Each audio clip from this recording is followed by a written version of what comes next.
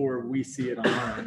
Well, there were like 2 or 3 different ones, because I logged in before 6, and so I'm sitting there texting Brad, like, is it? It's not working. So we're ready to go. This is up. Yeah. Okay, let's begin. Welcome, everybody, to our South Weaver City Council meeting of July 21st, 2020. It is 6:03 p.m. and all council members are in attendance. We'll begin with the Pledge of Allegiance by Councilman Soderquist, and we'll have a prayer by Councilman Halverson. You stand and repeat after me. I pledge allegiance to the flag of the United States of America and to the republic for which it stands, one nation, under God, indivisible, with liberty and justice for all.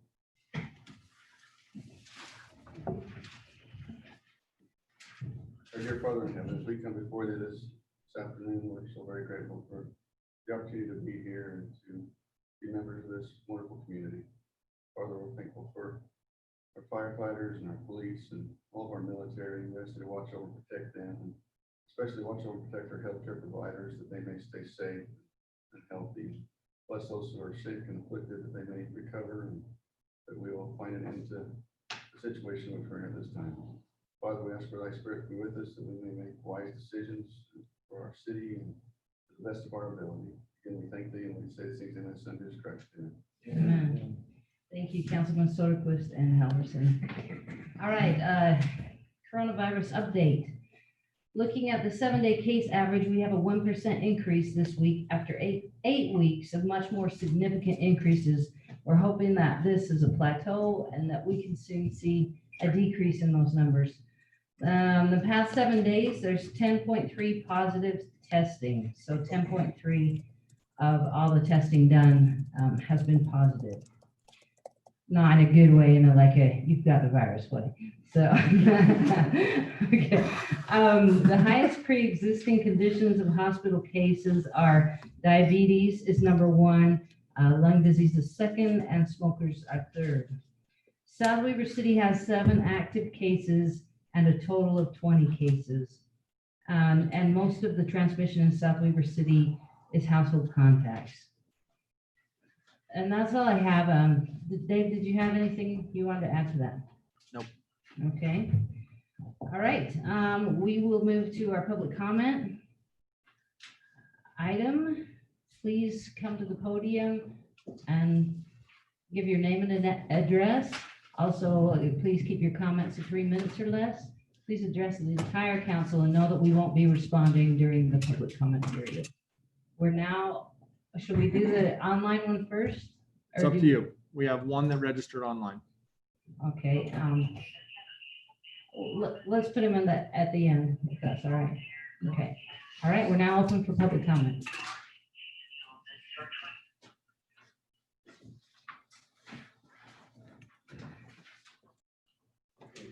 I know you have some, Paul. I know you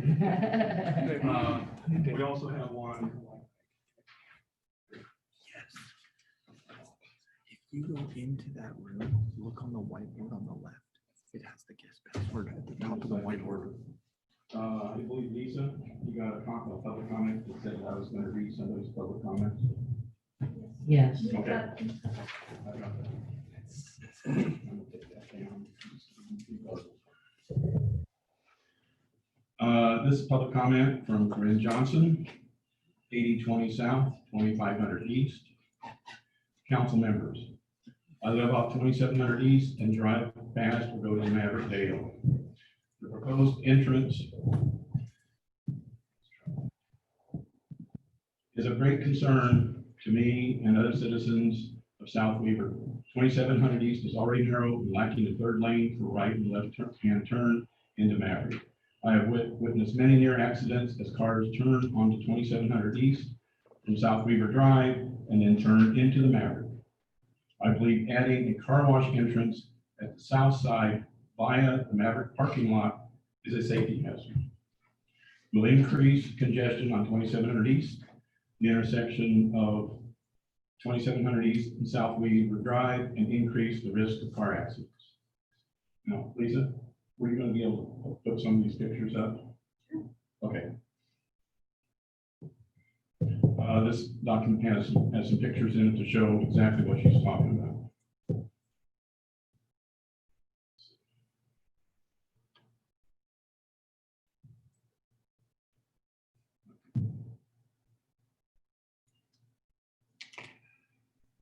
Okay, the pictures are, I am standing where the entrance to the car wash will start.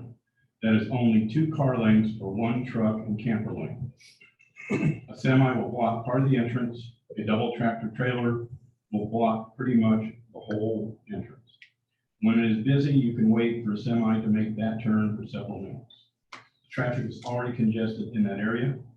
Don't forget that this is where all the delivery trucks park, and the dump station is there too. Okay.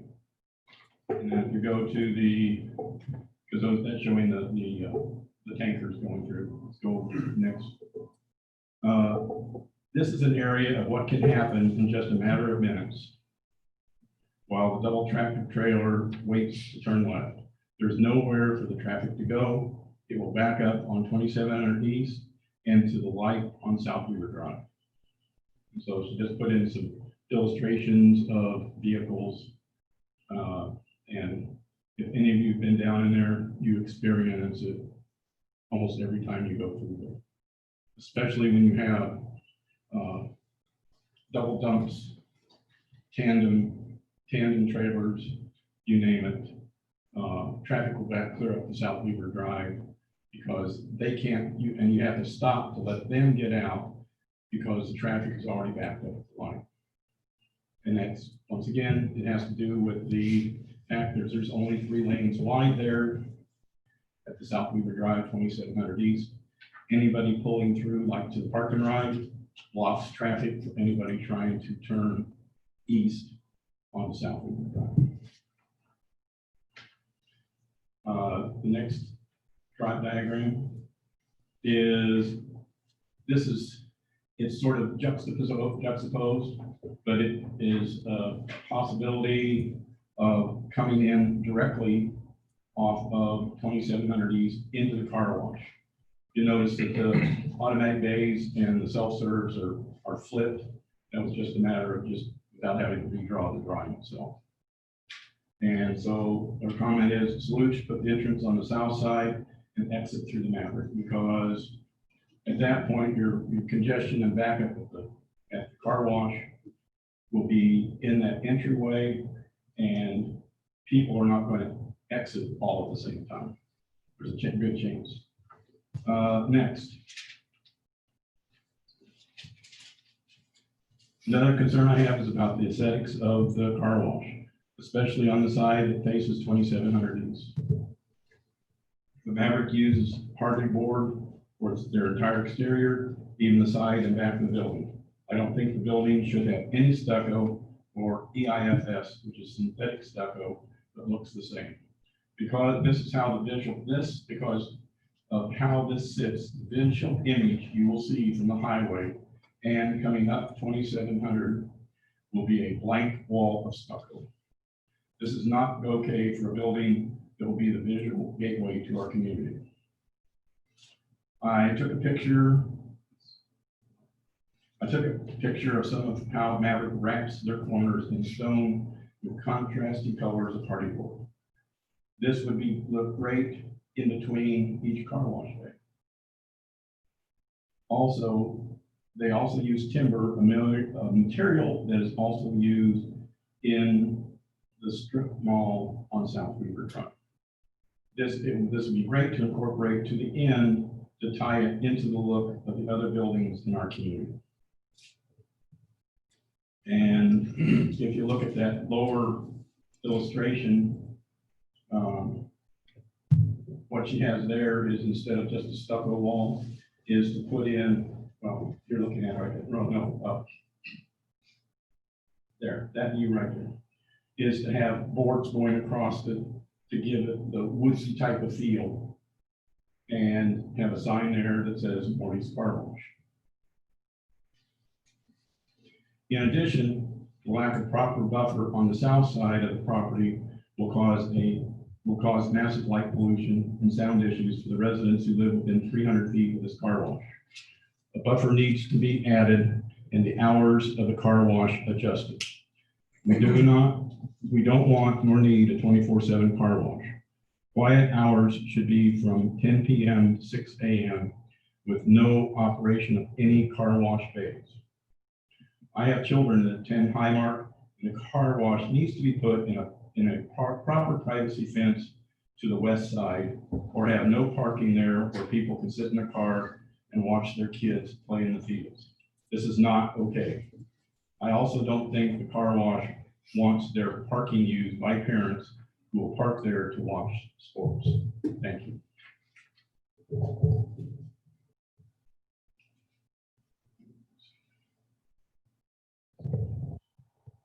We're getting shadowed with this one.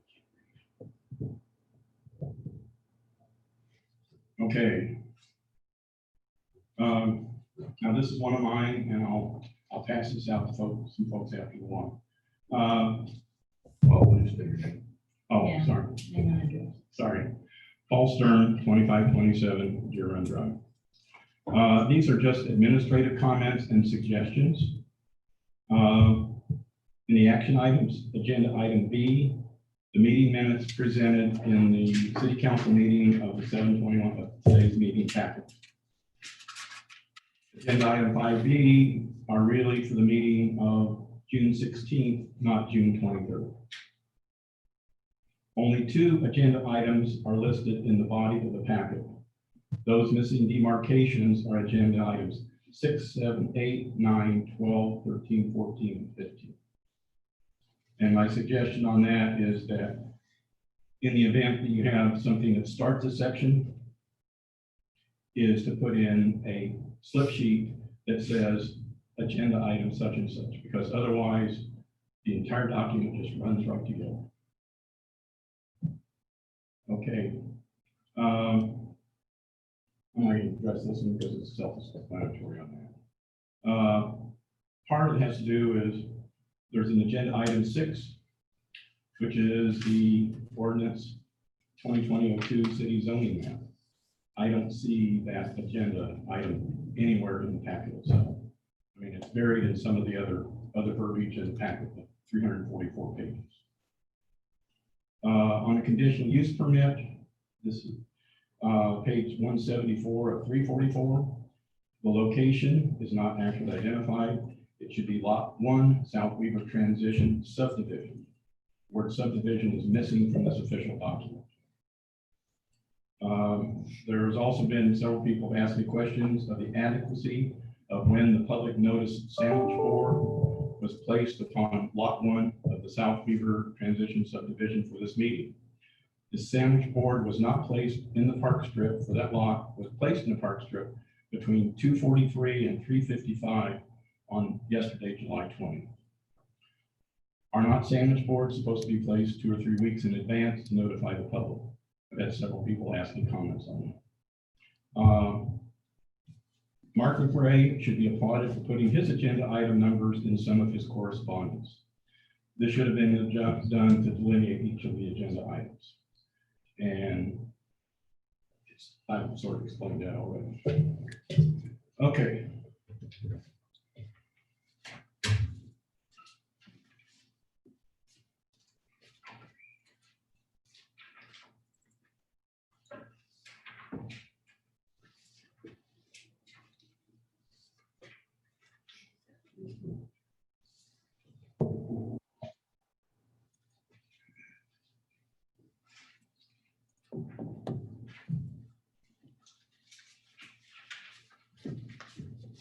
Sorry, I thought somebody might be here to help me answer that. Okay. While doing research on the Davis County Property Search website recently, I noticed property ownership changes and have questions/comments regarding those changes. When did South Weaver City acquire all the property needed for the Road of Lake? The last time I looked in that area on the website, I believe in the December 2019 timeframe, it showed that the property owned by Barlow Realty and Insurance of Layton It was originally one parcel in 2019. Now it's two parcels because the South Weaver City property divides that property. Same is true of the Davis County Solid Waste Management parcels. They had three parcels, now six parcels, because the South Weaver property bisects their property. How did this transition occur? Was it a purchase, trade, donation, or consideration by to South Weaver City? If a donation, who asked and what do the donors expect in return? If a purchase, it clearly exceeds the purchasing authority of anyone in South Weaver City without city council approval. Final question, why was this transaction not brought to the attention of the South Weaver City Council in an open meeting with South Weaver City citizens, especially if anything of value or cost to South Weaver City was involved? And a final couple of comments. And one, if you look at this, it's a total of 5.104 acres.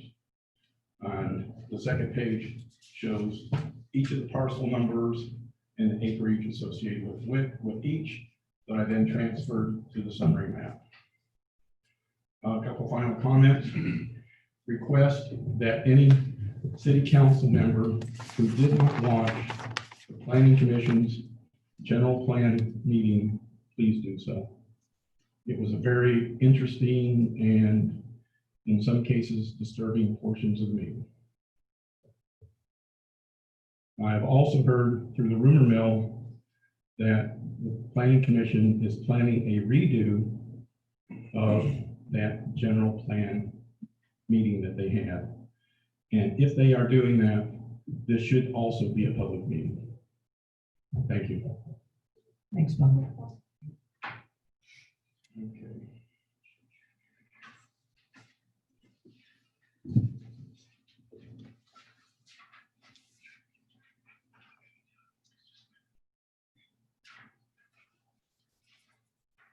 Would someone like the microphone? Thank you, Paul. You asked when it's done.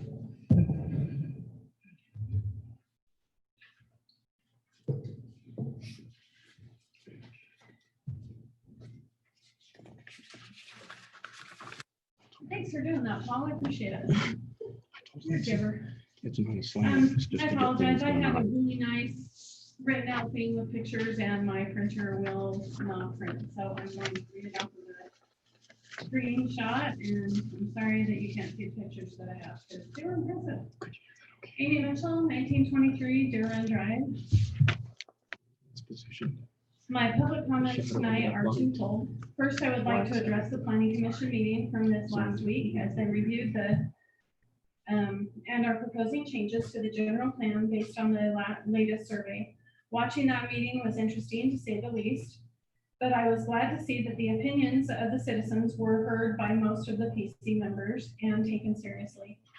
I'm excited to see what the new general plan will look like, and that as we have now had 2 surveys done with as much citizen input as possible, I ask that you all do your best, especially the mayor, in getting any roads connecting us to Layton off the plans of both UDOT and WFRC, as well as any other interested party. The citizens have spoken, and we would like to hold you to your word that you would represent our desires. Please do not argue that only 508 citizens completed the survey, because just like when we vote in an election, everyone has the same chance to be heard, and yet some chose not to do it when it counts the most. Please live up to the commitment that you have made to each of us to listen and act on our behalf.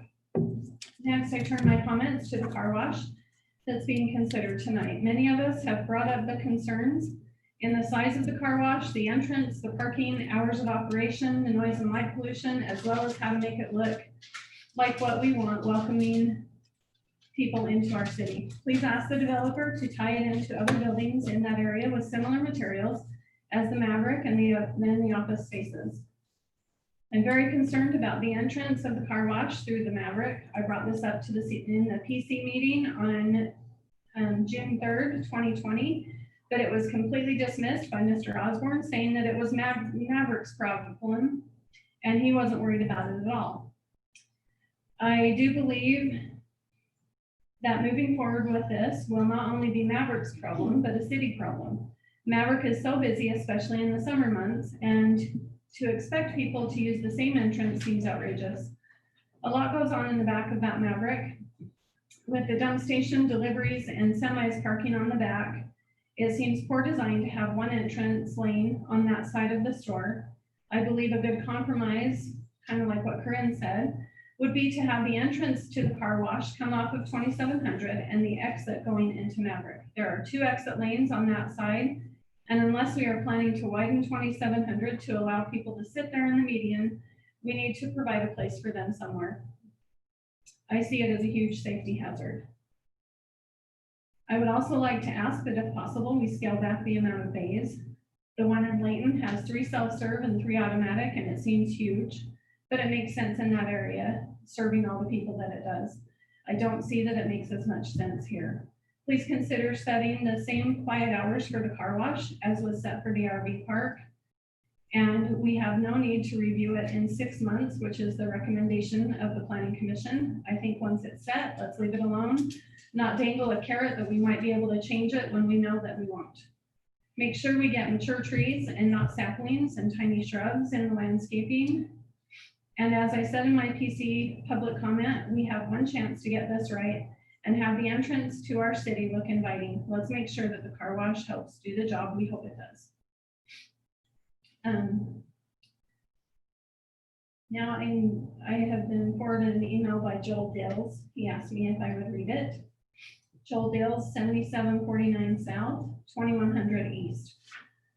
First, I would again like to urge the mayor and city council to consider prioritizing the ever-growing speeding issue that we are facing.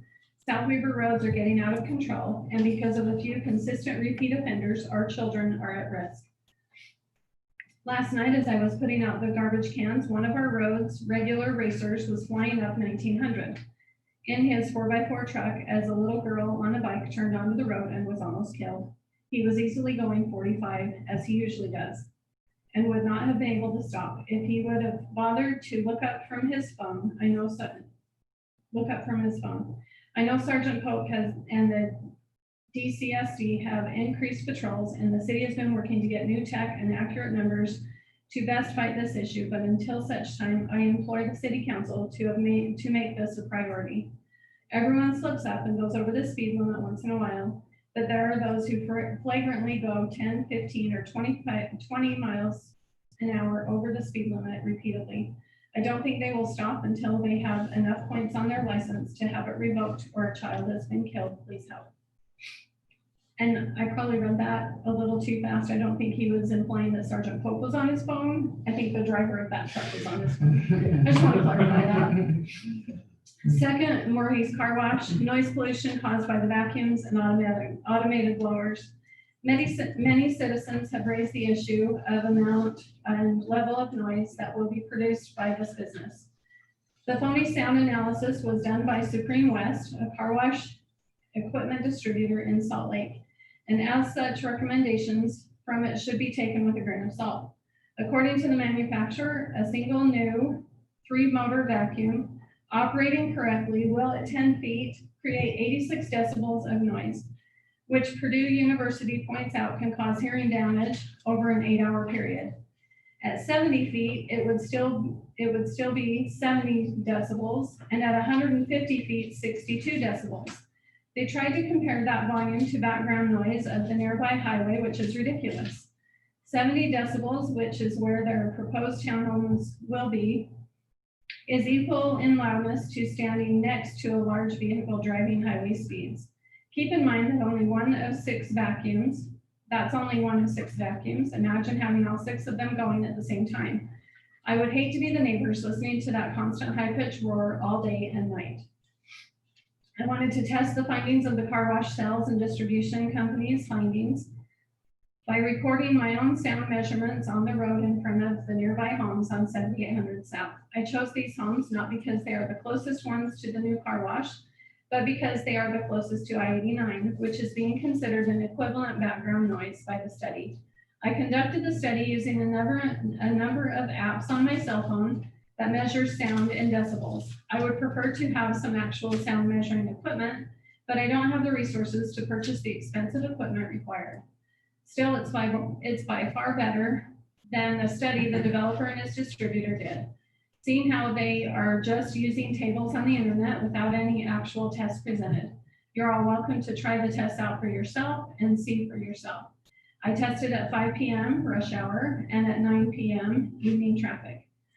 At 5 p.m., the highest reading was 61 decibels when the car pulled on to the road I was standing, and the 60-second average was 58 decibels. Decibels are a tricky unit. They are, okay, he gave big words. They are on a logarithmic, yeah, what he said, scale instead of linear, which means each mark on the scale is the previous mark multiplied by value. For decibels, deci meaning 10, each 10 decibels means the sound intensity has increased 10 times. So 20 decibels is 10 times louder than 10 decibels. 30 decibels is 10 times louder than 20, and thus 100 times louder than 10 decibels, and so on. So while the 70 decibel claim of highway background noise may not seem too far off, it's actually almost 120% increase. The worst part is the 9 p.m. measurements, which gave an average of 51 decibels coming from the freeway next to the homes. I say this is worse because of how quiet and peaceful it was at those homes in the evening.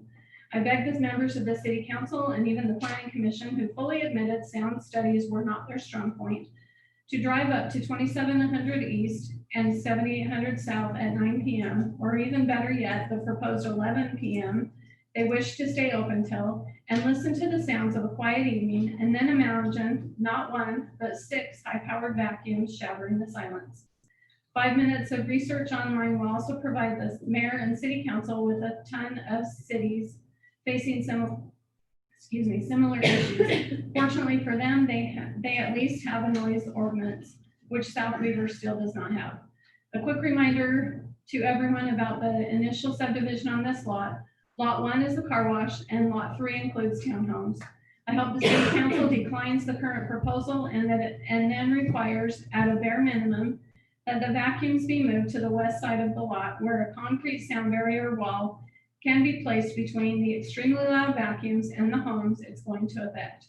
Ideally, they could be housed either underground or housed in an equipment room with additional sound reducing products as recommended by Clean Right, a manufacturer of car wash equipment. Additional sound dampening could be added, including full-size brushes and or additional equipment which can be purchased. I respectfully ask the city council to reject this car wash as presented. Bless you.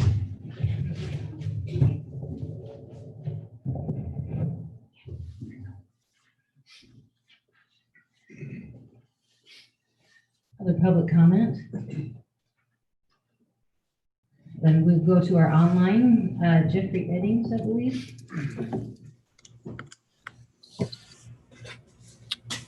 Good evening. Can you hear me? Here, but turn it up, Dave. I'm turning it up. Here we go. Give it one more time, Jeff. Can you hear me? Yes. Okay. Jeffrey Eddings, 2645 East, 7800 South. I just have 3 comments in regards to Morty's Car Wash. The first comment is in regard to the lighting. Like I expressed in the planning commission meeting, I'm concerned about the lighting of the car wash. Myself, along with my neighbors, already have to deal with the obscene light pollution given off by the Maverick flashing sign. So any additional lights or LED signs is going to make it even worse. Especially if the trees get cut down that are there now that block some of the light from the Maverick at night. Page 45 of the packet states a photometric light study was conducted on January 22nd, 2020. That states no significant detrimental impacts to surrounding residential properties were identified. First, I might have overlooked it, but I went through the whole packet and I can't seem to find that where the study is located. Second, what is meant by significant detrimental impacts? And third, did someone actually come out to where we reside at night and conduct a study to see what we will see at night? Or was it just done on the internet, or like they stated, just with charts? Second is the noise. I'm concerned with the noise produced at night. I don't think the car wash needs to be open 24/7, and I'll second what Joe Dills just stated in all his comments about the noise. And my last comment is about the notification process of public notices. It seems to me that the notification process for public notices is not always consistent. I would have thought the sandwich board would have been displayed longer than 2 days prior to the meeting. Also, was I supposed to get a letter about this being so close to the car wash? It's very ironic because there was no sandwich board for the loss, and although I received a letter for that. And also, I didn't see it listed on the city's website even. So anyways, that's the conclusion of my comments. Thank you for your time. Thank you, Jeffrey.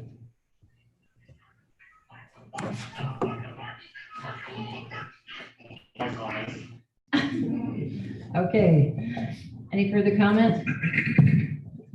If not, thank you everyone for your comments. We will move, did the council have any comment before we move on to the consent agenda?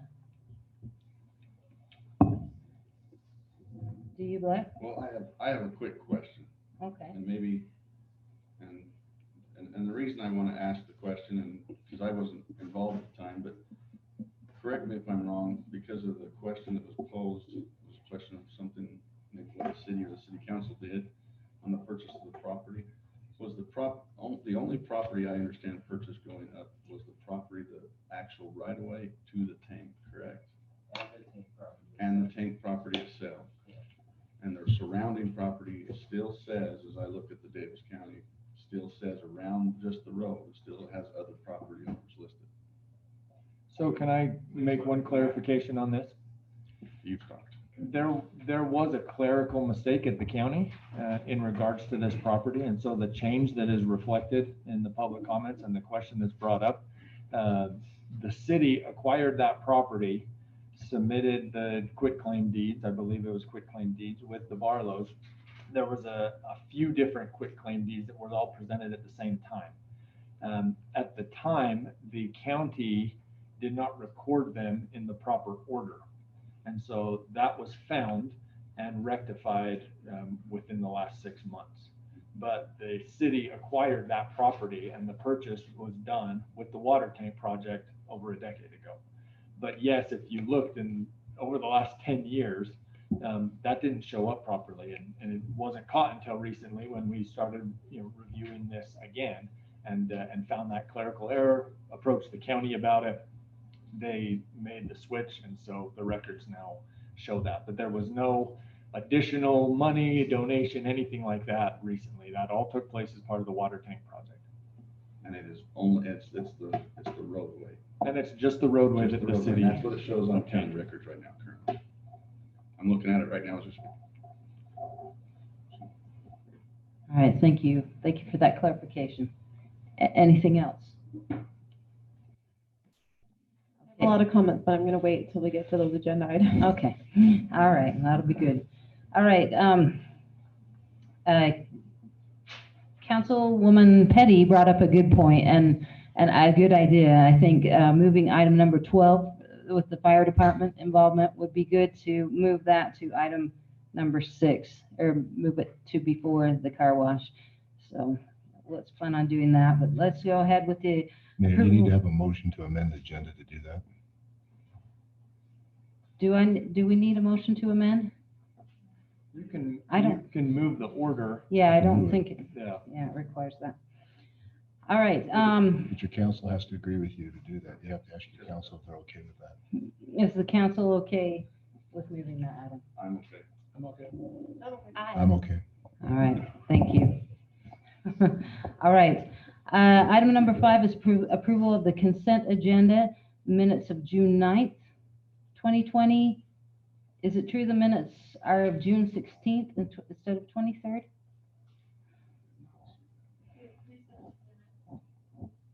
What's that, Lisa? It is the 16th. Okay, it is the 16th then. The agenda states the 23rd. Thanks for that clarification, Paul. And then the minutes of June 30th, 2020. Are there any comments or questions on the minutes? Okay, hearing none, do I have a motion to approve the consent agendas? I'll make a motion to approve the consent agenda with the caveat that the minutes were amended per comments that were submitted, and I approve the amended minutes. I'll second. Okay, any further comment? We'll have a roll call vote, beginning with Councilman Windsor. Aye. Aye. Aye. Aye. Aye. The motion carries. Thank you. All right, let's move to item number 12, which is the fire department gurney purchase. The city recently purchased a used ambulance from Roy City that is fitted for a power lift gurney. A gurney that did not come with the ambulance purchase, and staff reached out for quotes on a gurney purchase. The council discussed at the time potentially purchasing a power gurney with auto load for a quoted price of $34,890.65. And I was just told by Chief Tolman that that price has been adjusted and changed since then. And it would require an additional $1,267.55. Is that correct, Chief?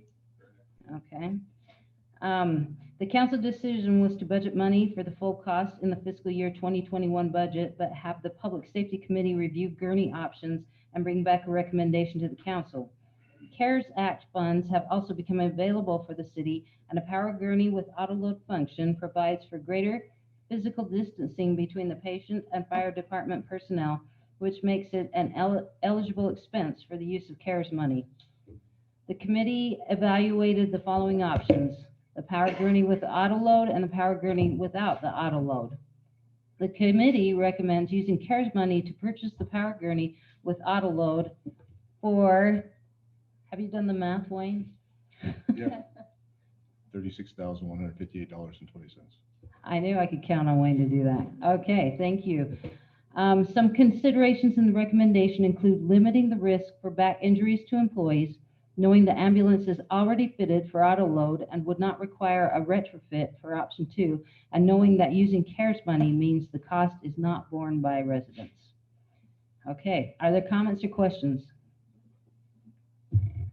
I have a couple comments and questions, or comments. I feel like where this is available or eligible, excuse me, for CARES money, that this would be a good purchase for our residents, so we can give them the best service possible and give our fire department the best equipment possible.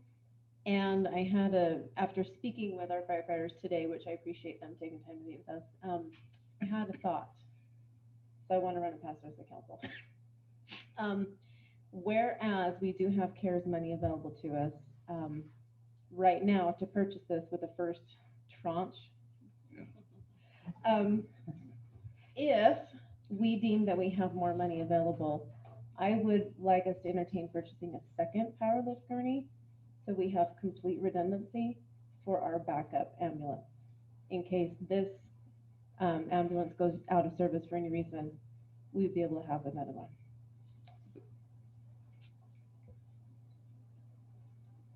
I think as the Public Safety Committee Chair, we can review that. We wouldn't need the auto load feature of that because you don't have that capability in that ambulance, correct?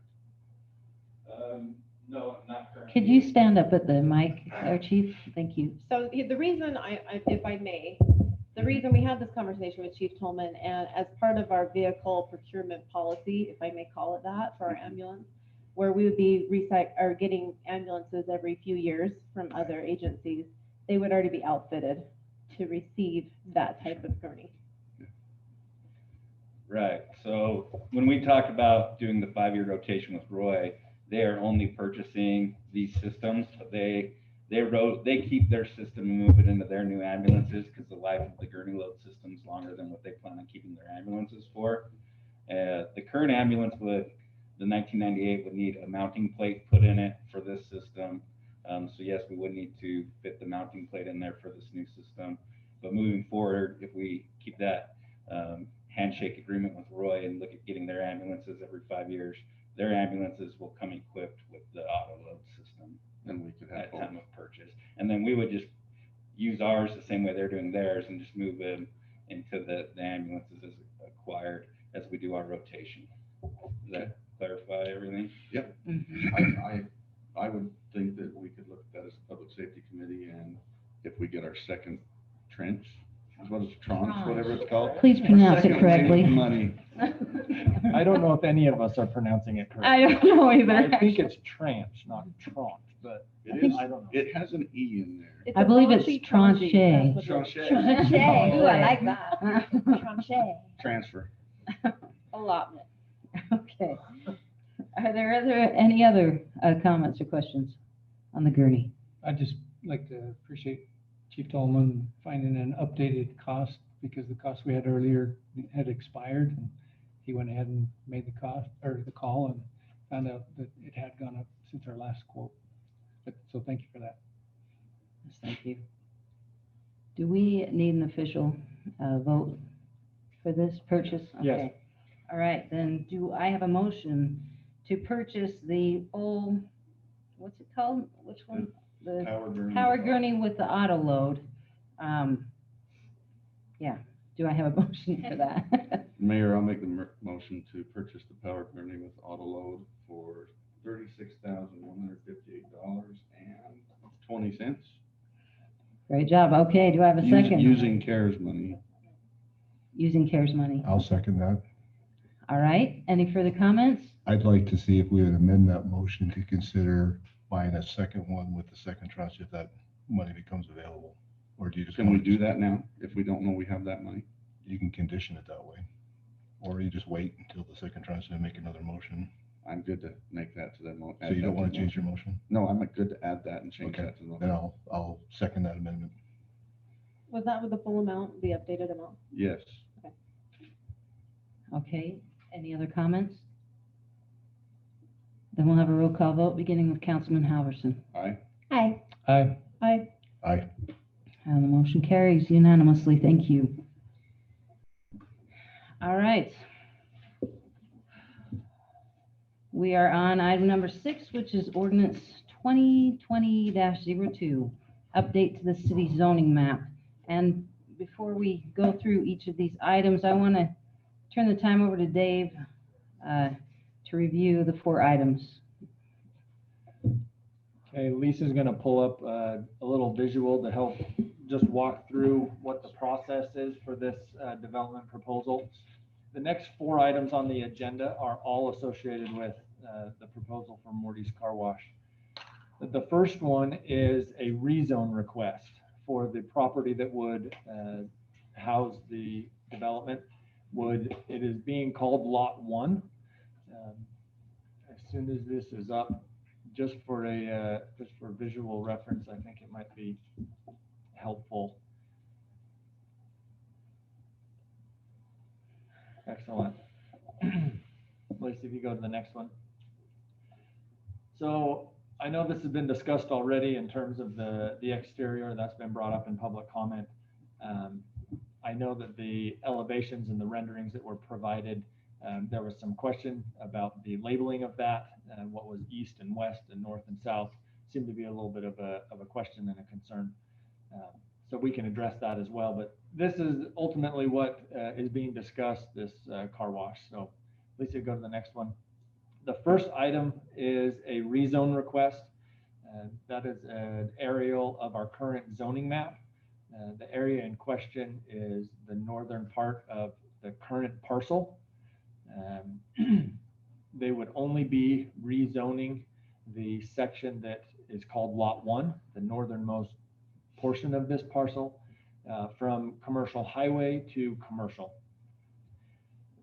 The second item is the creation of the lot.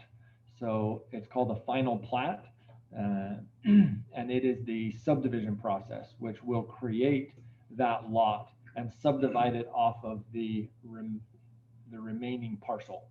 So it's not creating lots 2 and 3, it's only creating lot 1 and then having a remainder parcel for the remainder.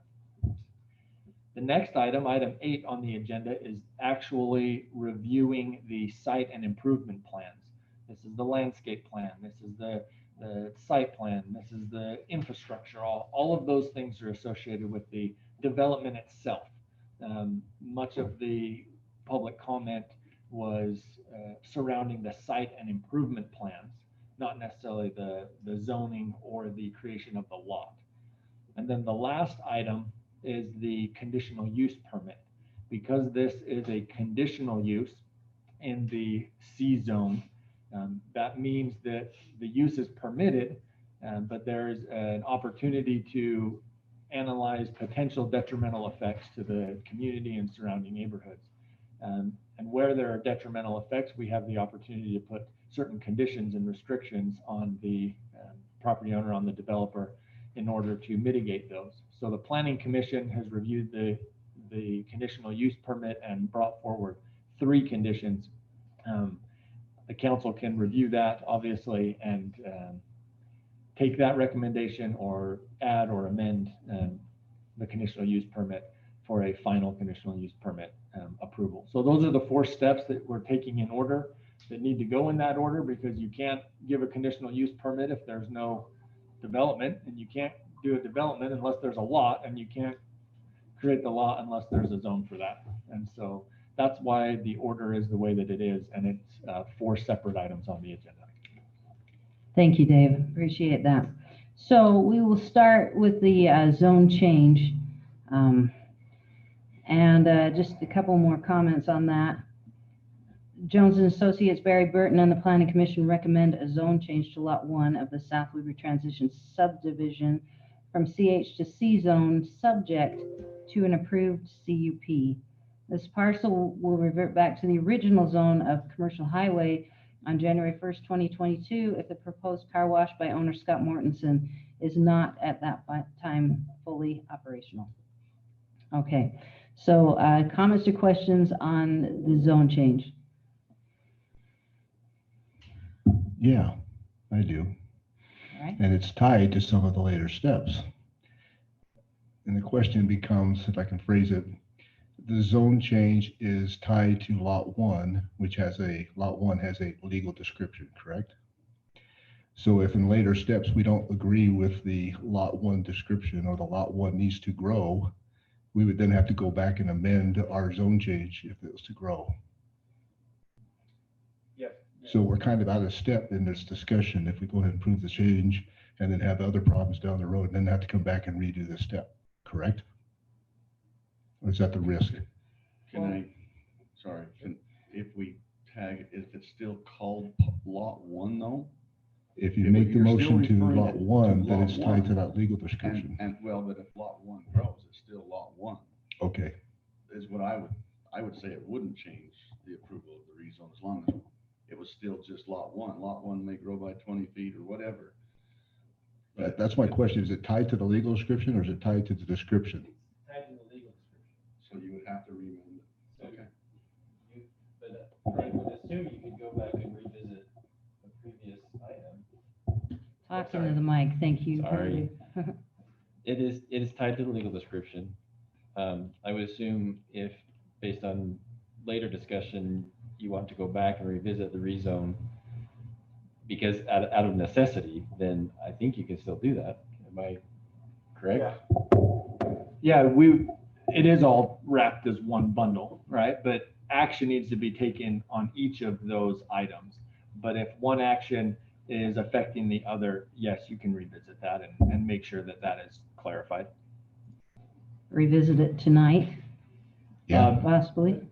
Possibly. Possibly. Okay. I mean, if what I hear you saying is that the legal description of Lot 1 needs to change, then it may take some time to generate that new legal description. That may not happen tonight, but if that's what I'm understanding, then maybe we can't do that all in this evening's meeting, but that's up to the direction of the council. So are we okay to proceed with the zone change and then amend that later if needed? Unless you want to have the conversation of these other items, or at least the one that would affect that, before taking action on this one. I guess that's what I'm getting at. I think we need to have a holistic discussion and then maybe come back and take these steps in that order. That way we have the whole picture in front of us when we're making these decisions, rather than have to go back and redo our decisions. Is the council okay with doing it Yes. that way? That's a great Yes. idea. Okay.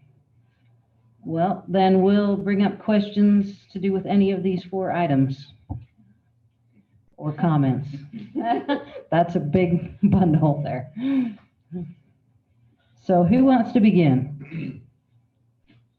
Ladies first.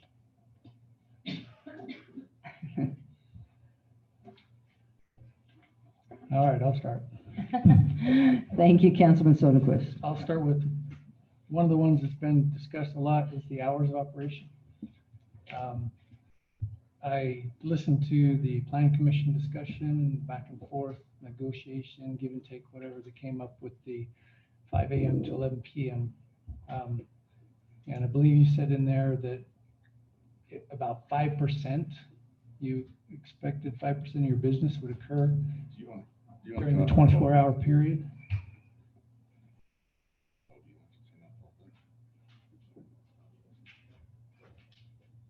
So I don't know if that's documented anywhere, if you've done that at another car wash and show that 5% of your customers are coming in the middle of the night. But my question would be, one, we have city ordinances for time already. We already approved other locations with a quiet time from 10 to 6. I don't understand why a car wash would need to be an exception to this, especially if you have self-service bays that somebody could use. Then why would you need the automatic bays available during that time? If somebody's getting up to go to work early in the morning, and needs a 5 a.m. thing, they could do it when they get home from work. Or anyway, I just struggle with the hours that we currently have, and I don't see why we need it. I pulled up all of the well, not all, but several car washes within the 25-mile radius that have hours, and most of them close at 8 p.m. There's one that goes at 9. And so again, it doesn't seem like, there are several that are 24 hours, but the ones that have time limits are stopping at 8 p.m. And so if you can explain that, are you having a person manning it that entire time? Or they're just on and people go and use it even though it's automatic? Yeah, I can explain those. So the first one, the 5%, honestly was a guesstimate. I don't have the volumes, but I can find those if needed. It's really just an estimate of, the large majority of our volume is going to be during days. It's going to be before work, after work of the large majority of people. Second, I think just to answer your question about hours of operation, our current, the Patriot Wash, which is nearly an identical model to our wash, is open 24/7. It's the closest one to here. It's the one that we will compete with, but at the same time, it's the one that citizens use there. The other models that close at 8 o'clock, they're a completely different model. So it's almost like saying, Sure Still operates differently than Maverick. They're different businesses. It's not that drastic. I should say it's something like one company with a different model operating the same. In reality, they have to have someone there manning their operations, their tunnel washes. They have a higher risk. So of course they have to have people there. As a tunnel wash. So ours is a different operation, can stay open 24/7. There's no need for someone to be there, although we will have people there during the highest business operations.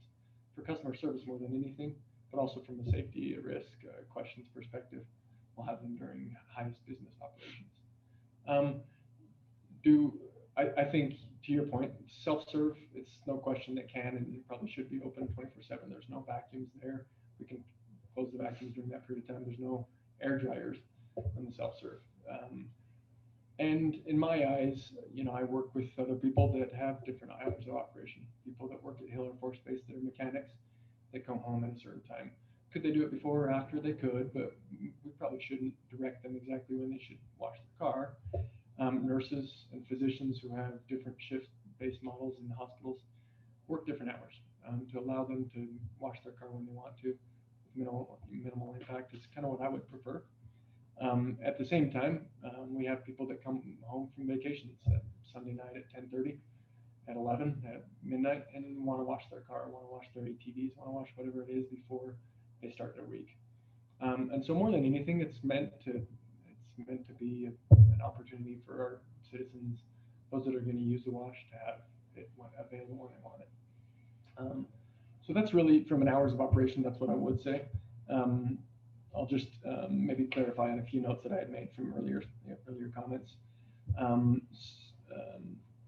So Maverick, as a next door neighbor, contingent operation is 24/7, not necessarily inside.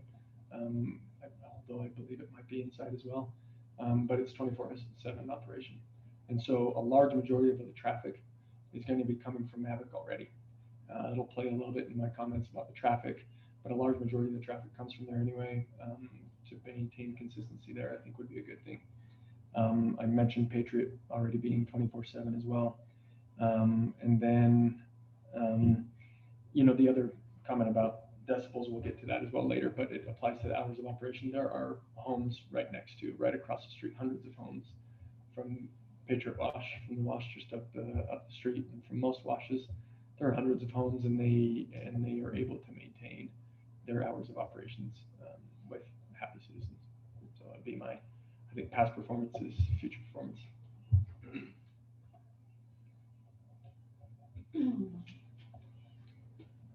All right, well, I personally don't feel like South Weaver needs a car wash that operates 24/7.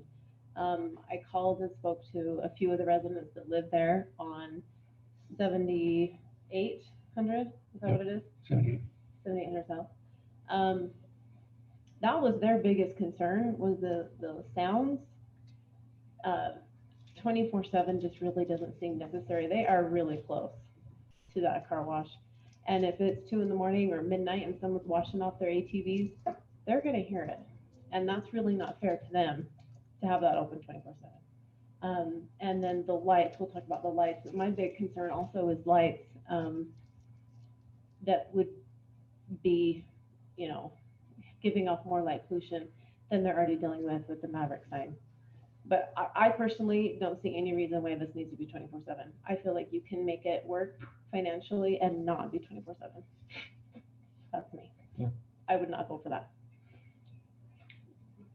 Is that for, I'm just curious on your opinion, is that for both the automatic and the manual? Yes. Is that what was approved when its operating hours were 5 to 11? The automatic was Automatic limited, and the manual was not limited, correct? It was 24/7. Yeah. And I think it was really for that, because of the sound isn't an issue with the self-serve. And I agree. That's why I think I wouldn't push it from a state ombudsman perspective. I think I probably could have reached out to them and said, can they restrict my hours of operation considering? And there's probably some, opportunity for the state to come back to say, no, they can't, but I don't want to do that. I agree. If I lived right next to it, I probably wouldn't want to hear it at 2 a.m. I don't think the sound and the light will be as much as we think. I trust the studies that have been done, the professionals that do it. But at the same time, I want to make sure that the citizens are happy with it, and that's why I'm doing it. So that's why it's not 24/7. So I took a little field trip yesterday, and throughout the last couple of weeks, I knew this was coming towards us. So I spent some time at Patriot Car Wash because, like you said, it is very similar to your model, and some time at our own Maverick, different times of the day, different days of the week. And I found a couple different things that I think I want to bring up.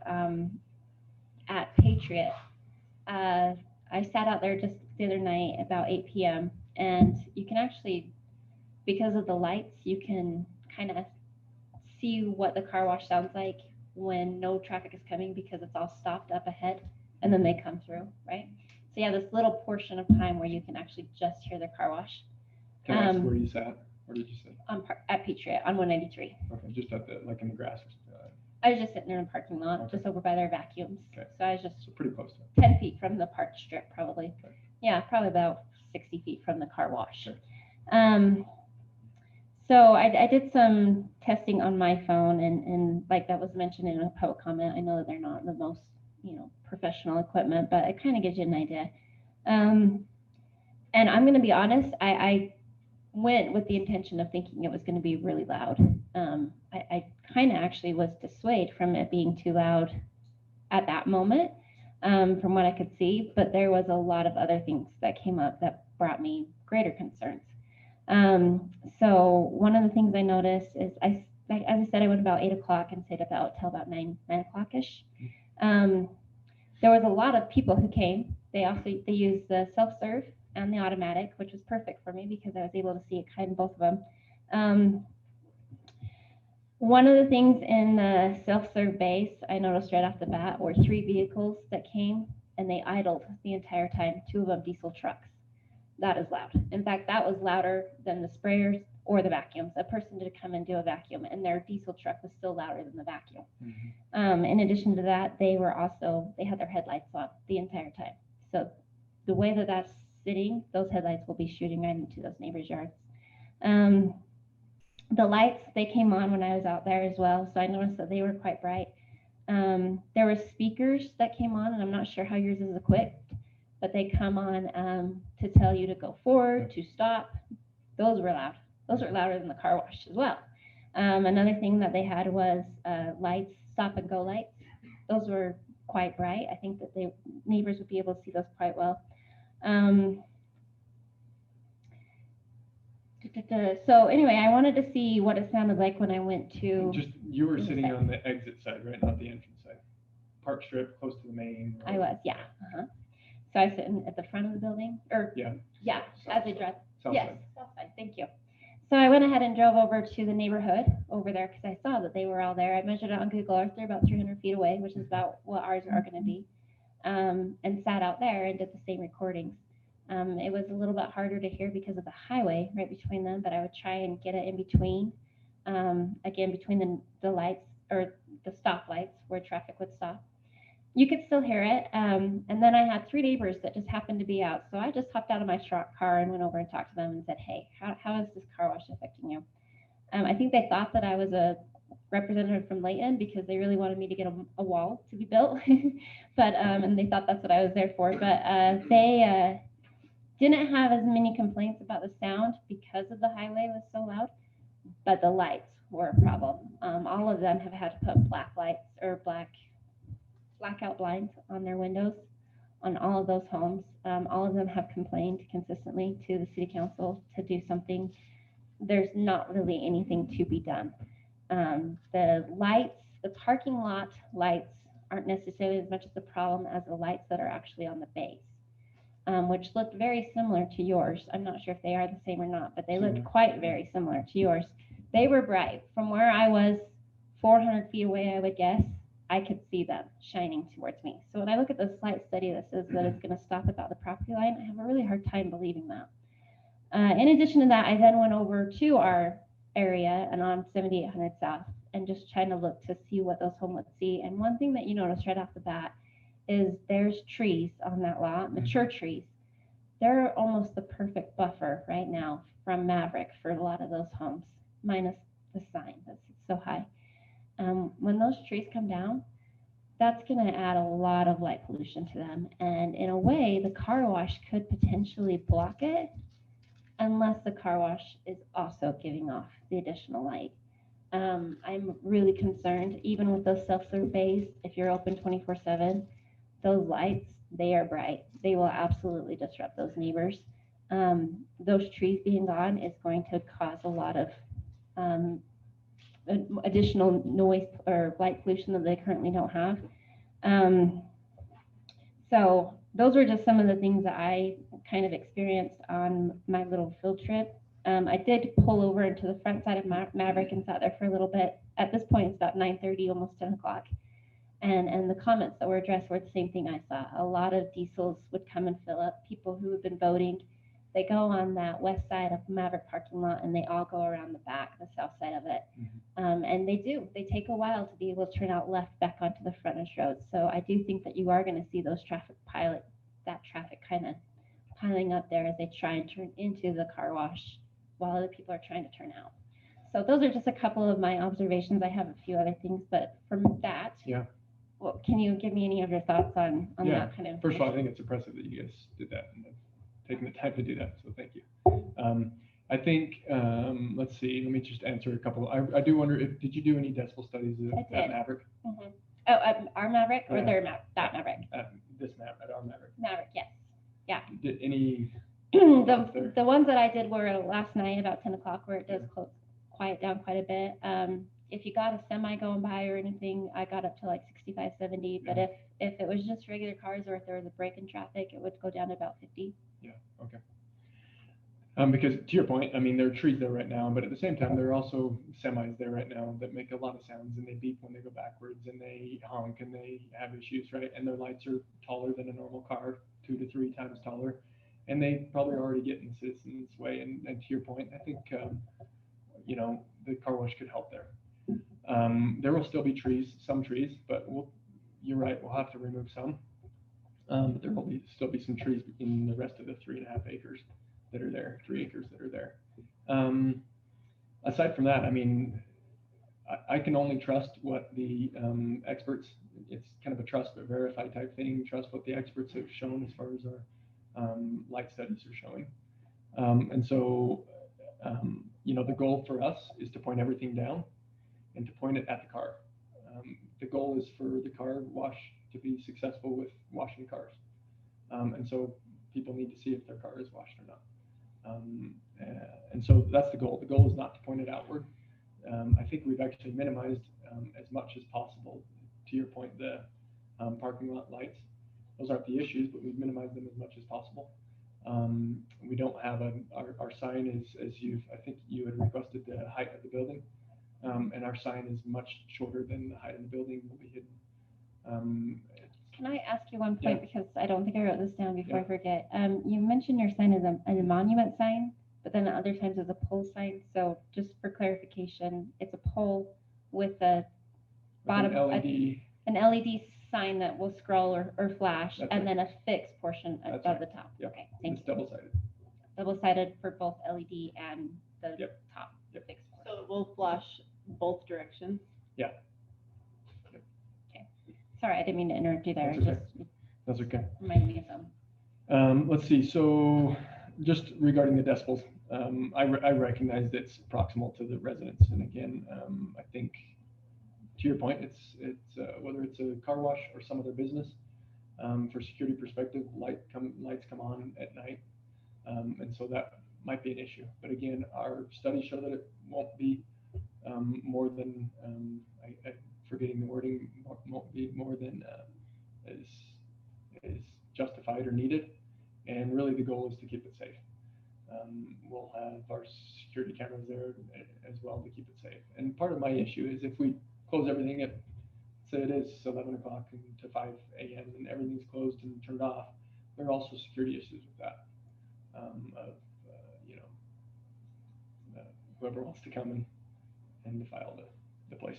So the only other thing I would say on the decibel study is the studies that were provided by Supreme West, they actually have a paragraph or two that state that this is worst case scenario. This is if you built it with just concrete, with no surrounding, with no exterior, you know, support. So in this case, we will have some trees. We'll have the dryers themselves actually will be inside the automatic bay walls. A large portion of the sound will actually be depleted because of that alone. Because even though the garage is open, the sound will come off of the walls instead of directly out. So those are some things that we've considered. And I think in the end, having the other parcel as it's developed and as trees grow, then I think that'll also help and support it. I know we require the dark skies lights. Mm-hmm. I know Layton does, and I think that's probably why Haley saw that the bays protruded more outward, because I believe you have that radius wall pack that's inside the bays. Is there a way to shield the radial wall pack from protruding out? Because right now you have a 180-degree radius on a radial wall pack. Is there a way to, and maybe I'm looking at Brandon, it's not his thing, but he's the engineer in the room. But I mean, is there a way to do that? I'm getting nods around the room. I mean, that may even just be an eyebrow on one side or whatever, I'm sure. There's got to be a way to minimize that glare going out of the bay. Yeah, there are ways. I think the biggest issue is honestly the height of the bay. So having cars, Suburbans, RVs, others that want to use it wouldn't be able to use it, or it would cause damage to their cars and to the car wash. On our wall pack? No, on the sides of the walls where the wall pack might be coming out. So you're just saying modifying the light. I'm just saying modifying the light. I mean, you got, if we can modify, if we can have a dark sky light out in your parking lot, we can have the same thing. Same with just like your wall packs. I mean, I have wall packs that they're still dark sky wall packs, but they're on the exterior, they're security light. I mean, they put eyebrows on the top of them. Can't we direct it on the side of them as well? I'm sure so there's it's not something we can do protruding there. out. Yeah, I'm sure. I thought you meant the building itself. No, I'm talking about the wall packs inside your bays. I'm assuming they're wall packs. Yeah, I'm sure there's stuff we can do there. Okay. Because your property Yeah. line, your southern property line is very close, and that's your. So here's the issue that I wanted to bring up with that is it's we've done our very best to fit the car wash in the property itself. Given the easement for the petroleum, we can't push it further north. This plays to the traffic issues. It plays to proximity to other areas. We simply can't. It's not allowed. So for us to be able to. Can I stop you there for just a second though?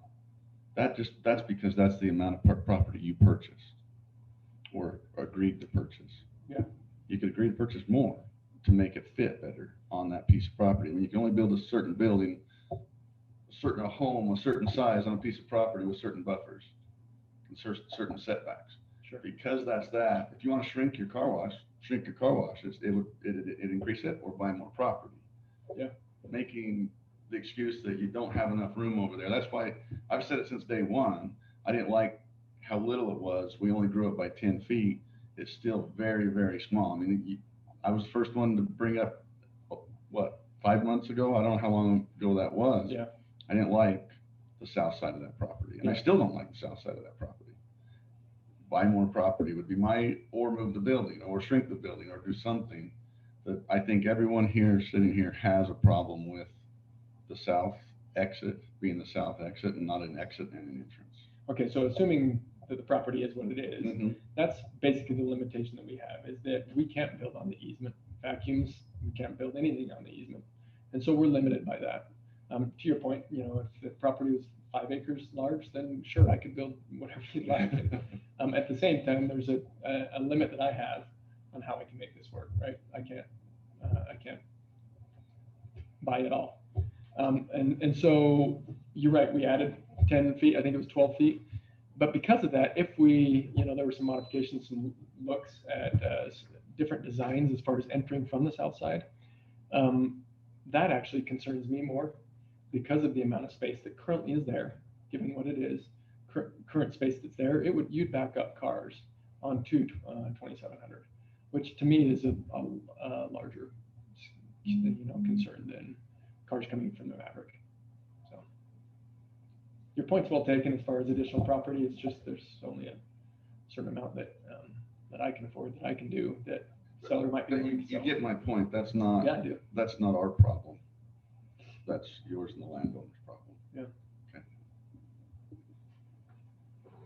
Okay. And I guess in my eyes, I think it's kind of both, but it's mine and it's yours. So let me go back to the sound question concern. Right now, the way you have it set up, the cars will enter from the north side and exit from the south. Is that correct? Yep. With self-serve, they can do both. Okay. But the automatic ones will be, and so the automatic ones, when you open that south bay to allow them out, all that sound is projected right at our residential homes. And, in here in the summary of the sound survey, it makes a statement that says, and you've talked about this, decibel readings of the air dryer above are calculated based on dryers in open air. The dryers planned for Morty's Car Wash are designed to be located within the walls of the car wash bays. Sound will be dissipated through absorption and dampening off interior equipment, materials, and surface walls. So that's fine when the door's closed. As soon as that door opens, it's like a megaphone. Are you designing anything in there to help dampen this sound on the walls? I mean, there are sound walls that, reflecting so it doesn't become a megaphone. Yeah, well, so just to be clear, it's not pointing directly south at the residence. It's pointing inside the bay at the car and in fact backward toward the car, right? So it's not, the sound is actually going toward the bay itself. Even with the garage door open, it's still not pointing outward. You're right, it's definitely going to reverberate out, but it's more reverberating across the garage bay. But you're not taking any special, Well, the wall textures or anything. The to wall dampen it. itself is It's built just plain to wall. dampen. It's built to dampen, the wall itself is built to do that. It's not built to reverberate and make it louder. And I guess the comment, and maybe it's an assumption, but if we're shut down from 10 p.m. to 6 a.m., some of this light pollution, this noise pollution worries diminishes. Mhm. And a lot of it is just Definitely. the nighttime that we're worried about. And the other comment is, I lived in Sunset for a while, and the trains would come by. It's a nice quiet night, and suddenly a loud noise, it startles you, you know? And so even though the decibel might be 65 or barely 70, when it's a calm, peaceful night, and then you have that suddenly come on, it disturbs your sleep. Yeah.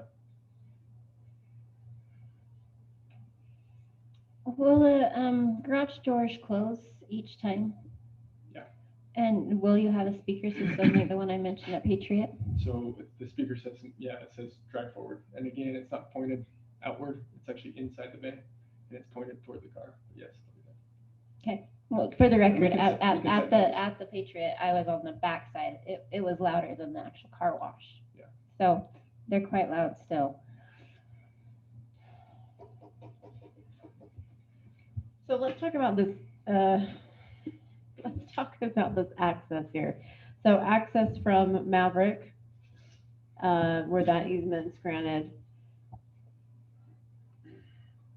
I was looking at this and it's kind of funny talking to a couple people, but is it possible to have your access only be off 2700 North and make your access that connects Maverick be an exit only? And then that alleviates the traffic coming in and out of Maverick? Because it is, I mean, if you sit there at this Maverick parking lot for 10 minutes, that exit is just hopping, people coming back Yeah, and I forth. use it all the time. Right, so if we have people now trying to go a fourth direction in a small space, that could create a lot of congestion. So is that a possibility? So I think whatever's required is a possibility. I would suggest not doing that. Not just from my perspective, but from an overall community perspective. And just for a couple of reasons. First of all, as I had mentioned, a large majority of our traffic is actually going to be coming from Maverick. That's from an a- assumption though, um, you're assuming, well, because I hit the car wash like 3 times a week. And yeah, I don't do it when I go get gas. yeah. I'm not assuming based on other car washes that are right next to Mavericks that I have data from, but you're right. Many people don't, but a majority of our car wash clientele will come from there. It's a convenience purchase, and so for us to make it effective, it's and commercially viable, it's really important that we have a convenience factor to it, an entrance that is convenient. So that, first of all. The second thing is if it's an exit only, then they're either going to have to exit out of Maverick, turn right and turn right again, or exit out of the north side onto South Weaver Boulevard and then come down, South Weaver Drive, and then come down. Neither of those are horrible in the fact that they're turning right, right? But when other people are there as well, it starts to back up. So that would be my only concern, is just the traffic that you're bringing now back onto 2700 that didn't need to go there in the first place, I think would be a concern. But again, it can be done.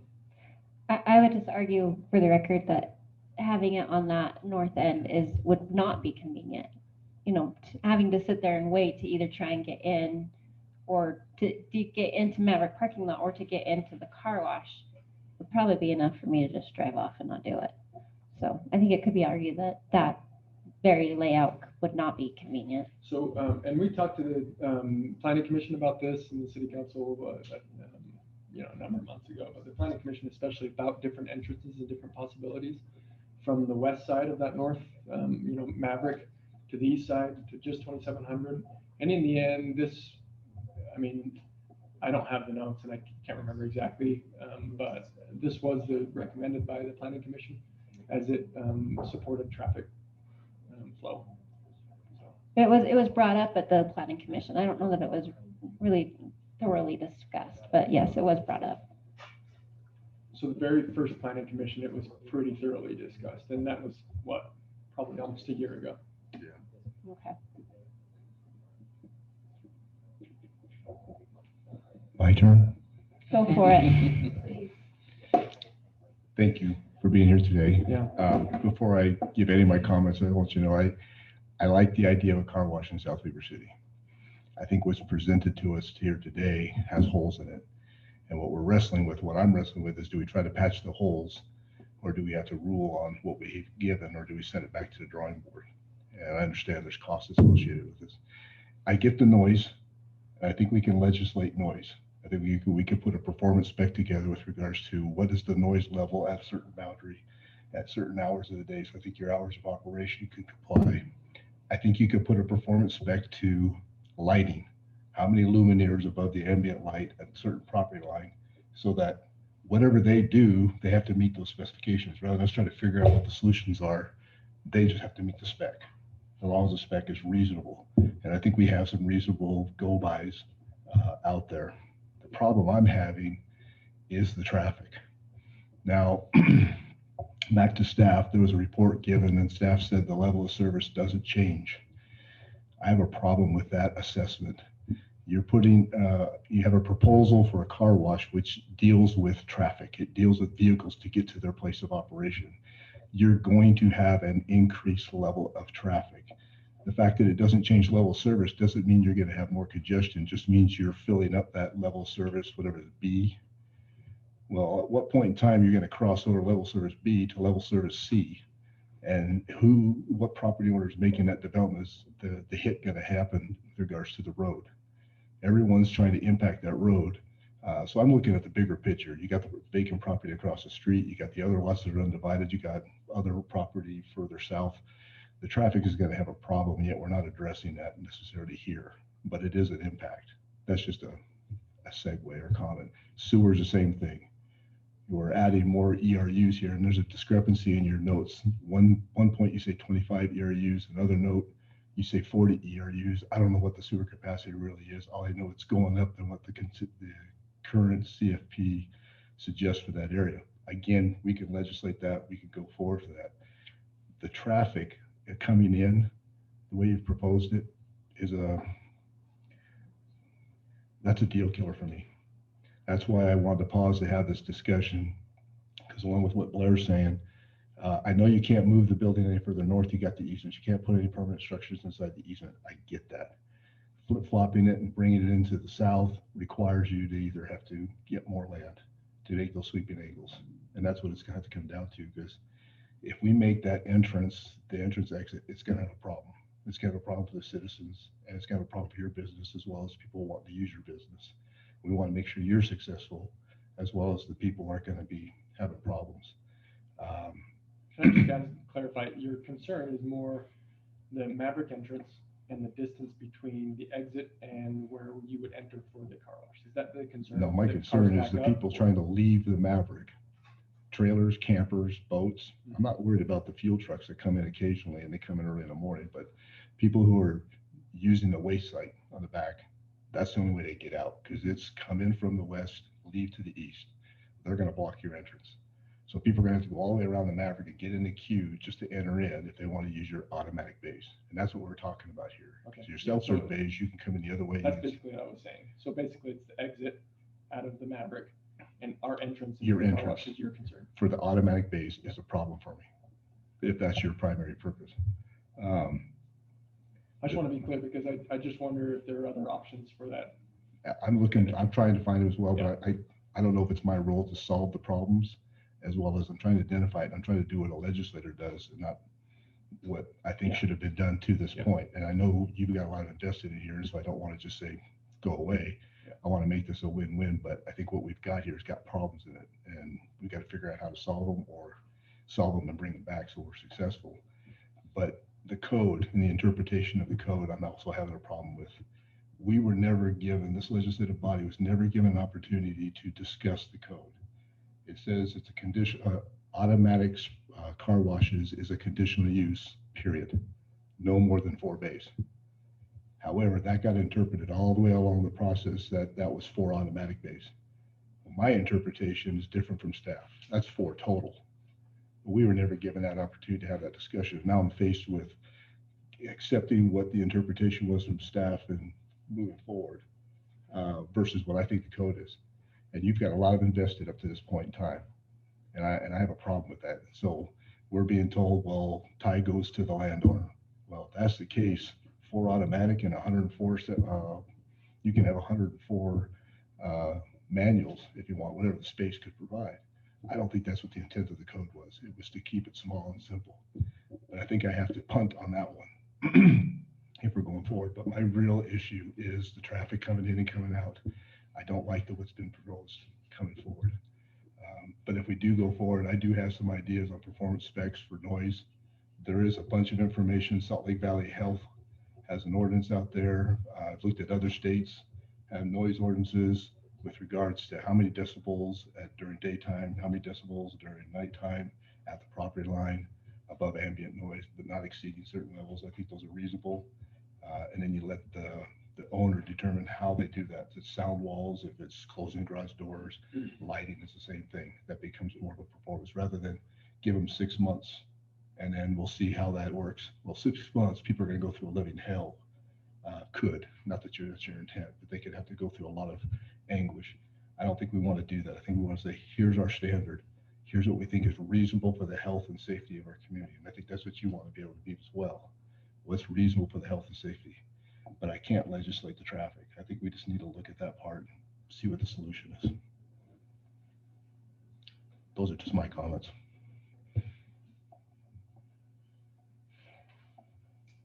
Other comments? And I agree with Wayne. I mean, I personally want a car wash here, and I want it to go over there. I'm okay with it if we can come up to mitigate. Trying to figure out sound and lighting and all this stuff over the past couple of weeks is we've learned that we're supposed to understand every code and ordinance. Not that I really believe that, but that's kind of how our jobs become.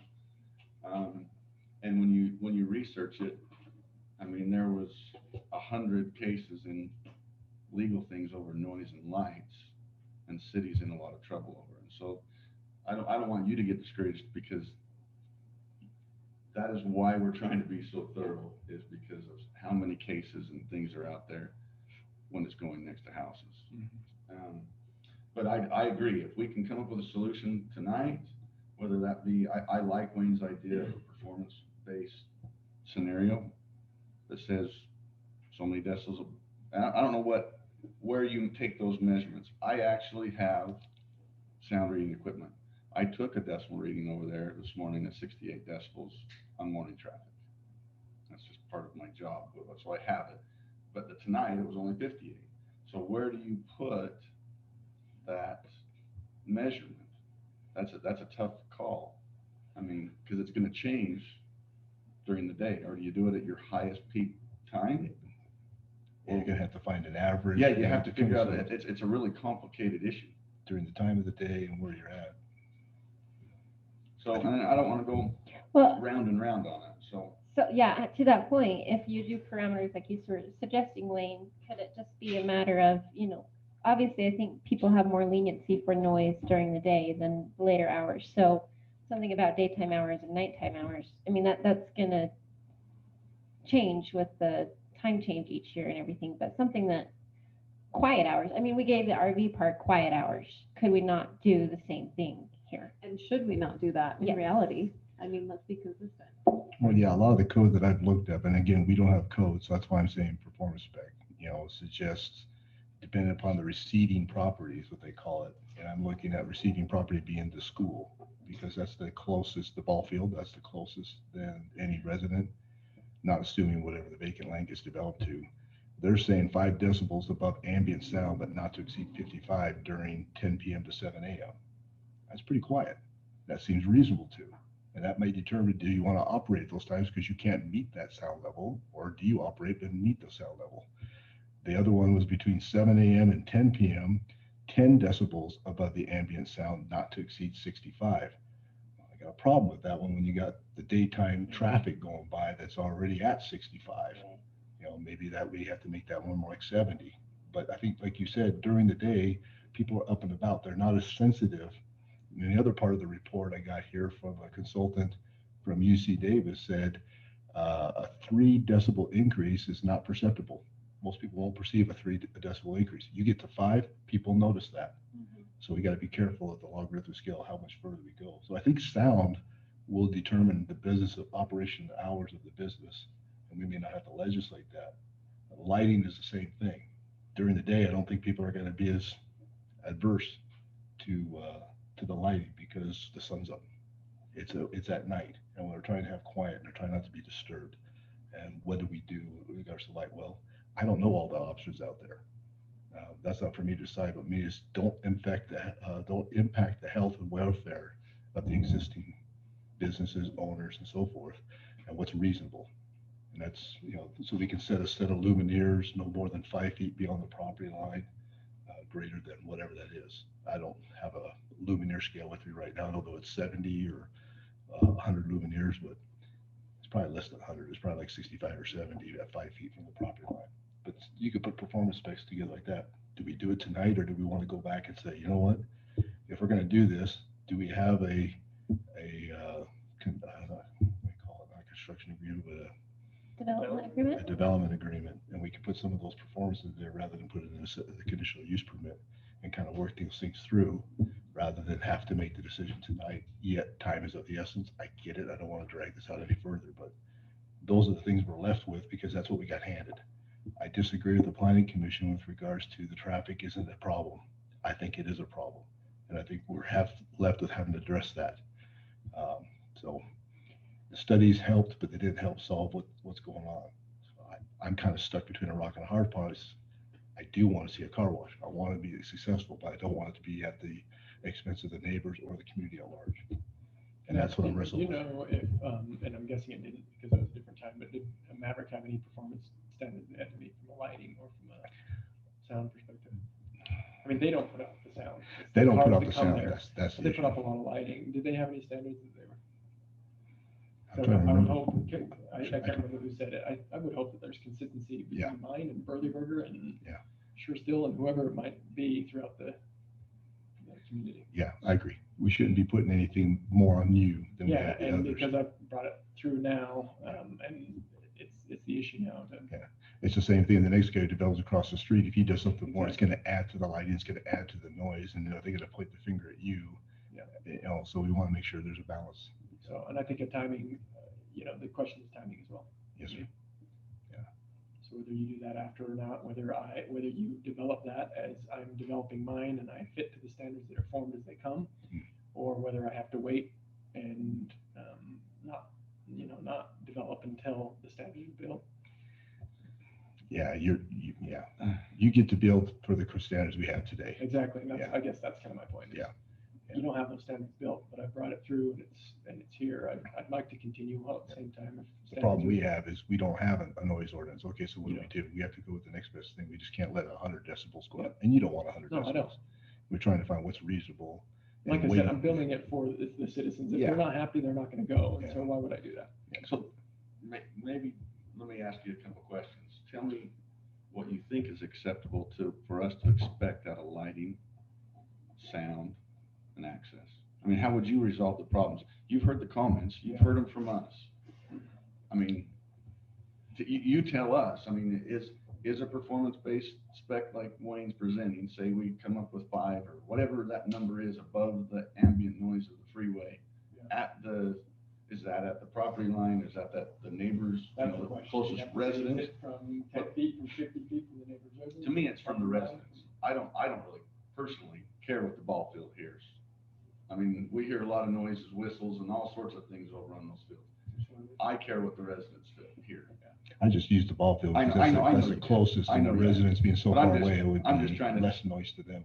Yeah, I'm just trying to pick, where do you pick that's So in I'm my just eyes- asking you what you're, Yeah, and how do you I- remedy that? I actually wouldn't do the residence, not because I don't think that's important, you can do the residence, but I think you have to be a little more consistent in a certain distance. To say at this distance, this is what the decibel level should be, at this distance from a given area, this is So what the lighting should what if we made that 300, because that's what we do for our CUP, that's what we do for, public notices.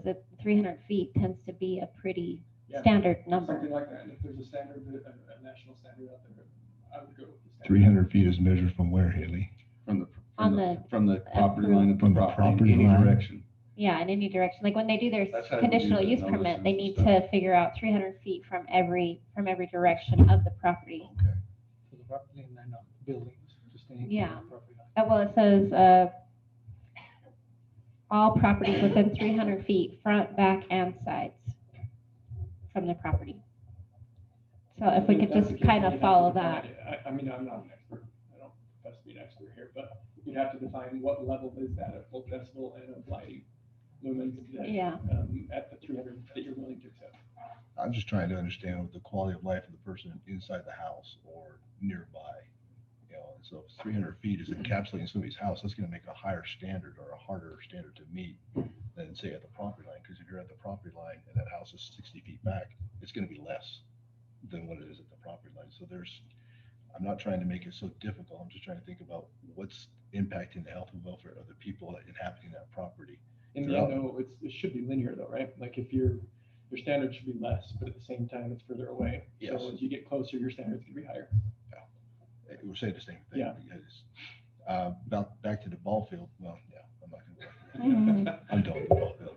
I do like Corinne's comment about, you know, we found it at Maverick and they had to deal with that. You got people who take the opportunity, they got a park, drop their kids off for soccer practice or baseball practice, and they had to get them out of there. Then you have people waiting to pick their kids up from school afterwards. You're gonna find people who are gonna want to park right there. Plus you've got kids and a school, and I'm concerned about the other element that might be out there who are looking for opportunities with our kids. Yeah. So I think some We sort talked of, about many of screening. those things with the planning commission. In reality, I mean, there's not a lot we can do to control who parks in our parking lot but signs. per se. And at the same time, we have pretty sophisticated security system within our I own. just want to have a privacy fence or some sort of slat split in that chain link fence. Yeah, so I think it meets what the current code is, and that's for you all to decide, not me per se. The only concern I have about the noise, going back to the noise, you got 3 vacuum pumps 10 feet away from that ball field. Mhm. And that's where I think one of your loudest noise producers are gonna be. Is that gonna be a problem? You know, if we start putting. Is that the canisters type? Mhm. Okay, so you were correct. Yeah, so that's where that noise issue might be. You may have to move those. Mhm. You know, and where do you move them? Can you have 3 stalls or 2 stalls on the other side? Yeah. I don't want to make those decisions for you. And part of that was because of the easement again. Yeah. So even if we had, You can park there, you just can't put in permits. Yeah. I get it. You understand where we're coming from. We're trying to work with you, Yeah, trying to totally. find. I do. I think, honestly, I'm not alarmed by any means. I think it's common that you all want to do what's right for the citizens and you want to do what's right for the long-term success of this spot, because this is a pretty key spot for South Weaver. At the same time, I am surprised at, the amount of work that we've had to go through, the amount of testing and I mean, frankly, financial investment to get what's been requested, and then to maybe not follow those specifically for what was provided. So the decibel studies, the lighting studies. In my eyes, I trust the expert and I go with it, but at the same time, I think it's good that you're thinking through it. So Ms. Mortensen, is that correct? Yeah. There was a comment question made earlier. Did these experts actually come here, or are they just doing it from looking at paper studies? So in almost every case, every construction that I've done, they do it based off of the construction documents, the design documents. So, from a site plan perspective, they came here and they've come here many times. From an easement perspective, they've come here, but, so the site engineer who knows it well has been here hundreds of times, communicates with those experts as they do their studies. But the sound and the light and the traffic just They went up. have been here as well. Okay. They didn't necessarily do it based on being here, but they've been here, they've walked the site, both of them. Yeah. I just add one more comment to the traffic discussion, and I think it's probably obvious, but the entrance that you currently have, if it was only into Maverick, it's a right turn into the gas. There's no constraint. But obviously they're coming in, they have to do a left-hand turn across all of that traffic that's trying to go out. That's where you have all the concerns and issues. And I agree with Wayne, I don't want to solve your problems, but adding all the stuff that I'm hearing, if your entrance was from the south side, then everybody's just exiting at the same spot. You're not trying to cross over people. But you do have to have a little bit more room to come from the south side. The other concern though I have, along with what Wayne was saying, as far as all the new businesses come, our merge lane or our need to widen that road is going to hit us at some point, and we need to be planning for that. We need to be saving for that. We need to be paying for that. Is that discussion anywhere connected with this development, or is that something we're moving down the road for a ways? It's absolutely being thought of and considered and understood in terms of Wayne's point, as far as everything is addition to what it is currently. Any development brings additional traffic, additional use on the system and things like that. The level of service of traffic of roads, there may be additional traffic, but it doesn't kick you into the next category kind of a thing. We've absolutely had conversations on a staff level in terms of the widening of 2700 East and when that would need to happen, how that would need to happen, financially trying to pay for all of that. A lot of it is development driven. The way that the system is set up to account for the impacts on systems when development comes is impact fees. And this development would pay transportation impact fees. Those are based on capital facilities plan, which is then part of an impact fee facilities plan, which turns into an impact fee analysis and tells us what we can charge for impact fees. This development would pay toward traffic transportation impact fees, which then would be the funding source, maybe not solely, but funding source to widen the road. We talked about the development on the other side. When that development happens, they would pay impact fees. Those impact fees go into the impact fee pot that the city then is able to use for projects related to growth. This fits perfectly in that discussion, but it doesn't necessarily say the specific timeline of when 2700 East would be widened.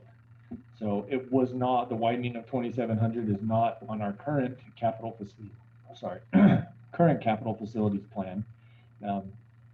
It's absolutely anticipated to become part of the next capital facilities plan based on the general plan.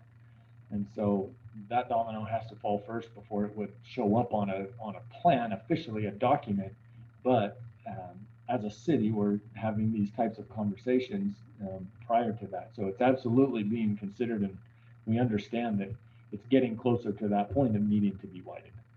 And I would just add and encourage that we do it before it becomes a problem rather than after. I do have one other question relative to the water. Now, there was comments back and forth of culinary water versus secondary water. I saw that one of the secondary water suppliers agreed to provide secondary water. Is that just for the landscaping, or is that for all of the car wash water, the secondary water? Yeah, quick if I'm updated, or is that sent to you, Brandon? Yeah, so yes, the secondary water will provide for the landscaping.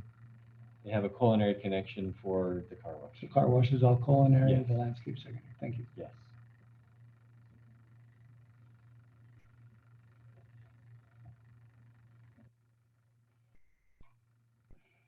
Can I just run down like a whole list of random questions? Is that okay? Okay. So the fence, it shows a slit fence. Is that a chain link fence? So it's the current fence that's there. Is that a chain link Yeah. fence? Okay, that's what I thought. Okay. So when it says split fence, it doesn't necessarily mean the privacy slats. Okay. As far as the tax for this, is it going to be? Is there a sales tax base? Is it a service fee? How are you having it set up? So the state tax has actually changed to where it requires, if it's not just cash based, and there's actually interpretation to the tax law that could go either way, actually, whether there's sales tax or not, no sales tax. So from a legal or from an accounting perspective, our accountant's still actually looking into that. It just changed recently to where a car wash, if it's only cash based, meaning you can do it with cash and no one has to be there, then it doesn't require sales tax. If it does require someone, or if it's not just considered cash based, then it does require sales tax. So we're actually still looking into that. So are you going to be offering like monthly memberships and things? So that would be a service base, Right. any of those Yep. subscribers. But the question, I guess, is if you're not on the monthly membership, would you still have to pay the sales tax? You have to apply that broadly or not. Okay. Does that make And sense? then, and then I'm assuming you're doing cash or card in each bay? Yep. Okay. Okay, the vegetation, I know that they talked about this a little bit on the pipeline. Did you find out how deep the pipeline is? Did we find that out? Yeah, the potholing analysis shows that it's different depending on where it's at. Did any of the vegetation change based on how deep the pipeline was? I don't believe so, but I don't remember the report showing Okay. that. I'm having I'm seeing, I think the most of the trees, is the max height on those about 6 feet? In the front, probably is. Okay. Yep. And part of that is really And up just against the soccer field, the Highmark the school field as baseball well? diamond. I think that's actually higher. Those are bigger? It doesn't say on the thing, it just says 2 inches per gallon or something. Yeah, I think those are actually higher. Okay. The front is really just from a visual perspective, to be able to see the car wash from 89, 2700. Okay. And the signage, because our signage is shorter, for public view. Okay. Can I ask a question on signage really quick? Yeah. So my concern about signage is flashing on both sides. You're saying, I'm looking at schematics here, you're saying it's gonna go both to the north and the south? Mhm. Is that going to be visible to those homes? Well, because of where it's placed, because of the building itself, we've done an analysis of visual from the plat and from the site plan itself, and it won't be visible.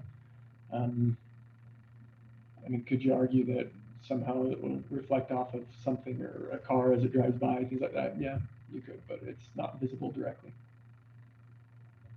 Because some of these residents that I spoke to, that's their biggest thing about Maverick is that it That flashes gas. into their house, and they've had to put up all sorts of things in their windows to try to mitigate that. I mean, Yeah. their kids' bedrooms, they have thick, heavy things to close that off because it just shines straight in. And I think, I can't remember, I think it was Councilman Alberts that asked for the height of the building itself. So I think at the minimum, this is not even at the roof line, but at the minimum, it's about 19 feet. At the highest, it's about 30 feet. Our sign will not go over it's at 8 feet to 12 feet. So quite a bit lower than the minimum height of the building. And it's 60, going to be right? near these, 60. near these 4 parking spots? Or is it gonna be near the entrance? You should be able to see it on the site plan if you. I've got 100 pages here. I'm trying to find the right one. I believe it's right by those 4 parking It's spots. just south. Okay. Yeah, it's in front. Just south, there's little square box. Yeah, exactly. Okay. That's where it is.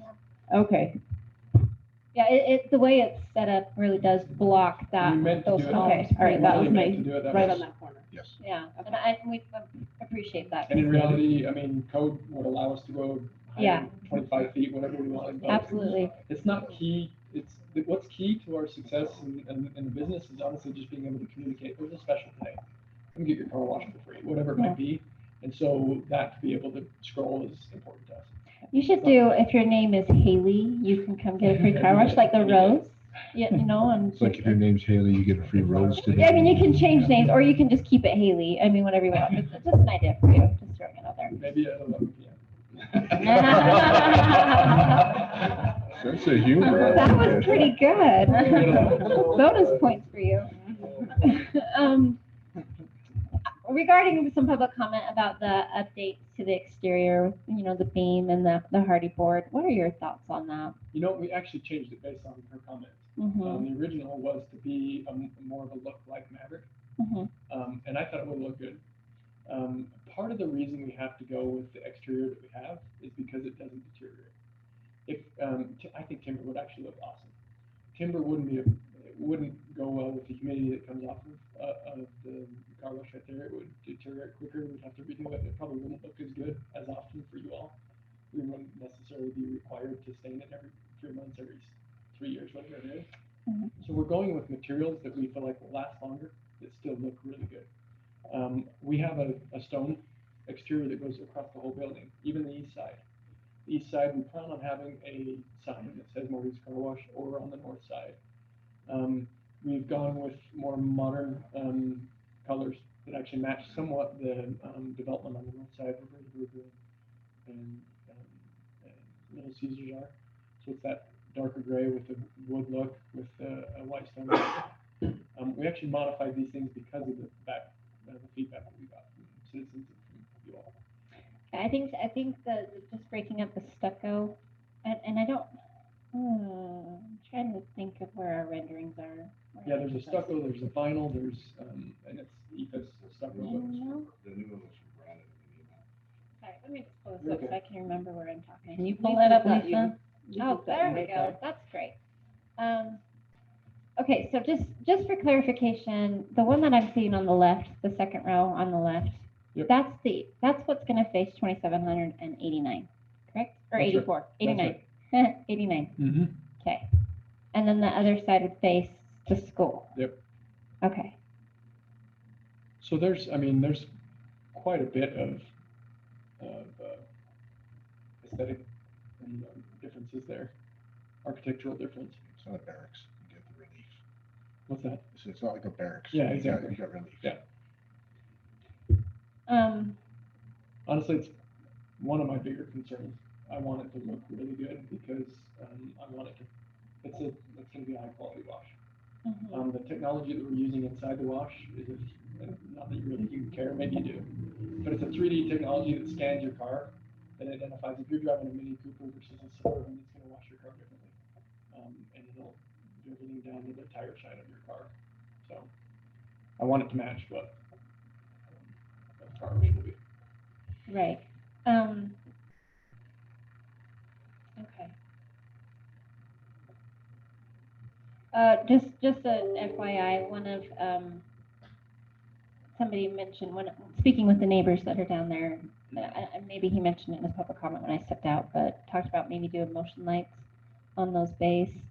So again, it wasn't really the parking lot lights that were the problem. It was those bay lights, and so maybe if you have self-serve, motion lights on those, especially when it gets darker sooner. I don't know if that's an option for you, but just to throw it out there. And yeah, I think I'll follow up with that and with Councilman Halverson's just Okay. suggestions on the in-bay lighting. I'm sure there's something we can do there. It's not doing any. No. Okay, and then can you help me? So this is a big car wash. I don't know if there's another car wash this big in northern Utah. Can you help me understand why you decided to go with the 7 bays especially in our small town? Yeah. So there are plenty of car washes that are just this big. In fact, Patriot was really close. Probably still will build a second car wash the exact same size right next to their current car wash. Only knowing that from those that are working with them on equipment and development. So, but the reason we did it is because from an analysis perspective, what we do is an analysis based on overall traffic. We take a percent of traffic. It's a very small amount, 0.5% of certain traffic that's a distance away from the car wash.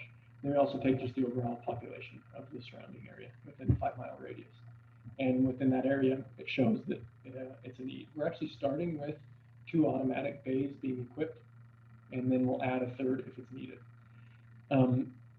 The self-serve bays, honestly, they're just easier to build. They're a lot more simple, and people appreciate being able to go to them and not have to wait in line. Can I pause you for a second? Yeah. Did you say you're going to start with 2?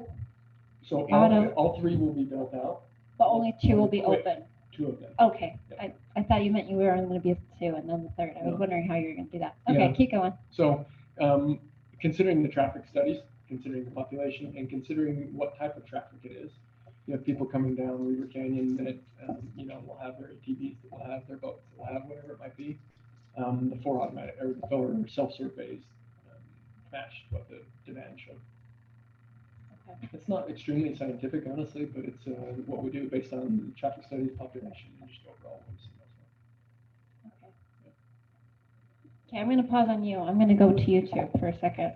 Do you want to share? So, I talked with Brandon a little bit about this, but really a lot of these traffic concerns that you're experiencing that we're talking about is because 2700 East is a 2-lane road. If we had a third lane, you maybe would not be seeing the situation that we're all concerned about. And so, in speaking with you, you were talking about mostly taking it from the east end property when they come time to develop as adding a third lane for 2700 East. And I'm just wondering if we should still set aside, an easement or anything on this side of the west side of 2700 East to accommodate for any additional growth. And I don't know, just kind of include the council in on the discussion that you and I had. Thoughts on that? Sure. In looking at it, I anticipate that what the long-term need would be, and of course, this probably needs to be evaluated, in a model, but it'd be a 3-lane road, right? A center turn lane and a lane in each direction. I don't anticipate it needing to go to 5 lanes or something crazy like that. There's just not enough growth. There's really not that, there's hardly any growth actually to the south. So the majority of the growth is that you're looking at is actually the commercial development that we anticipate coming in on the undeveloped ground. So I anticipate that the widening would happen to the east. That we would hold the west side, since there's already development on that side, and widen to the east. We just need enough to widen it enough to provide for the 3 lanes. And if the east side comes before these other west ends, in the strange probabilities that the east end comes first, I guess what I'm asking is how do we make that, Scott mentioned, this is my property only, but it'd be the same for them. Like, hey, you need to supply some of your land in order to take care of all these other businesses as well. How do we justify that?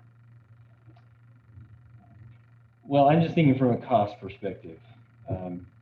If you widen both sides of the road, now you're into right-of-way acquisition on both sides, as well as new curb gutter and widening, changes in the storm drain system and whatever you need to on both sides.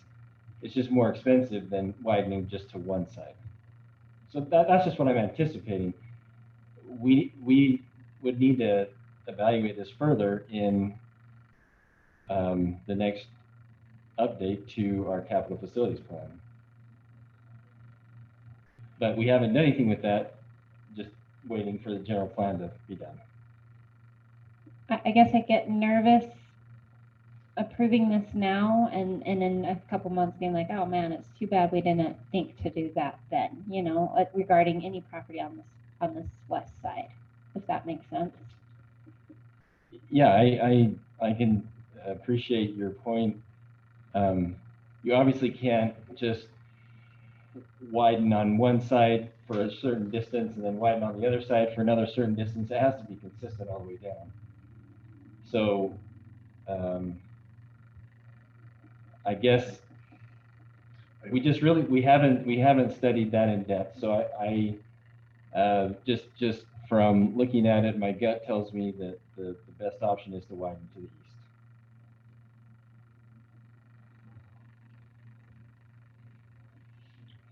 But we have curb and gutter on both sides, right now? That's true, yes. But you have the sidewalk on the west. It would make more sense to leave the straight line as you come up to Mavericks developed. And as you get up to the road, that you do take it from the east. And that's basically all, that's my opinion. Yeah.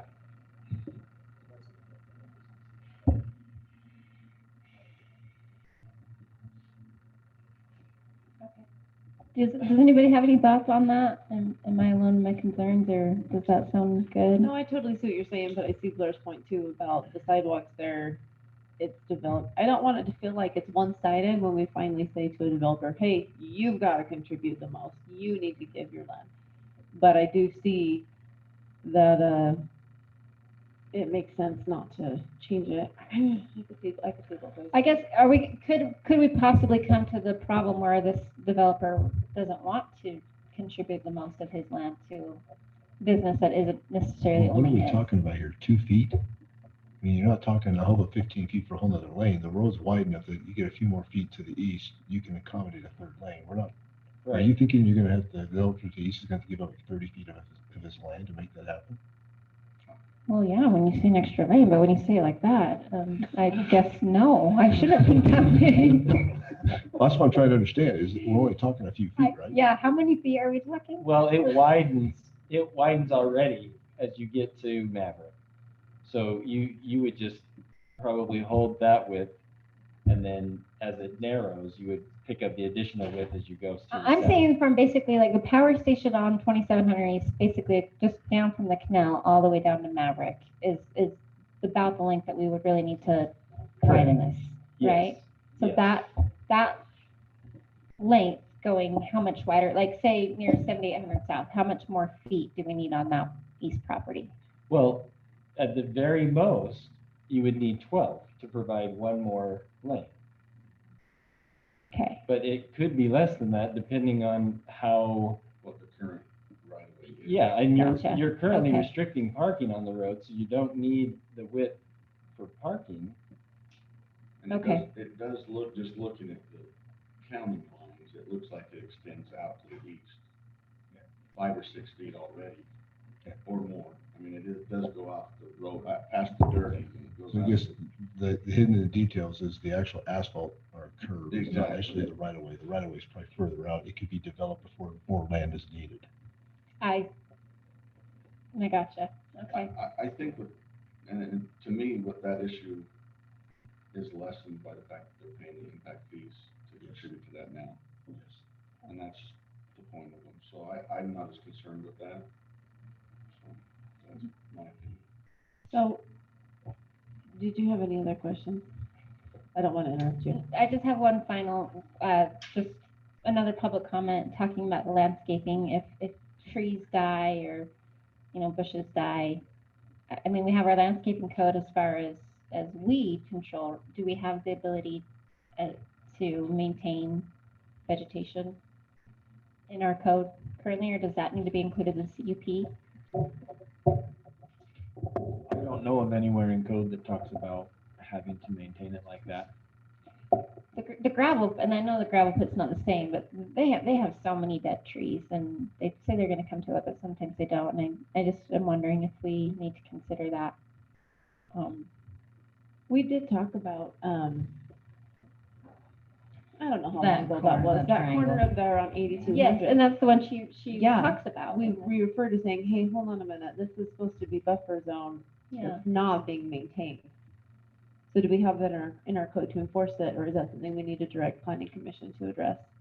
Because that directly affects the development as well. We do have the ability to enforce the buffer zone, but Yeah. I don't believe this landscape is considered part of It's the buffer. not, no. Correct.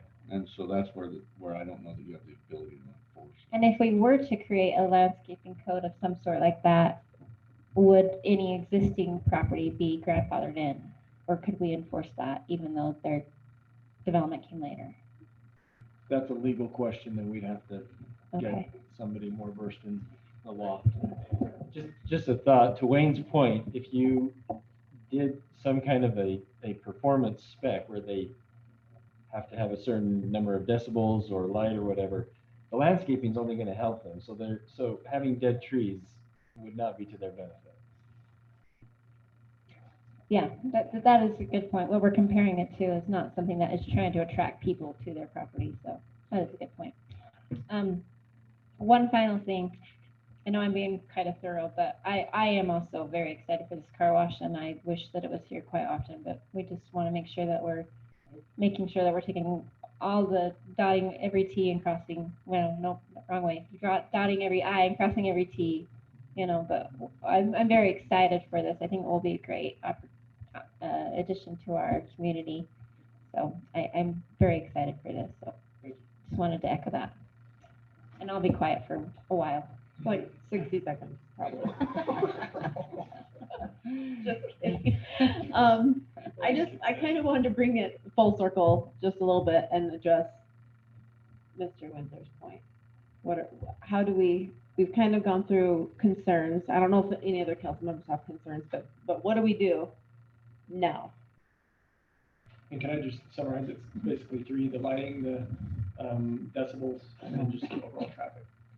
Yeah, but I'm also, like, I'm looking at the south side of the property line with a little bit of concern too, so. That's the Part traffic. of the traffic. That's traffic. Yeah, in my eyes, that's true. Noise and lighting, I think we can work with you here tonight. And the traffic to me is, unless we resolve that somehow tonight, I can't go forward. Even though I want a car wash, I can't go forward. And it's gonna come down to, do we work something else after, you know, to go back to the planning table, figure something else out? Yeah. And if you say, no, it is what it is, this is what I wanna go forward, then we go forward, but I'm a no vote, just on the traffic entrance. Yeah. Everything else I think is great, everything else I think we can work with. Maybe let me just comment on that just a little bit, because that's honestly the only thing that has frustrated me in this whole process is just the fact that we have had opportunities and I've modified our plan multiple times. And I know that happens in any development, it happens. And so that's not the frustration, it's the amount of time, and whether it's COVID, it's also added to that. Maybe it's the COVID stress. But just the amount of time and iterations that we've gone through has been the frustrating part, when we felt like, I felt like we had support from traffic studies and flow diagrams that guided it. You know, not expecting that to change. That's the frustrating part, but I totally understand where you're coming from.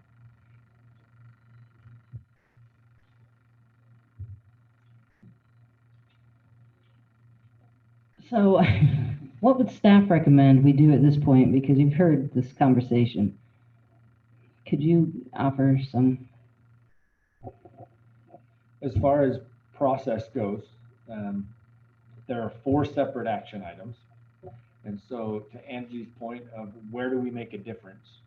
And if there are holes, to Wayne's comment, how do we plug those holes? The rezone, I think, somewhat stands on its own, unless you feel like there's a property conversation and an amount of property. If you feel like that is the solution, and it is a subdivision and a lot, and therefore a site plan issue, then those would be the 2 items that would need to have the hole plugged in. If you think that it's more surrounding the noise and the light, I think the noise and the light land more in the conditional use permit as far as where you would make a difference.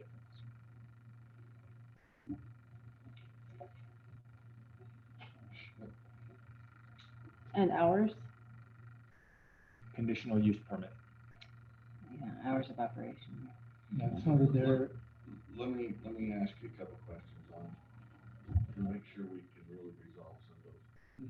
Because I think, hopefully I'm not speaking for everybody, but I'm going to anyway.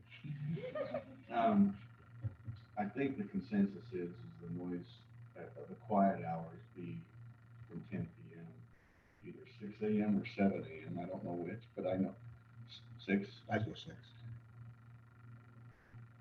And I guess the noise level, and looking at some other studies with similar blowers, at 40 feet, similar blowers can be at 79 decibels. And then at the property line, this property line was 106 feet, that's at 70 decibels. So if I mean, that would be pretty easy to come up with a noise level like Wayne's talking about. That would be something I wondered if you would be acceptable with, if we come up with some kind of number. And then as far as the light thing, I think the dark skies takes care of itself outside. And we talk about light from the base not extending out 20 feet or whatever it is. That's a pretty easy number to come up with, just light in general. Shouldn't come out more than that. But if you're looking at the base, you're going to see the light regardless of what you do, if it's pointed straight down or not. Well, it's the headlights of the car that's really. It's the good. headlights of the Right, the car. headlights. That's Can't the control problem. that, yeah. Are going straight. And I don't to know. residential. I don't know if you flip it one way or another, the automatic washes are gonna get them in both ways, but, Well, in reality. or sorry, the manual ones. excuse me. Like I said, the Maverick, you go that direction Yeah. on both, all the semis It's that the are 20 same. feet tall, their lights Yeah. are that way. and Yeah. Those that exit from the east side, their lights are going south. And So if I don't build, it's still there. the only solution I see to the property line issue is if, Mr. Murray gave you an easement of 20 feet or more, you could adjust the building flow. Because the oil easement. Mhm. And that would be the only other solution I could see. Yeah. If that And then was it's there- not a purchase issue, Yeah. it's an easement issue. It's an easement And I issue. believe Dan's listening, but I don't know how He's that's. been on, he Yeah. might have had to drop off, but. So, those are the three ways I see to solve the three problems, but I don't. So in that scenario, do you foresee that being the only entrance and the flow being that way only? Do you foresee a bidirectional? To Do you me, foresee- I think your solution ends up being bi-directional.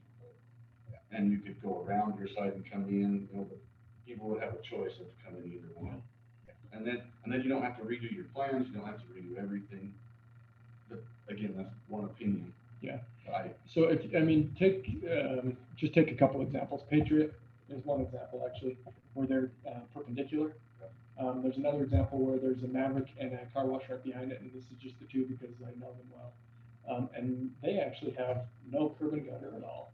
It's one seamless blacktop where anyone can go anywhere. I actually think that's much worse because there's no flow, there's no direction, there's no guidance. And so I think guidance actually helps a lot. And then I could just go back to the same comment. I like it to be really convenient to be able to not have to go back out on the main road and go back in for purchase would deter me many times of going into car wash. that's why I was saying it could be either one. I know it Okay. doesn't give a direction, but it's backing up on 27. Yeah, and going- you can they're go gonna the come in. other way. So I think if it's bidirectional, then I'm okay with that. If it's a single, then I have a lot of heartburn about that. I'm with Blair. I mean, to me, that's a solution I would recommend, but it's not what's presented to us today. Yeah, and in many ways, it's not my decision to be able to. It's not a lot of redo either, though. Does that make sense? It's not a lot of, maybe it is back and forth between you and the property owner, but it's not a lot of redrawing of your plans and your time, and all of You'd that. be surprised how much they charge me just redoing certain. I I'm just understand teasing. engineers are expensive. I'm just teasing.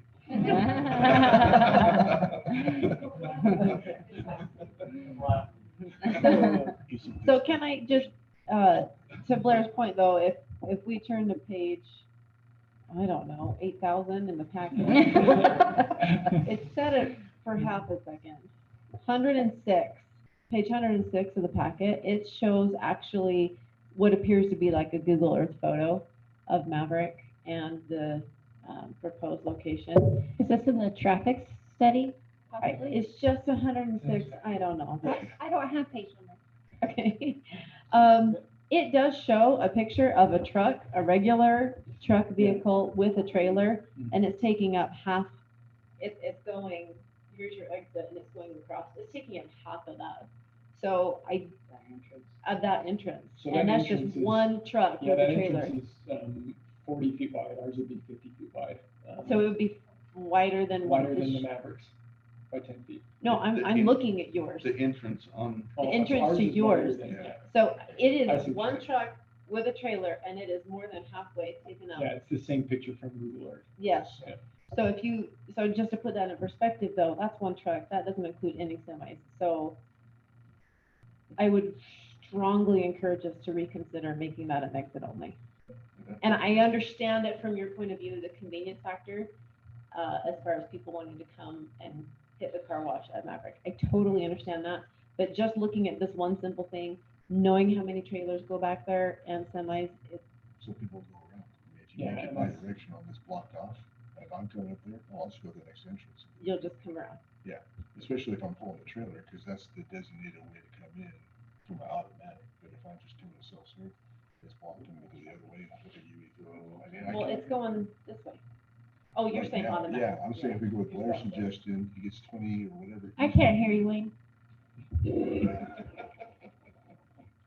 I agree with Blair. Don't the automatic bays though, they're one directional, right?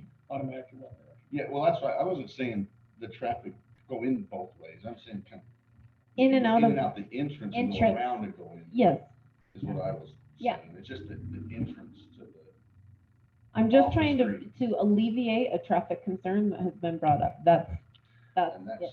that's what I was, I mean, because you can come in off of your southern entrance and go out off your southern entrance, that eliminates some of that traffic. Yeah. You And just. people are gonna do it anyway, Yeah. but right now, it's barely big enough for two vehicles. Yeah, and at the same time, if they enter from the north side near Maverick, they can go around and Exactly. enter from the south And I side and agree. still go through it. So how wide is this entrance on 2700 North? 38 feet. All right, thank you. The existing Maverick. Claire, can you explain exactly what it is you're recommending? At what Well, I point? don't, I'm just trying to come up with solutions, but I'm recommending that the southern entrance still become larger to allow for egress and ingress. For the automatic bays, For, no, for the, just to the lot, just to the site, just to the site. just to the site, period. Okay. And what does large Because you- mean?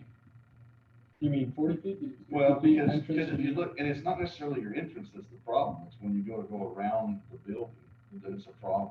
It's on that southwest corner that it becomes a problem. There's another rendering somewhere that shows a truck parked right there, and you wouldn't get around, two cars wouldn't get around that corner. If that was your, there was a fence on the property line, they would not get around you. Yeah, and the only thing I'd bring up on that part, the southwest, is from the radius studies that they did. You can't take a trailer through the automatic bays, right? You can only take a car. But one's gonna go around there.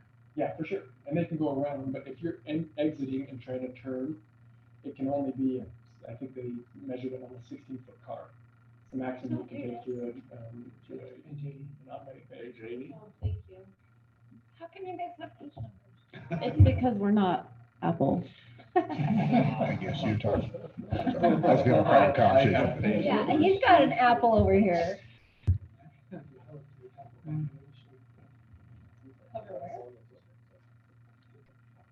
So with the building the way it's configured now, if somebody was to come in on the south side, there's enough parking where the easement is for the petroleum lines to have enough radius to turn in and use the self-serve. Yeah. Yeah. In fact, it's because the easement's there, that's why it. But the question is that corner, that southwest corner of the building with the property line is not in order to make that sweeping turn. So either that south property line or the southeast property line. So according to the turning radius, from what I understand, it does allow. They would have to go, and it may be possible now that I got to that page, it may be possible they're going into the exit concrete of one of the automatic. Yeah. Does that make sense? Yeah. And I don't know if those will be bollarded off or how They you're will. dealing with those, so if the bollards are all the way at the end of They the don't need concrete, to- they'll be up by the building. So they would have to go onto that concrete, but it would be possible. Because it does show, I don't know if that's a truck, it looks like a truck and a car making that radius turn. Brandon, what's your opinion of this southern entrance from an engineer? You're a civil engineer, this is your deal. Right. Well, the entrance, I think, is, the width of the entrance, I think, is fine. to allow for When you say entrance, you're talking the north side? southern entrance. Southern. Southern exit or whatever we call it. And you think it's fine for egress and ingress or just one? Yes, Okay. it's wide enough to accommodate both ingress and egress. Okay. It is a little tight on those property lines that you're talking about, but they did provide, you know, a radius of it appears to me that it's a truck with an RV. Yeah, that's Maybe right. that's what it is. That's right. So Um, again, Nate Reed could provide us the specs, and I can't remember the specific length. But he measured an average, like, I think it was a 16-foot trailer pulled by a 16-foot car pulled by a 24-foot trailer, something like that. You're right. It's more in the 30-foot, right? Yeah, you can't put your triple axle horse trailer through there. That's not gonna work. I mean, you would be able to, if you went into the the manual bay and exit to the east. For sure. You can do that. If you were trying to exit to or travel to the west and go around that way and exit somehow out the north, that's going to be a little more difficult. But I guess if they washed first and then wanted to go to Maverick, but they still are most likely going to just come out to the road and turn. I think what we're trying to do is give the public options. I think mostly what they're gonna do is they're gonna come into the north entrance off the Maverick, come in, do their wash. It's when it's crowded or busy. Now they can come in the south side, do what they need to do. And that's what I want to make sure. Right. If they have that option, They do have that it option. alleviates the traffic congestion, then I'm good. We can legislate the rest of this stuff. Yeah. I mean, it just to Blair's point, it would be a little tight on that side. So Well, what if you're polling something and you're in the bay closest to 2700? If you're and you turn out to go out that Southwest. southern Southeast. entrance, you're going to be blocking traffic coming in, are you not? But he did it based on that same Yeah. 24-foot trailer with pulled by a 16-foot car, that it still allows enough. It space. still And allows. That's actually why we increased another 12 feet, so that it would allow for. If you look at that, it's probably, I mean, he's really like, the one over there by the exit, or whatever, the exit, it's probably a 30, I mean, it's a pretty big trailer, actually, the one going out. Right here. Yeah, it's probably even bigger than that. I mean, if we think we can get in and out of there, I'm okay with it, because that's where people are gonna, if it's backing up over here. We need the south entrance to be an ingress and egress, not an egress only. And if that's the case, then I think we've solved the problem. I know they added, I believe, 12 feet. for my 12 feet. Yeah. Because it was only 28 feet at one time. It's 38 now, so that would be 28. Well, on the property, if you look at the property line, it's now, the property We added line's 2 now feet more for than that. that. Ask Dave, don't do math. One time, folks, come on. I mean, like I said, if that can be dealt with, I'm okay with legislating the other Yeah. thing and making it happen. Just put that into the conditional use permit and move forward. But we need some input, what you agree with too. So explain to me just really quickly if that can be dealt with. What do you mean by that? If we really have an Ingress, in egress. and out, and I'm going a little bit off of Brandon, sorry, Brandon, I don't mean to put you out there publicly, but that can come in and out, and I wanna know how we deal with them, how you would accept dealing with time frame, noise, and lights. Yeah. So what you're saying is, based on the plan and based on what we see with turning radius, we're actually more comfortable with my thought. Because there is an ingress egress on the southwest or southeast and ingress egress on the north. I think, I like the idea. It's not up to me to mandate, or say what the actual, performance specs should be. I'm gonna go with what code is, and I'm gonna go with, what's needed. At the same time, if you all say, hey, we'd like to do some studies and you live by this, if it's reasonable, if it's kind of industry standard, then I'll comply with it. If it's beyond industry standard, and if it's beyond what others are being asked, then I'll probably push back on that. But yeah, I'm supportive of both lighting and the decibel. If it's industry standard, support that. And then from a time, hours of operation perspective, you know, I can't remember who mentioned that they listened to the discussion back and forth about our negotiations. Like I said, I want it to be successful. I want people to be able to wash their cars when they want to. And it's based on both anecdotal and just, you know, volume data. But at the same time, I think what I would recommend is that maybe we do it 10 to 6, but allowing the self-serves to go 24/7.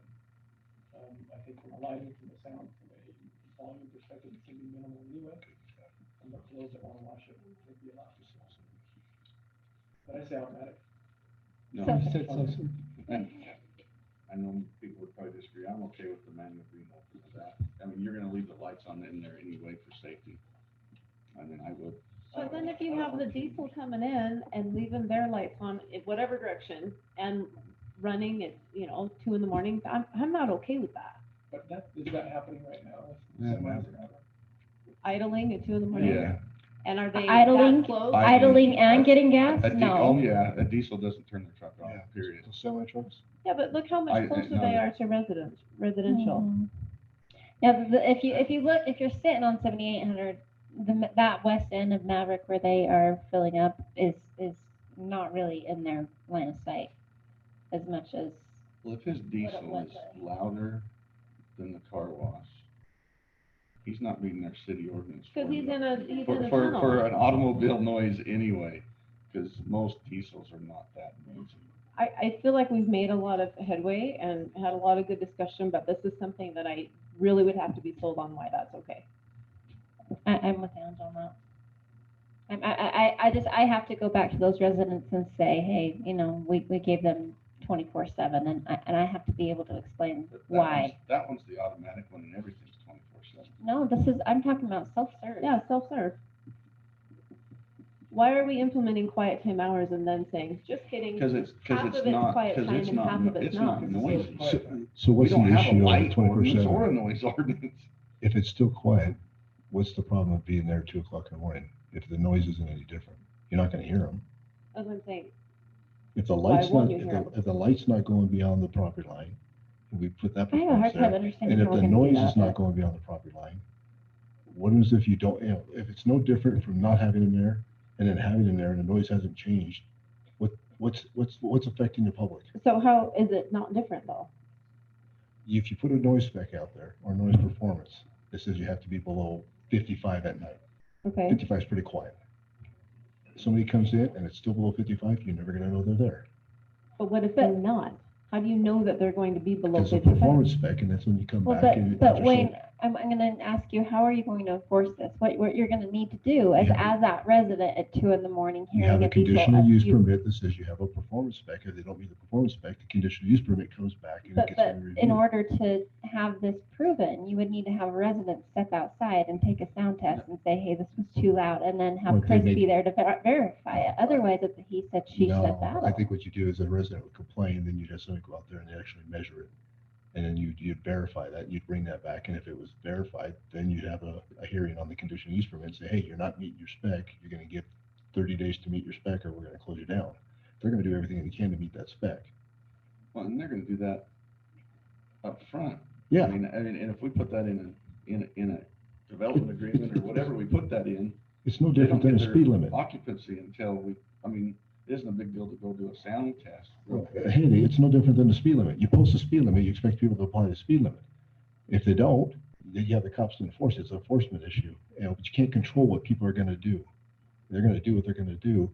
You put the business in there, you say, keep the noise level here. They could put signs up, turn your headlights off when you're in. Don't run your motor. They can do things to quiet down, but if people are gonna do what they're gonna do, they're gonna have to put restrictions in place to make sure they're meeting their conditional use permit. I think you can legislate your way through it rather than say, absolutely not, you're not gonna go 24/7. I mean, how are they gonna be impacted? If you put the rules in place and people follow the rules, which you think a majority of the people will, they're gonna meet the spec. It's that person who doesn't care, and that's how we're gonna deal with it. How do you deal with that? How do you deal with the person who doesn't care and drives 55 miles an hour down Deer Run? Well, if the sheriff's not there, you can't do anything about it. Okay, so let's go back to your paper you have here, it's noise level whatever. Yes, sir. Okay, for the quiet time between 10 and 6 or whatever it says This on particular one. Salt Lake Valley Health, put between 10 and 7 a.m. is quiet. 5 decibels of ambient sound not to exceed 55. Okay, so what was our sound at 9? At our Maverick, Mm-hmm. at like a quiet time for the freeway, around 50. That was like midnight What's that? Or was it 10? at 10. About 10, 9:30, 9:45-ish, 10-ish. Yeah. somewhere. And between 7 a.m. and 10 p.m., it was 10 decibels not to exceed 65 because the level of everything's going up. But I think our traffic on Blair measured the Highway 89 was higher than that during the 5 o'clock. 68 this morning. 68. So we may have to say maybe 70, during At what time? business hours. I left about 47. It's really, I mean, it's sounded just like normal road noise, but you get the trucks, they're loud. Speech is 60 decibels 3 feet away. So if I'm talking to you 3 feet away, Unless you use your mic. unless I use my mic, and that's much louder, yes. I mean, we're beating a dead horse here, but I just want to make sure that our residents are not being left with something and we're getting noise complaints and saying, hey, this is so noisy and you are approving this for 24 hours a day. So And that, I'm going to be having noise and light pollution. so That's the that, issue. that is why Rob put it as a 6-month review. I know some people like that and don't like that, but it allowed that time to get tighter or not. That is one of the reasons I thought it was put in. Don't you remember it? I mean, it wasn't to loosen the bat, it was to probably make it more strict. so you're going to keep that Because with a little bit more performance. they talked about it being closed as well. I mean, that went back and forth, and then they finally said, okay, then let's put a quiet hour, and then we'll review that in 6 months. Yeah, it is 6 months, I get it, but it's not what other people in the city have had to deal with for a couple of years. Yeah. That we're still dealing with. What is, And that's what I'm trying to mitigate. Well, Yeah. that's why they put the 6 months, put the 6-month review in there. And I agreed with the 6-month review when it was done, because that helps us eliminate problems. He knows it's gotta come back up for review. He's gonna do everything he can to mitigate those problems. To what does clarify- quiet, observant Quinn think? What does quiet Quinn think? No, I'm not, I'm just, he's very observant, and we all know this is Quinn, so I'm just I've just curious. been running my decibel meter here and we've been about 65 to 70 for most of this discussion, so. I've never really It's causing us some And they're problems. actually pretty accurate. I mean, really, they are. They're pretty close. Now, that was my big question is, how loud is this self-service bank? And if it's not, then I don't really have a concern with it if we're managing the light and other things. But if it is, then I have a concern with it. I just don't know what it is. And And that's where the 6 months comes back, and you can always shut it down if it's above, it's too loud. right, and that was my question about the 6-month review. The way I read it, it was more like 6-month review, the 5 to 11, okay, well, now we'll make it 24/7. It was more a benefit, only one way, but if we're talking both Well, ways. well, if you're gonna review a CUP, you're gonna review the whole thing. If there's been complaints, you can change any of it. I mean, obviously, we may have a different opinion, but I know the ombudsman does say, if it's a complaint, we've had this discussion, we actually can mitigate those complaints, and that's where you can start to mitigate those hours. And I would expect that if there are no complaints and there aren't sound issues and we do studies and it's not an issue, then I would hope that you'd consider, and that I would hope that that's a part of this, to say you can do 20%, it's not an issue. But at the same time, I also understand that if it's gonna be restricted, that's part of the deal. Does the conditional use permit just get reviewed by the planning commission or does that come back to the council as well? It's here tonight. Both. It would be reviewed by the planning commission and then it would come forward.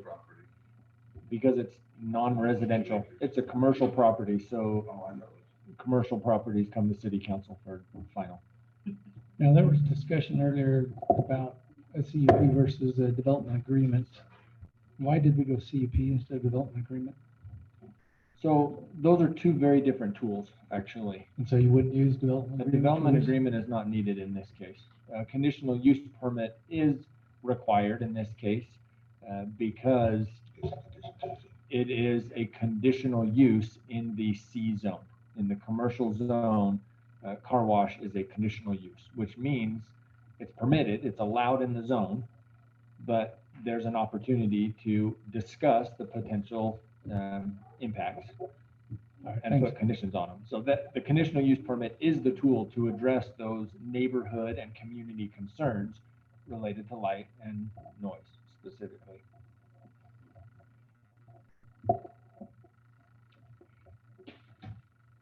So how do we deal with the light and noise if we're going to approve this tonight? When we get to the conditional use permit, we make conditions on it. Yeah. I think you start with the zone and just start working our way through it. I think we get this thing done. All right, I think we tried it. let's do that. Okay, so do I have a motion to approve ordinance Did you have 20? something else? Did you have something No, about? I'm just trying to get back to when. Oh, He's going through his 3,000 pages. 380 something. that's okay. Ordinance 2020-02. Update city zonings map. This is the rezone, yeah? This is the rezone. So And it's just lot one. It's yeah, Just the car wash. so to clarify, the rezone would change lot 1 from commercial highway to commercial. So this is the decision to allow car wash in this zone. Right. There's only like 3 things different in the 2 zonings, and that's one of them. Is this where we Correct. also need to amend it to say lot 1 subdivision, or is that just in the CUP? No, that would be the next item where they create lot 1. But the I just lost The final plat is just for this lot. Yes. Final plat for South Weaver Transition Subdivision. We're speaking of just this. Yes, it's the Just lot. creation of lot 1, and it leaves the rest as a remainder parcel. Okay. And the boundary description for lot 1 and the rezone are identical. So you're only rezoning lot 1. And we addressed all of our concerns with this, right? Unless it doesn't go farther, but I think we can at least agree on the rezone, or at least weigh in on the rezone, I should say. Mayor, I'll make a motion to approve ordinance 2020-02 to change the city zoning map for, can I say lot 1? For lot 1. Yeah. From what to what? From commercial highway to commercial. Second? Okay, any further comment? We'll have a roll call vote, beginning with Councilman Windsor. Aye. Aye. Aye. Aye. Aye. And the motion carries unanimously. See if she starts with me again. I go back and forth, come on.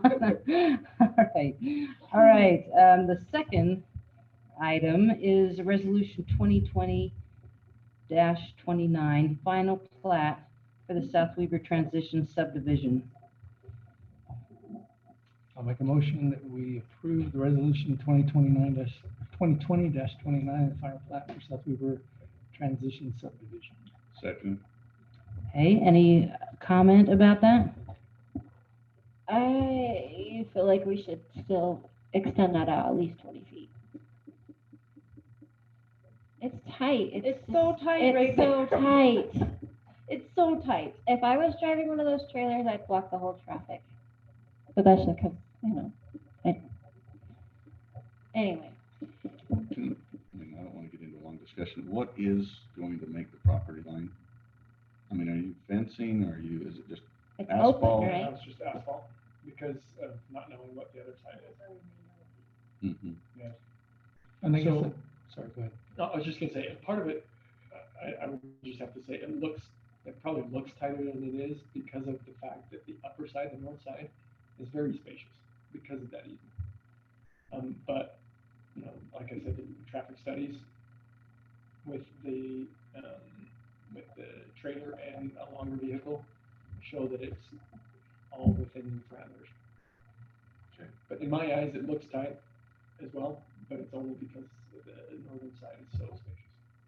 And the other question though is, obviously, we're not talking about lot 2, 3, whatever, but in some of the preliminary plans, that asphalt might be extended further depending upon what you're putting there, Yep. so it wouldn't be that tight. So it would be- We're it would thinking be the that if midline. you're putting a wall It right would be the there, midline. but your current And plans we'll would, have some say in Yeah. So just to make sure I'm reading this right, the corner of the automatic bay to the property line is basically the narrowest point, and that's 27 feet. So plus the building-ish the thing. buildings, the dark line. That's to the lot line. Oh, that's good. That's the concrete. Okay. So here's my Okay, question. narrow- Yeah, the concrete apron. So narrowest part is 27 feet-ish, depending on, Can we do better for our residents? Is my question. Because I'm thinking like, for example, Little Caesars, it's probably within code, right? I don't know, I haven't measured it, but that is dang tight getting in and out of there. Can we do better for our residents and make it a little bit better so they're not complaining that I can't even get this? I mean, if we're making an egress 38 feet wide and saying, go around this building at 27 feet, are we really doing the best that we can do?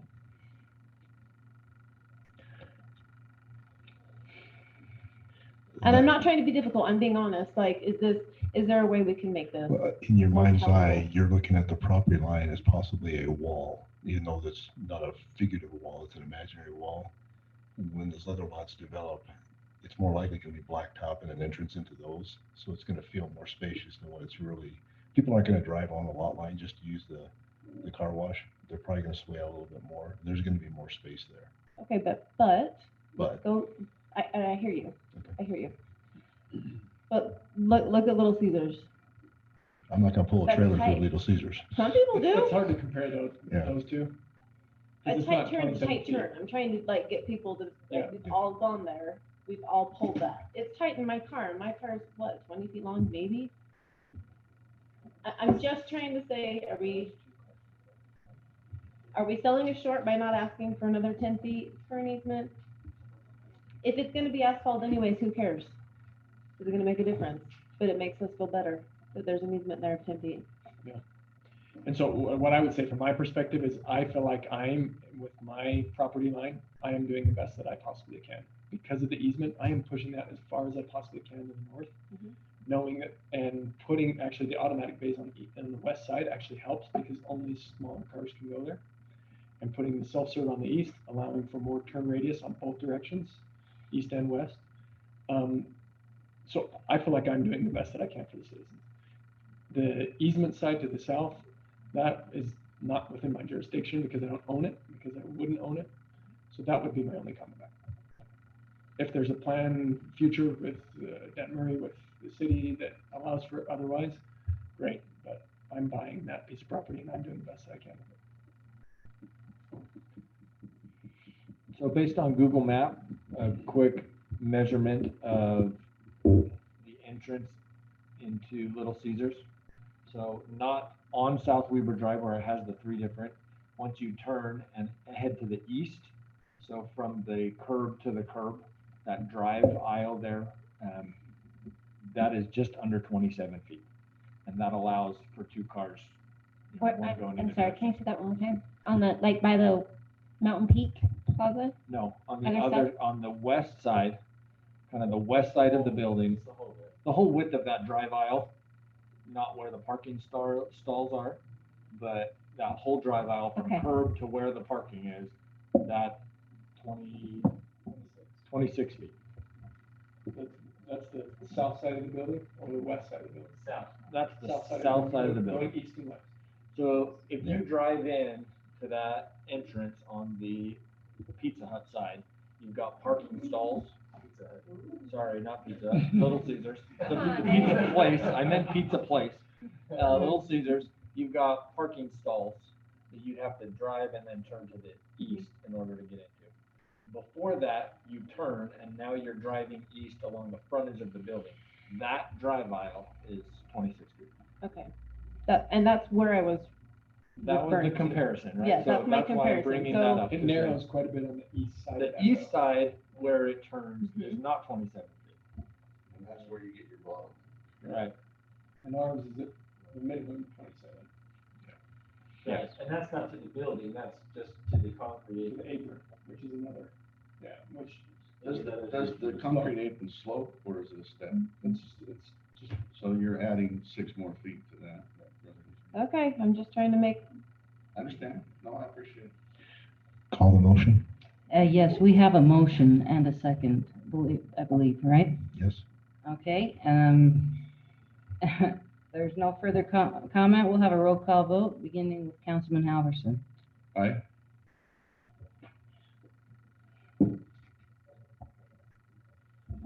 Aye. Aye. I guess. Yes. Does that count? Aye. Aye. Okay, and the motion carries. Item number 8 is the final site and improvement plans for the Morty's Car Wash. Are there comments or questions on this portion? I think the motion when made has to include the south entrance as an ingress and egress. Outside of that, I think it's good to go. Agreed. And is that your motion? Well, Wait, Wayne? Are we talking item 9? Yes, 8. 8. well, and I want to make, We just did 8. No, you No, just did 7. 7. and I don't even know how you do this, but I mean, I don't want like our landscape plan and that, because that's, we're approving all of that. To be planted 1-inch trees that are 4 foot tall or whatever. I mean, it needs to be something significant because the impact of the neighbors is instantly significant. And that's one of my concerns, and that's been brought up by several people in the city, so. I don't know how we do that or how we, because it doesn't get into the details really of, does it? It does. I mean, it specifies that there's going to be 11 6-foot trees, the northern sun forsythia. I don't know what that is. No, that's under trees. okay, well, Anyway, it says that the size is 6 feet high. You've got 3 ginkgo biloba. So what is that? Sorry, that are 2-inch caliber. Not that, yeah, long story. Yeah, I know a little bit about but Blair, I just wanted to point out, it does call out 2-inch caliper trees. And Ginkgo 6 foot biloba height. look like a burning, like a maple, pretty much, Okay. a narrow maple. So if that's not sufficient, I mean, that's what they're proposing, so. But the location of that is north, east, and west, right? The 6 foot tall one is along the west boundary. So all of those, there's several of them shown, right? Yeah, that's the highest number is 11 of those, and they're all along that west boundary. So the south boundary won't have anything because future development may all be Correct. asphalt or whatever. Right. Other than looking at the aerial view, there are still quite a few trees on the other. Yeah, that is one thing I was gonna say, we're gonna take out a decent amount of them, but there's still a lot between those 3 acres. That are really well developed, I mean, 40-foot tall trees. So if and when they're removed, it's only because there will be something else going up to deter the light, the sound, the. everything else.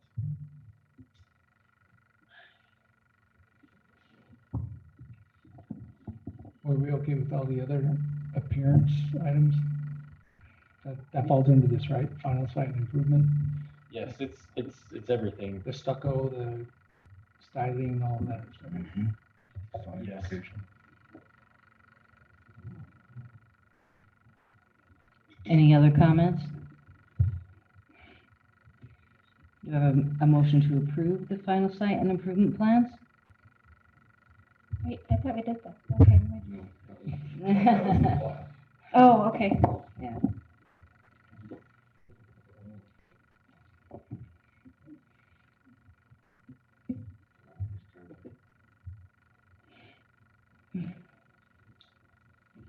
So I don't believe as Haley pointed out maybe earlier, that the north and east is correct on your exterior views.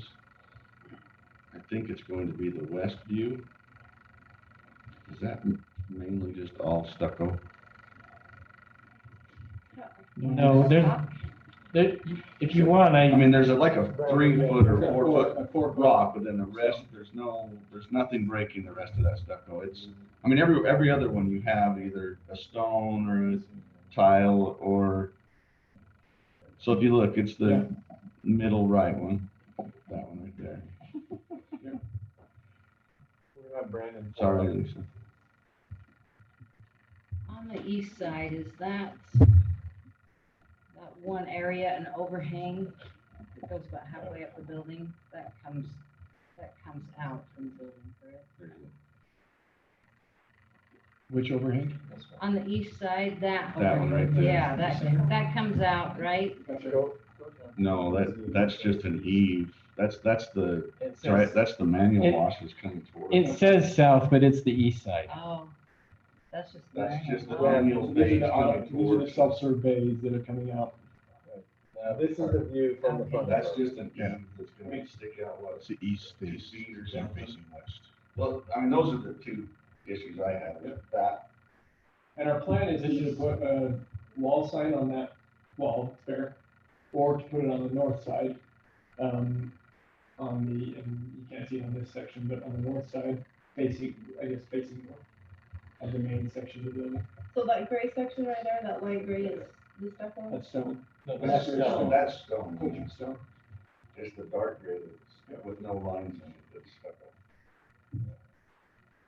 So on this particular view, the stucco is just on this east face, and then a small portion on the main building, the automatic bay And just to be building. clear, there are portions that are stucco, portions that are like the vinyl itself under the walls. So it's a gray vinyl that's filled with concrete. Again, to dead sound, to ensure that it's long-term viability. So it's either stucco or it's the vinyl, wherever that location is. But that's the view that 90% Yeah. gets seen. And I guess as you drive north to south, to see that Yeah. at an angle. Yeah, and so that's what people want something that's just on a wall. Yep, and that's where we changed it. I don't, I'm sorry, I don't mind this, I wish it was just the other flat wall. On the east side. Yeah, this one says east, but it's north. On the Well, east and side. just to be clear, on the west side, that is flat, if you go down. to the Go right, down. This one, just so you know, the vacuums are all right in front of that. So it's not gonna be showing a stucco anyway, cars are gonna be parked there doing their vacuum. But the vacuums will be turned off at night. Yeah. During our quiet time, whatever.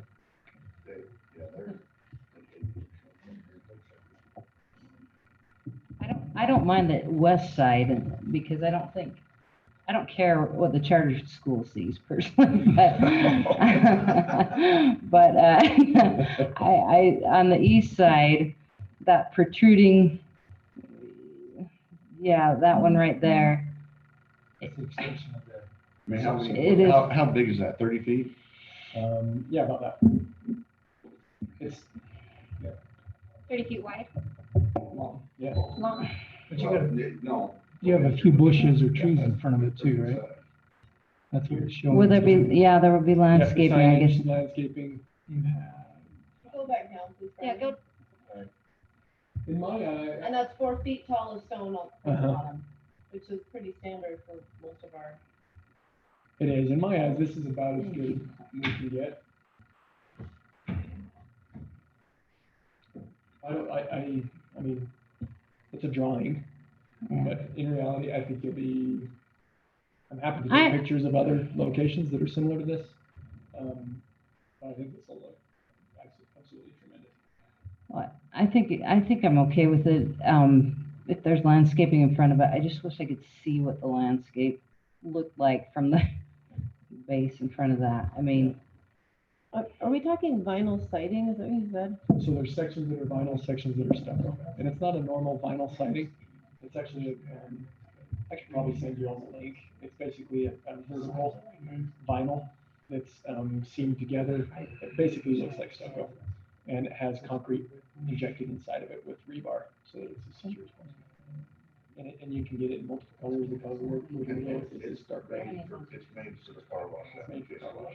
Is it in our code? These are bush. No, we do not have that in ours. Our architectural code says doesn't allow for, doesn't even address those issues. There's all shrubs.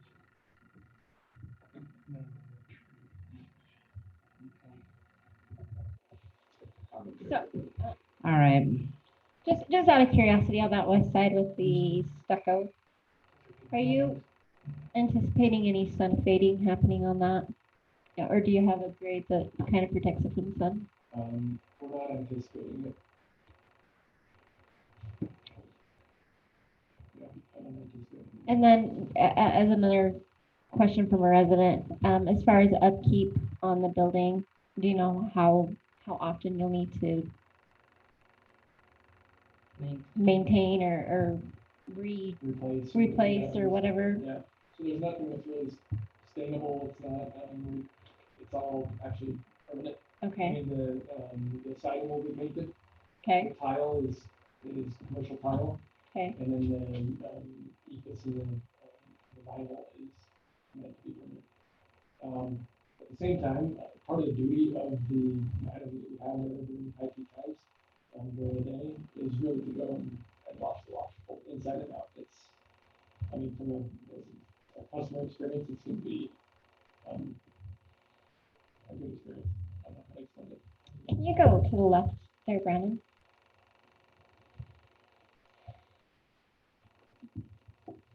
Just out of curiosity, what do you think about those beams just on that one pop out section on just the two sides that kind of can tie into the tile, the wood tile?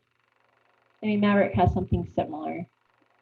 I know you talked about the maintenance of it, but just out of curiosity, what are your thoughts on that? Well, honestly, if money wasn't an issue, I think it would look okay. I think you could actually put that same tile, wood looking tile on the board. In reality, I don't think you need it. I think if you drive past it, once you drive past it, you won't even second guess that it looks amazing. You do have quite a bit of vegetation in that area that will help pop it out and make it look nice, I can see. I mean, with stuff like that look better, but yeah, anywhere it would look better on the south side and the north side. I don't think it's needed for sure. For the base, the stucco, is that cheaper than the hardy board, and is that why you put it there, or? The base, the The stucco, yeah, no, the stucco above the stone. Yeah, and it's just the makeup of the material is actually longer lasting. So with the humidity there, I mean, it's not siding. Siding can be up there because it's further away from the base. Whereas the others, it's just longer lasting. I see. It's actually not cheaper. It's more expensive because we cut I bet you.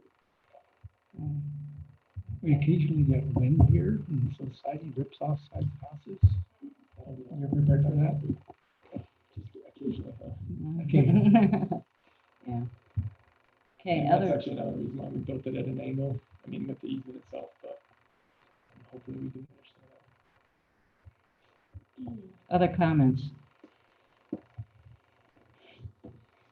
Then I'm going to say this again. Do I have a motion for the final site and improvement plan of Morty's Car Wash? Mayor, I'll make a motion to approve the final site and approve the plans for Morty's Car Wash as shown in the packet. Thank you, Councilman Halverson. Do I have a second? I'll second it. Thank you, Councilman Soderquist. Any further comment? And we'll have a roll call vote beginning with, can't remember who I did last time. Councilman Halverson. Aye.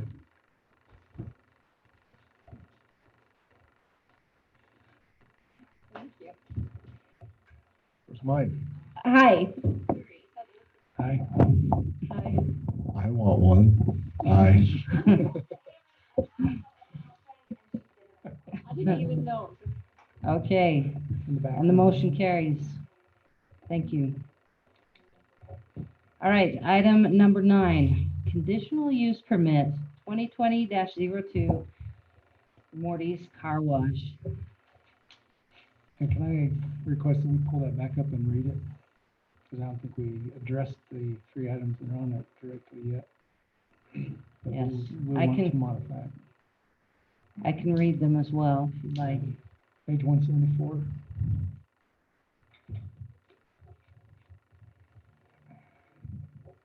Yeah, you can go ahead and read them. So what it was being considered here is automatic bays and vacuums are to be closed from 11 p.m. to 5 a.m. Self-serve bays may stay open. Number 2, there shall be allowed no more than 3 automatic bays and 4 self-serve bays. And number 3, there shall be a 6-month review before the planning commission. Oh, it says before the planning commission from the date of opening. Need to change some of that. Okay, so what are your proposals? Hours of operation to be closed from 10 p.m. to 6 a.m. Wayne, is that what you were saying? I accept that. Okay, But the self-serve bays stay open or closed? That was the discussion. And we wanted to put a decibel. It says they're open if we add sound and light guidelines. Should I take a crack at this? Please, yep. Condition 1, change the hours of operation from 10 p.m. or close from 10 p.m. to 6 a.m. 2 stays the same. 3, change the 6-month review to the city council with planning commission recommendation. 4, we put a performance specification on sound that between the quiet hours of 10 and 6, that the sound not be more than 5 decibels above the ambient sound, not to exceed 55. During the business hours of 6 a.m. to 10 p.m., 10 decibels above the ambient sound, not to exceed 70. Number 5, Say that last Yeah. part again.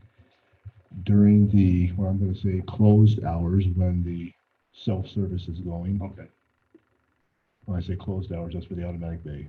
yes. Okay, so when the automatic bays are closed, but the self-serve's open, So quiet hours, basically. quiet hours, 5 decibels above ambient sound, not to exceed 55. Okay. At the property line. I forgot that, at the property line.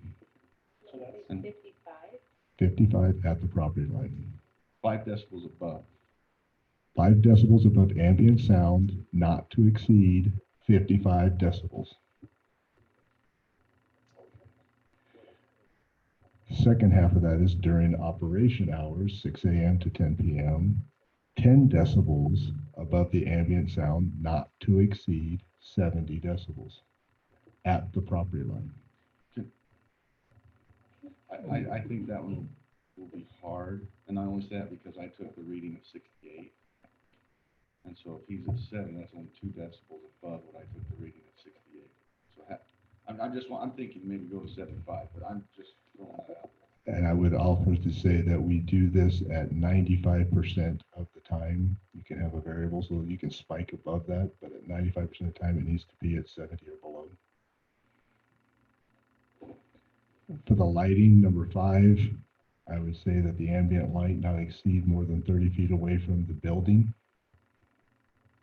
That's the building's light, and you can't control the headlights of anybody coming through. That's just the building lighting, 30 feet from the building. the building.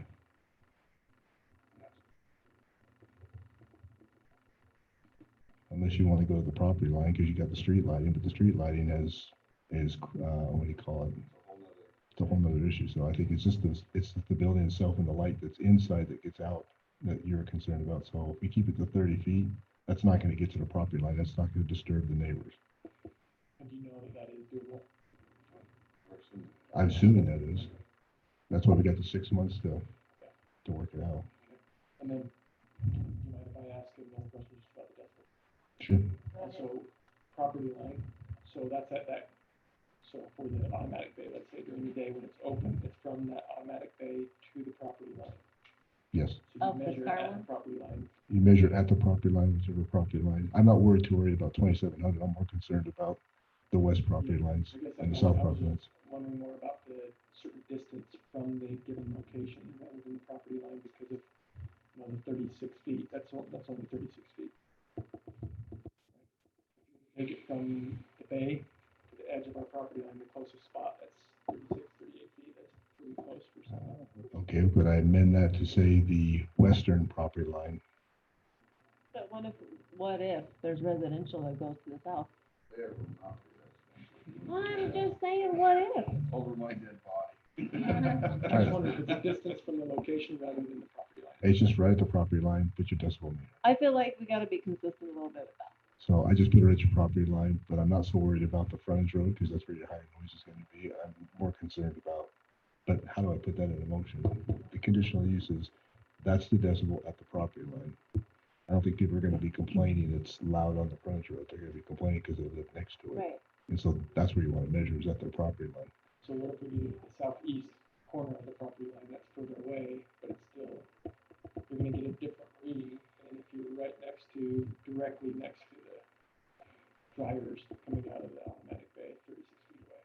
But So I'm just concerned that I wouldn't be able to meet that. we have to take in consideration the vacuums are outside as well. Well, that's, yeah, whatever he wants to do with the vacuums and where he wants to place them. I'm more concerned about the public who are gonna be receiving the light, the public who are gonna be receiving the sound. So I'm trying to understand what he's saying. Do we take an average of 3 spots along the property line? Do we take the southwest corner of the property line? I'm trying to be, Yeah. I'm trying to be consistent, you know, so it's a measuring point that's gonna have the greatest benefit and least impact, if you will, kind of balance. And so maybe it's the southwest corner of lot 1. I'm looking for suggestions here, but we can go back to the discussion on the conditions for permit. I'm just putting that in I'm there. sorry, I didn't mean to derail. No. I just wanna be able to meet it while Yeah. still meeting the guidelines, and I don't know if you would measure it at that single location.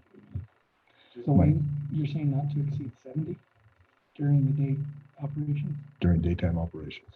Okay. Go back, so one study I saw said 40 feet from the blowers is going to be, again, it's not, I don't know if it's the exact blower, 79 decibels. So, I mean, if we said 100 feet, I mean, I don't know, that's the hardest thing, where do you put that? So, To me, I'm more about the neighbors. Let them figure out how they want to control that noise. If they want to put an enclosure on it, they want to locate them on the other side of the building. I'm more concerned about what the results are going to be with the car wash on the neighbors and the joint public. So if I'm putting safeguards in front of them, they can be, 79, but if on the other side of the building, it doesn't impact the people, they're 79. But that's what my intent is, but I lost my count. That was number 5. Number 6, at the south entrance, be maintained as an ingress and egress, not just an egress. We got the hours. Am I missing anything? Those are the ones I had on my list.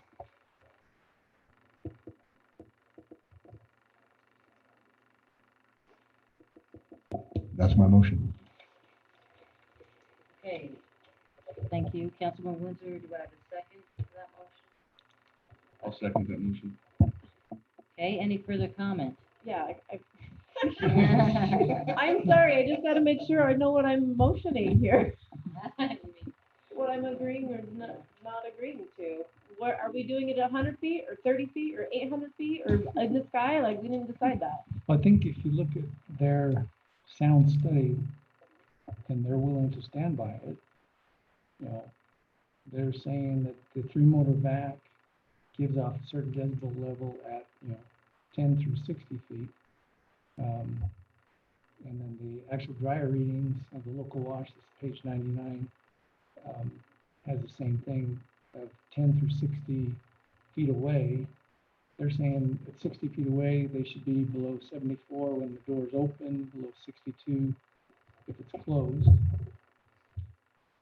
But the large dome 3-motor vac at 60 feet, it should be 57. The only problem they're gonna have is the 3 vacuums that are located on the west parking lot, Right. right next to the ball field. And they may have to do something about those or move those. But I think everything else is doable with what they've got set up. Yeah, if they've got a wall, there should just be. I'm not gonna put that in a condition. That's for them to decide how they wanna mitigate the sound. I think the sound protects the public. I'm just saying we could pull off their own study. decibel Yep. limits that they've identified.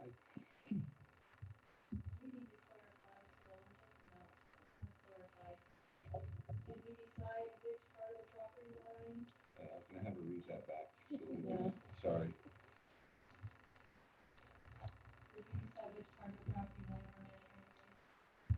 Wayne? If you're putting it on me, I would measure at the southwest corner, but I would take 3 measurements of the southwest corner and maybe 50 feet to the north and 50 feet to the east, measure 3 and take the average of the 3. Why don't you just do it each of those corner pieces? One right at the corner of 2700 in the southeast corner, one right in the middle there. Because you're going to be impacted by the highway noise, and that's going to dominate. Well, Except for if you according go to your 50 argument, if feet- the highway noise is already here and this is going, you're not gonna hear it. No, my argument is the highway noise is your ambient, but your ambient's going to be higher than 70 at certain point in times. He's going to contribute to that. So what's the ambient going to be further away? The highway noise is not going to have that impact on the west property line.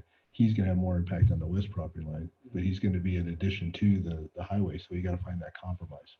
Right, I'm just thinking about that resident that these are like shooting straight toward their house on that corner of 2700 and 7800. Okay. So I'm open to suggestions. I just, if you want to say the east property line, I don't think that's reasonable. If you say the west property line, I don't think that's representative. I'm saying all 3. So you're Take an saying, average of 3 so you take a measurement off the south property line, west property line, in the middle and then the southwest And corner. the choke neck. Done. and average them.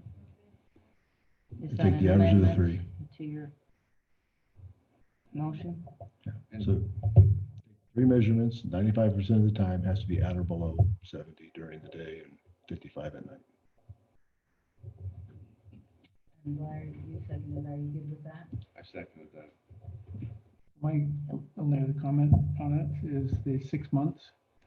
If we find that there's a significant number of complaints prior to 6 months, are we gonna make our citizens have to wait 6 months, or can we pull things sooner? Don't we have the right to open the CUP based on significant complaints anyway? Yes. Okay.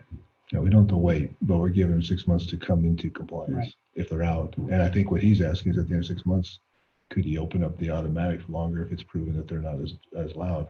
That's a discussion down the road. Okay. We have Clears my energy. There's mine. Okay. Lisa and Michelle, have you got that? We think we've got it. Do you want to read it back to us just to? No. I've spoken to the mic. Yes, you did. You really say no? Will you please, can you please, I know what the crap we're doing. Technically speaking. Okay, this is from my notes. I have hours of operation. Automatic bays and vacuums are to be closed from 10 p.m. to 6 a.m. Self-serve bays may stay open. Bays, there shall be allowed no more than 3 automatic bays and 4 self-serve bays. Review, there shall be a 6-month review before the city council from the date of opening with planning commission recommendation. 4, during closed hours, a decibel shall not be more than 5 over the ambient level not to exceed 55 decibels, measured on 3 property lines and 3. average must be 95% of the time. And during the daytime hours, not more than 10 over ambient level, not to exceed 70 decibels. The ambient light from the building is not to reach beyond 30 feet from the building, and the south entrance is to stay as both ingress and egress. So we need a distance on the decibel readings for the 3 That was the locations. corners, The light was 30 feet. Just a corner, the 3 corners and average. 3 corners of property line. Okay. So the only thing we didn't discuss, the lighting would be in the bays. We talked about exterior lighting 30 feet from the building. That was all lighting. All from the lighting, building. minus the parking lot. All building lighting, not All to, building lighting. yes, So do you want to change yes, all building lighting? Yes. Not parking lighting, yes. not to include, yeah.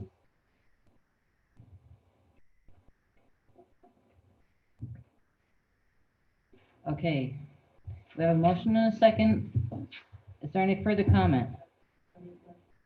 Just one more. Was this where we're supposed to identify the Lot 1 subdivision? We didn't call it that. Dave. in our motion? Say that again? This is the one where it should be lot one subdivision on the CUP, right, for the location? Do we need to call it a subdivision? On the, Right yes, now, it's just lot one Yes. South Weaver transition. yeah, we want that to say the exact same. So moved. Second. Okay. Then, if there is no further comment, I just have one comment. I appreciate everything and I appreciate all this, but I still am just going to say no based strictly on 24 hours. So, there you go. same. Okay. All right, we'll have a roll call vote, beginning with Councilman Windsor. Aye. Nay. Aye. No. Aye. Okay, and the motion carries, 3 yeses, 2 nos. All right. We're gonna take a 5-minute break because I need to take one. Thank you very much. You need anything else from me? No, I think we're done. Thank Thank you. you so much. Hey, I appreciate it. when you talk to your sound guys, you may need to come back and let staff know if you can or can't meet any of that stuff too. Yeah, and I was actually just pulling up the lighting as well, just to make sure that it fits within. I think it's gonna change your sconces outside. Yeah. So just a friendly reminder that we're still recording and live streaming this section of the break. Thank you for your. Thank you. Yeah, you're welcome. I'm good. I'm a runner, so I'm okay. I'm just doing it. You can count much?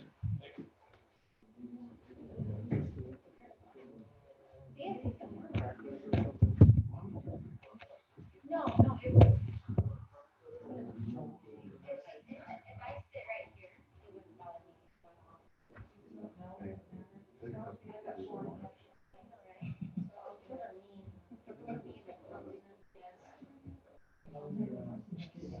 So can I ask, what do I need to do?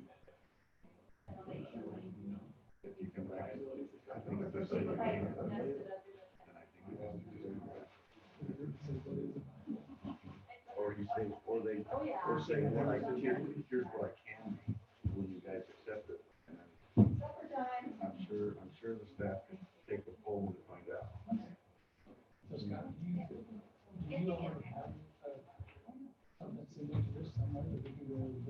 Yeah, so the Washington High Park, this design is based on this one. Well, it's like super slick, you can touch,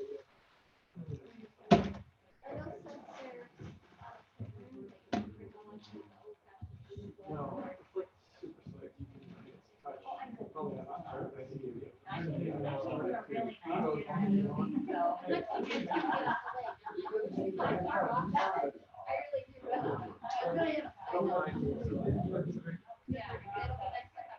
at the same time, still have a monthly pass. Thank you. Yeah, thank you guys. I appreciate it. Thank you. Have a good night.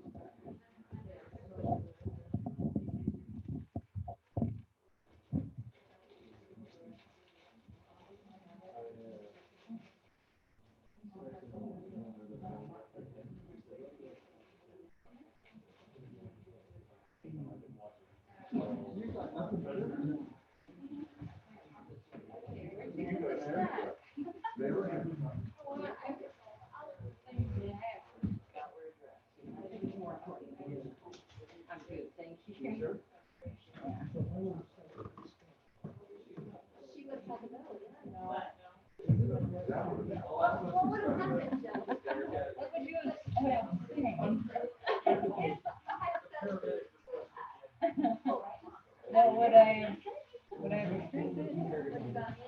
I would have done, yay.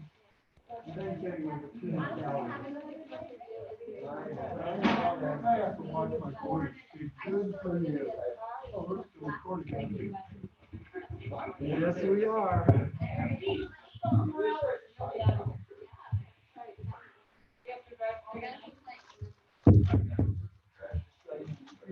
All right, here we go. Moving right along. Mayor, Yes. is it okay if we do the paramedic discussion next? Oh, my Eric's been goodness. waiting. Oh, is that why you're still here? I forgot you had another item on the agenda. I thought you were Yes. just wanting to see what was gonna happen. Yeah, I was just thought wondering you what were were doing. so involved in our conversation. Mayor, I am Okay. just fine if we move the paramedic discussion. Yes, is the council okay with moving paramedic to Yes. next item? Okay. Where is that?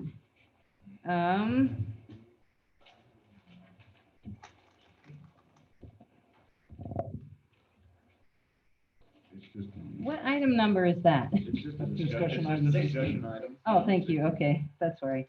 Okay, I'll turn the time over to whoever wants to explain that, Dave. So this is an item that the Public Safety Committee has been dealing with for quite a while. And long story short, the point of tonight is to just give a heads up to the council, a heads up to the community that the county, meaning collection of cities in the county, as well as county commission representative, the county clerk auditor, as well as the sheriff, have had meetings talking about a possibility. The possibility is a what if the county, the Davis County Sheriff's Office, no longer provides paramedic service. And the city managers have been involved in meetings, and the fire chiefs have been involved in meetings and discussing that possibility, that scenario. So walk with me, if you will, mentally down a path of what if the Davis County Sheriff's Office no longer provides paramedic service. I think it's important to note that there is a difference between ambulance service, basic life support, BLS, and advanced life support and paramedic service. There are different national standards based on response times for those two different levels of service. Currently, we have an ambulance service that provides basic level of service, BLS. The paramedic is that advanced level, and that is provided by the county for us. They hold our state paramedic license. So if the county were to walk away from that, then the city would be left with the responsibility to take care of our paramedic service. And as we've been able to identify as staff, as a public safety committee, and even county-wide, the conversation has been there's essentially three different options for each community in that scenario. But they all have the same principle of the city would be responsible for taking care of that paramedic service. How you do that then has three different options. You either provide it yourself with your own fire department, or you contract with a neighbor, or you join hands with a neighbor or neighbors and form a district. Well, we've taken looks as a public safety committee at those three options. And the long and short of it are options 2 and 3, to contract or to become a district, aren't really options on the table much. And so we're kind of left with the option of providing our own paramedic service. What that means has a whole lot of details and a whole lot of moving parts, much of which is undecided at this point because it is a county-wide conversation about, this what if, this possibility. However, it's gotten to the point where I think there's some serious consideration of that potentially happening. If that were to happen, it would come forward in the form of an interlocal agreement that would identify a target date and say, as of this date, the county is no longer providing paramedic service, and so you would have to provide it. It also, I hope, has a number of different questions in your mind as far as financial implications. The numbers are yet to be determined on what that would look like. However, there's talk of the county stepping away from a portion of their property tax rate, which there's a long history of this, but a portion of our property taxes that is paid to the county is specifically designated to go to paramedic service. And the county has expressed a willingness to step away from that. If they were to step away from that, then there would be the possibility of the city stepping into that and potentially having a net zero on a tax effect to the community. But that money that has already been being paid for paramedic service would still be paid for paramedic service. It would just be coming to the city instead of the county. There'd be a number of mechanics that we'd have to go through, a number of steps to make that happen. Obviously, there's a possibility that it would cost us more than what is currently being paid and generated in that property tax. And so there would probably be a conversation about, is there a delta that would need to be made up? And so maybe it's not a net zero, but again, those are all possibilities. And we wanted the council to know that that is being discussed, to know that it's not a rumor, that there actually have been meetings, things taking place on a county-wide level. And it's getting to the point where we wanted you to know that that was happening. I know that it's been part of weekly updates and things like that, but a chance if there's questions or things to Derek from a logistics standpoint, to me, as far as the conversations we've had, I do think it's important to note that Farmington City has been the city that has really organized this conversation and spearheaded this. Their city manager has been the one calling the meetings and scheduling and I wouldn't say dictating everything, but just being the organizer and making sure that the county is all kind of working together. In our last meeting, there was, I would say, of all the cities in the county, there's really only one that expressed sincere concern about moving in a direction where the county was not providing paramedic service. It's important to note that there are only 2 counties in the nation, in the United States of America, that have this joint law enforcement paramedic model. It's not necessarily a best practice. And so that's part of the dialogue of how do we get Davis County as a whole into that. There's already plenty of fire districts in the county. Layton City provides their own paramedic service. There's a South Davis Metro Fire District that provides paramedic service. So there's already been some entities that have moved away from the county providing it. And in some ways that was just a precursor to eventually having this conversation. But it is happening at the county level as far as a conversation. It's not set in stone. Nothing is determined at this point, but the conversation is taking place and it's looking more and more likely, I would say. You know, the conversation is also happening within the next 2 to 3 years is what brings it to the forefront. Why we want to have this conversation. This is more, it's going to happen. It's going to happen near term. It's not something that's going to be long term. And 2, we are in a good position. Our current staff are EMT ready and are certified in some aspects. We just don't hold the license to be able to practice the advanced training. But once we get that, we won't have to have a lot of training and startup. We could be able to move right into that. It's more of a, we have several paramedics on staff. And one of the other things to that point, Wayne, is, go ahead. You come. I thought you were asking. No, you can, but one of the things that struck home with me the most that benefits our citizens once this happens, our response time, obviously, because of where we're at, is very fast. And if a paramedic's here in town from the sheriff's station, it's quick. But if they're not, we a lot of times have paramedics on site, like Derek, but we don't hold a paramedic license and he can't perform life-saving things because the city does not hold a paramedic license. And so there's some benefits, but there's also some drawbacks, and we really wanted everyone to start being aware of all the ups and downs of it, because it's something we're going to face. It's not, if, it's when. Yeah, rather than have to react to it in the moment, Yeah. we'd rather give you a perspective as to what's coming, what it means, and then have some dialogue before it gets there so that we make the best decisions for the citizens. There seems to be true momentum to move that direction, which at first it was just kind of possibility, but now it does seem to be trending that way, especially this last meeting where it felt like there was not a consensus, but a super majority of the communities that said we'd be okay with the county stepping out of that. And in some ways, now is the opportunity with leadership at the county that's willing to have this conversation. Even having the conversation, I know, has affected the sheriff's department, the sheriff's office, in morale and various things, to think that they may be stepping away from a service that they provide. But there's leadership there that's willing to have the conversation, and momentum seems to be trending that direction. So we want to be prepared.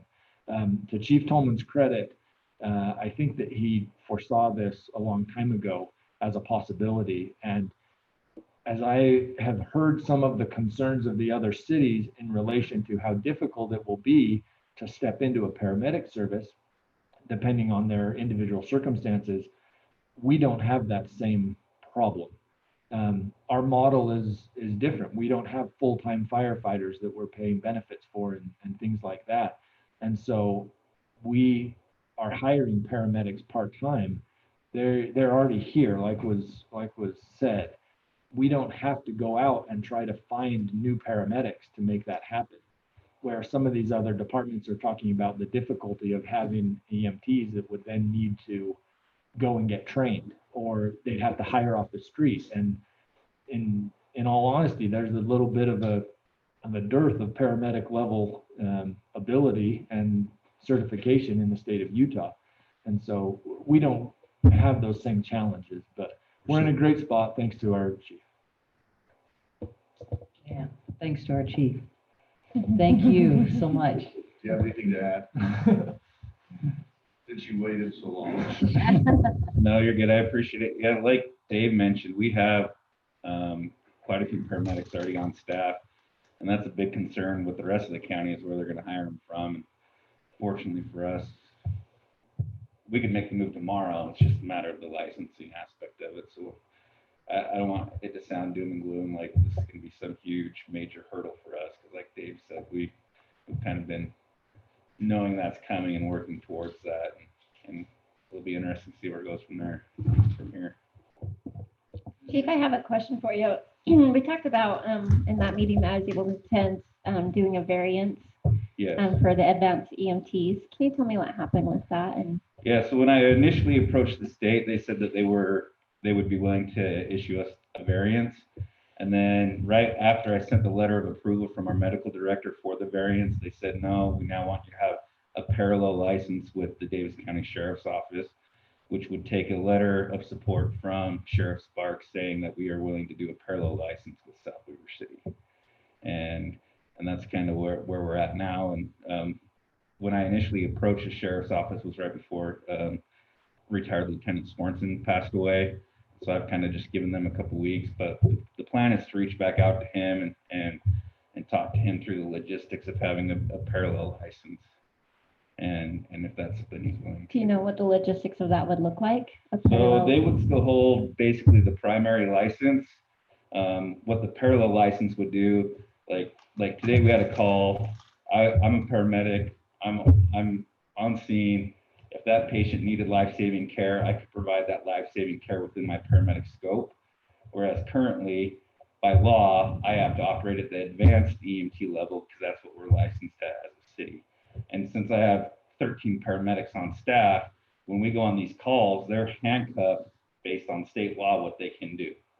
And the reason why I push for the variance and I'm going to push for the parallel license is so when we're in those situations, we can perform up to the level of our training. And in a lot of ways, it's unfair that in Salt Lake, I can operate at this level. And then when I'm here, I have to remember, okay, dial it back. And it'd be nice for our guys to not have to worry about that. So if we were able to do a parallel license, how would that be different than the actual holding a license ourselves, other than so Davis, they would be on standby in case you didn't have. Right. Well, no, they would still respond. They would still respond. So they're still going to respond because they hold the primary license. Okay. Well, this. But you could give the immediate care. Right. That you wouldn't be able we to can otherwise. start that care. Today, for example, the deputy in town was here really quick, but you need that second deputy, and we were already loaded, rolling out the door to the hospital by the time the second deputy even got to the scene. And that's typically how we deal, or that's typically what happens. And that's if we're lucky enough that there's one in town. But there's going to be situations where our guys are just going to load the person in the ambulance and just go and not wait, because it's better to get them to the hospital than wait. And so that's where the parallel license gives us some leniency. They still hold that primary license in the sense that ultimately medical control runs through them. And that would be the main logistical point we would have to figure out, is we both have different medical directors. Other than that, it's get your personnel here. As far as answering your question about, why does it matter? If we held our own license and they stepped away from their license, that's one or two people that aren't coming that would be coming otherwise. So that turns into more of a manpower issue, is making sure we have enough people on scene to provide appropriate care, because you still need someone to drive the ambulance, and sometimes you need two people in the back, and you can't have two people in the back and nobody to drive the ambulance. So that's why they would still respond as well. So does that clarify that? Yeah, so, Okay. so to summarize, just to make sure I'm understanding this okay. If we do the parallel license, you guys are able to do those not advanced EMT, but those life-saving Yeah, the paramedic procedures that you skills. can't do right now. Correct. Because you don't hold a license. But they would still arrive on scene. If we hold our own license, we would need to have a third Right. person available. So 3 people on the clock at all times, at least, of advanced Right. EMTs. Yeah, eventually looking down the road, if they step away, we have to find a way to fill that void. So whether that's negotiating with Layton or Weaver Fire District, or just going 3-handed staffing, we have to, that's the crux of this whole thing. It'd be easy tomorrow to go say, hey, we want the paramedic license, but it would be irresponsible to apply for our own paramedic license with 2-handed staffing. Okay, so as far as cost to us, we're gonna be looking at that third staffing. But we will be saving on the cost that we're currently paying to Davis County and a possible tax levy. Right. Currently, South Weaver citizens, a lot of them don't realize that they're paying for paramedic service already. That money's going to the sheriff's office. Mm-hmm. And then since we're out here kind of on our own little island, we're hoping that they have units available to come. And for some perspective, already this year, we've had to call for outside agency paramedics 4 times.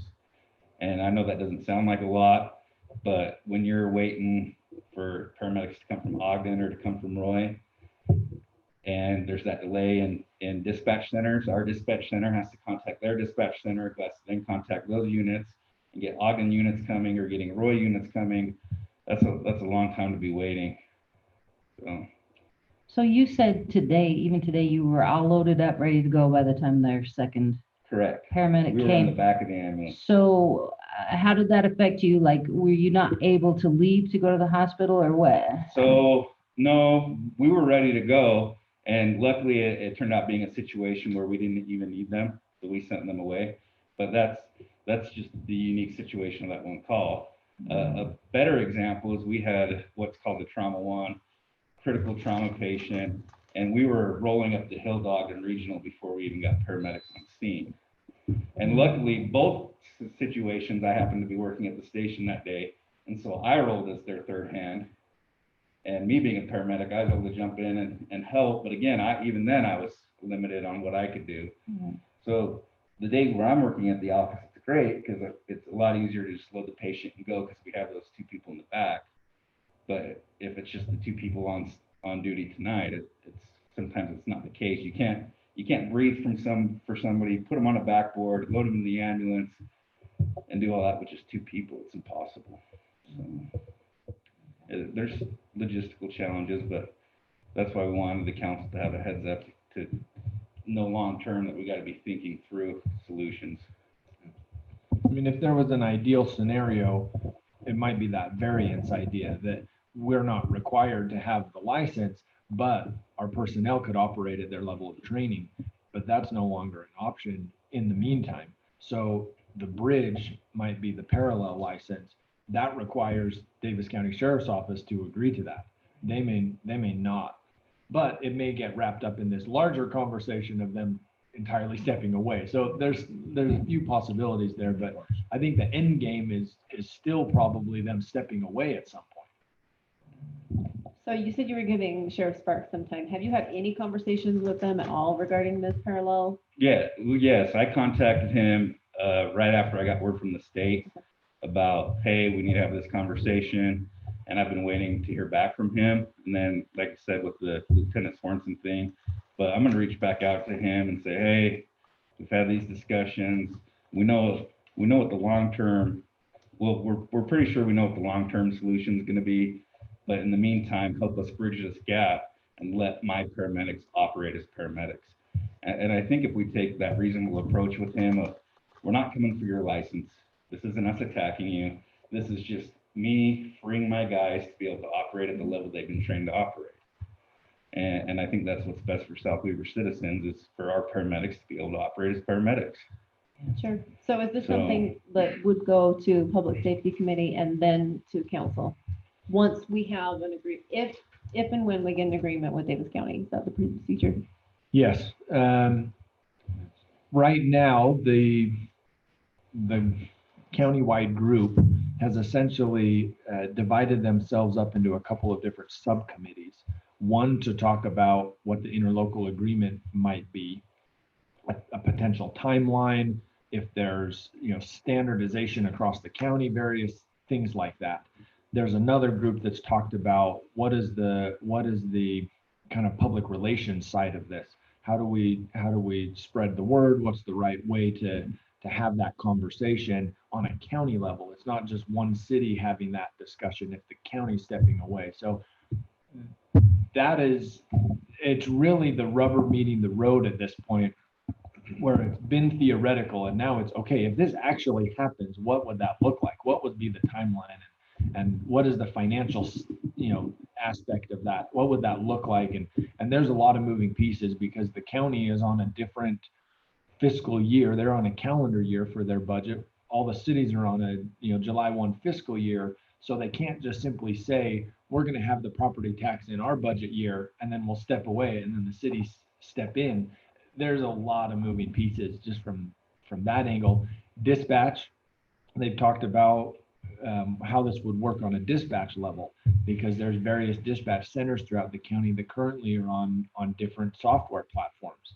And so they're talking on a dispatch level of how to make sure that as a county-wide system, even though there's different cities, that it's quote unquote borderless, that there still would be this shared effort as far as paramedic response. And again, there's a lot of moving pieces, but they're really starting to talk through, okay, if this really happens, what does that need to look like? And it would come forward in the form of an interlocal agreement that would establish the timeline. And I think the Public Safety Committee would need to look at that first and then provide recommendation or thoughts to the whole council. Thank you. Thank you, Chief. Appreciate it. Thanks, Roy. Appreciate you hanging out here. All right. I know you can't have a public hearing before 6 p.m., but is there a late time that you can't have it after a certain time? Hopefully not. All right, we'll move to item 10, which is a public hearing for the budget 2020-2021 amendment. And Dave's got a nice little PowerPoint for this to explain. So this was just a desire to explain what the amendments are. These are related to the CARES Act. So the decisions made to use CARES Act money now needs to show up in the budget. So there's 4 different line items essentially that are affected, and there's 2 purchases pretty much. So the first purchase is the audio-visual upgrades for the council chambers. The second is the creation of, on the slide it says customer assistance program. The utility assistance program is a word we used before in terms of using the CARES Act money. So let's take the audio-visual first. We currently budgeted $35,000. The Public Relations Committee has looked at that purchase. It comes later on the agenda, but there's options that would push that above the 35,000. So we're recognizing a $40,000 purchase. The revenue would come in from the federal grants CARES Act, $40,000, but we would need to up the expense by $5,000, not the full 40, because we already budgeted 35. Then the customer assistance program, we didn't budget that at all, so it would show up as the 30,000 for the revenue and for the expense. Okay. Any comments or questions on this? Then do I have a motion to open our public hearing? So moved. Second. Okay. All in favor, say aye. Aye. Any opposed? Okay, we're now open for our public hearing for the budget 2020-2021 amendment. Come on, you two. Okay, hearing none. Do I have a motion to close the public hearing? So moved. Aye. Second. And second, all in favor, say aye. Aye. Any opposed? Okay, then we'll move to resolution 2020-30, budget 2020-2021 amendment. Do I have a motion to approve?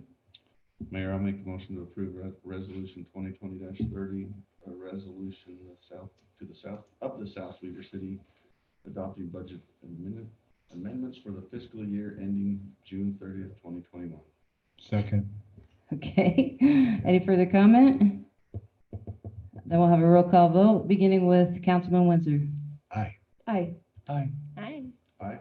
The motion carries. Thank you. All right. Item number 13 is, wait, is that what we're on? Yep. Okay. The council chambers audiovisual upgrade purchase.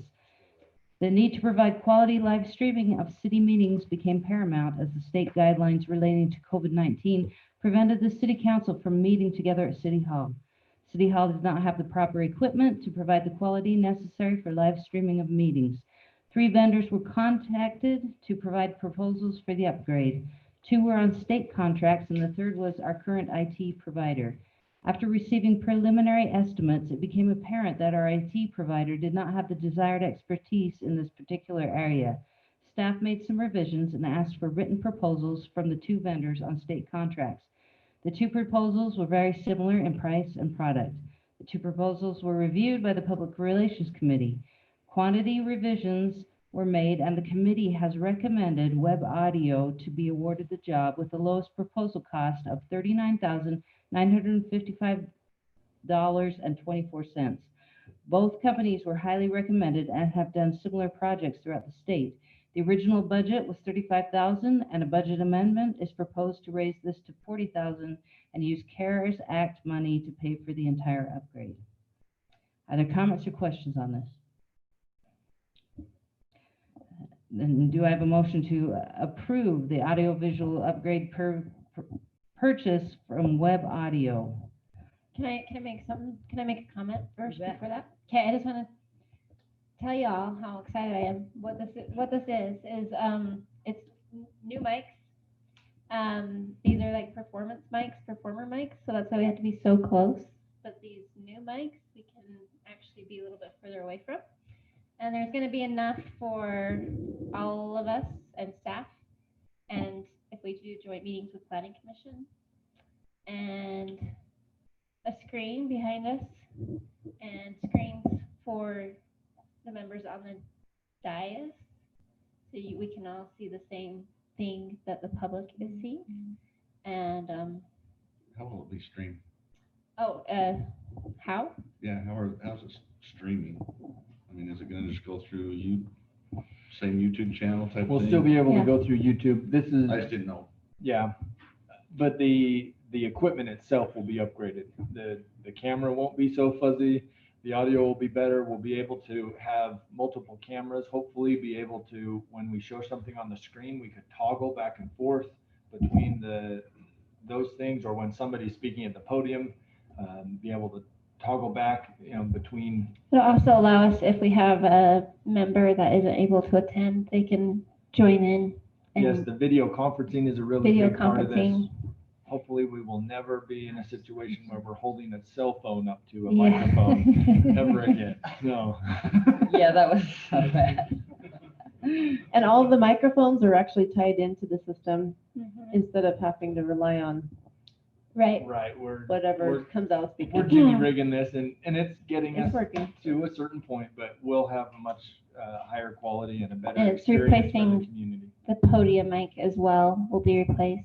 Speakers will be inserted into the ceiling instead of Yes. jutting out. And we did suggest to order 4 additional mics. You get a microphone. You get a microphone. You get a microphone. I think that deserves a mic drop. Good. So this probably take 4 to 6 weeks is what they told us, when we met. But just anybody have any comments on anything that they would like to see or anything? It may well be that this new sound system is worth more than this building itself. Yeah. All right. Any other comments? I just had one question on the comparison. There was an original bid and a revised bid. What was the reason for the revised bid? And then one of them was offering a 75-inch flat panel and the other one didn't. So was that not needed? So the revision was, Angie, you wanted to answer. No, that. go ahead. You look like you're ready to. I was so excited. His mouth is full. We discussed getting the additional microphones and the screens, just to have the spares if needed or whatnot. And then it will have a new screen with it. Okay, so we just added more. Okay, thank you. Just to make sure we had sufficient for if we do Fine joint tuning, meetings, right. yeah, making everybody have their own. Thank you. All right. My question still holds. Do we have a motion? I'll make a motion to approve audiovisual upgrade purchase for council chambers Two. with Web. Web audio web audio Four. for, sorry, for $39,955.24. Second. okay, thank you. Any further comment? We'll have a roll call vote, beginning with Councilman Halverson. Aye. Aye. Aye. Aye. All right, motion carries. Thank you. Item number 14 is ordinance 2020-03, City Code Title IV, Public Health and Safety. The state legislature passed House Bill 202, which limits the council's authority regarding certain code violations. Violations pertaining to an individual's pet, defined as a cat or dog, or an individual's use of residence cannot be classified greater than an infraction. Municipalities may also not issue more than 1 citation within a 14-day time period. To be in line with state code, the city code needs to be amended. State law also does not allow code officers to issue citations, so the appropriate wording would be notices. Council discussed the proposed changes on June 30th and requested its return to the agenda as an action item. Are there any comments or questions on this? Then do I have a motion? I'm sorry. I'm trying to be as fast as I can. I have a question. If it says that if there is more than 2 violation or citations, notices, whatever, then within 5 days. Okay, in the event that the person complies with the notice, the person shall notify the code enforcement officer of their compliance within 5 days of receiving the notice.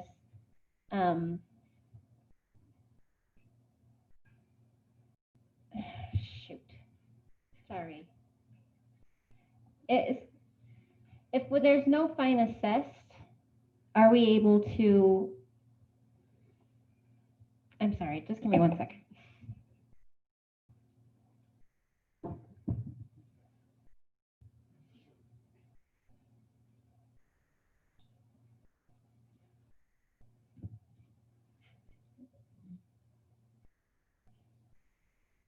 Shoot. I'm sorry, guys. I can't remember what, there was, so many citations within a 12-month period, but what if no fine is assessed? Like, what if the prosecutor chooses not to assess a fine? There's nothing to be done? And we have a prosecutor that typically doesn't choose to assess the fine. Am I understanding that correctly? Lisa might. It's more the judge that is more likely to allow them time to fix it more than the prosecutor. If it gets to the point where the prosecutor agrees that he wants to prosecute, it'll go forward. But then when it comes to the sentencing of the judge, he generally gives them like 30 days. To come into compliance. And that's just, I mean, it's up to him. So we could technically go and have so many enforcing issues on the same nuisance over and over again, but if a fine isn't actually assessed, then after those three, it's only if those fines are assessed 3 times that there's anything more we can do with it. Am I understanding that correctly? No, it doesn't have to do with the fines.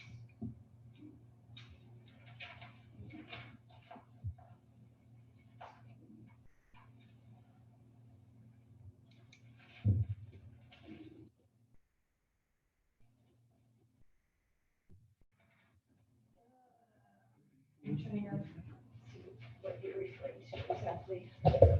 I think you're saying that within the year, is that what you mean? Mm-hmm.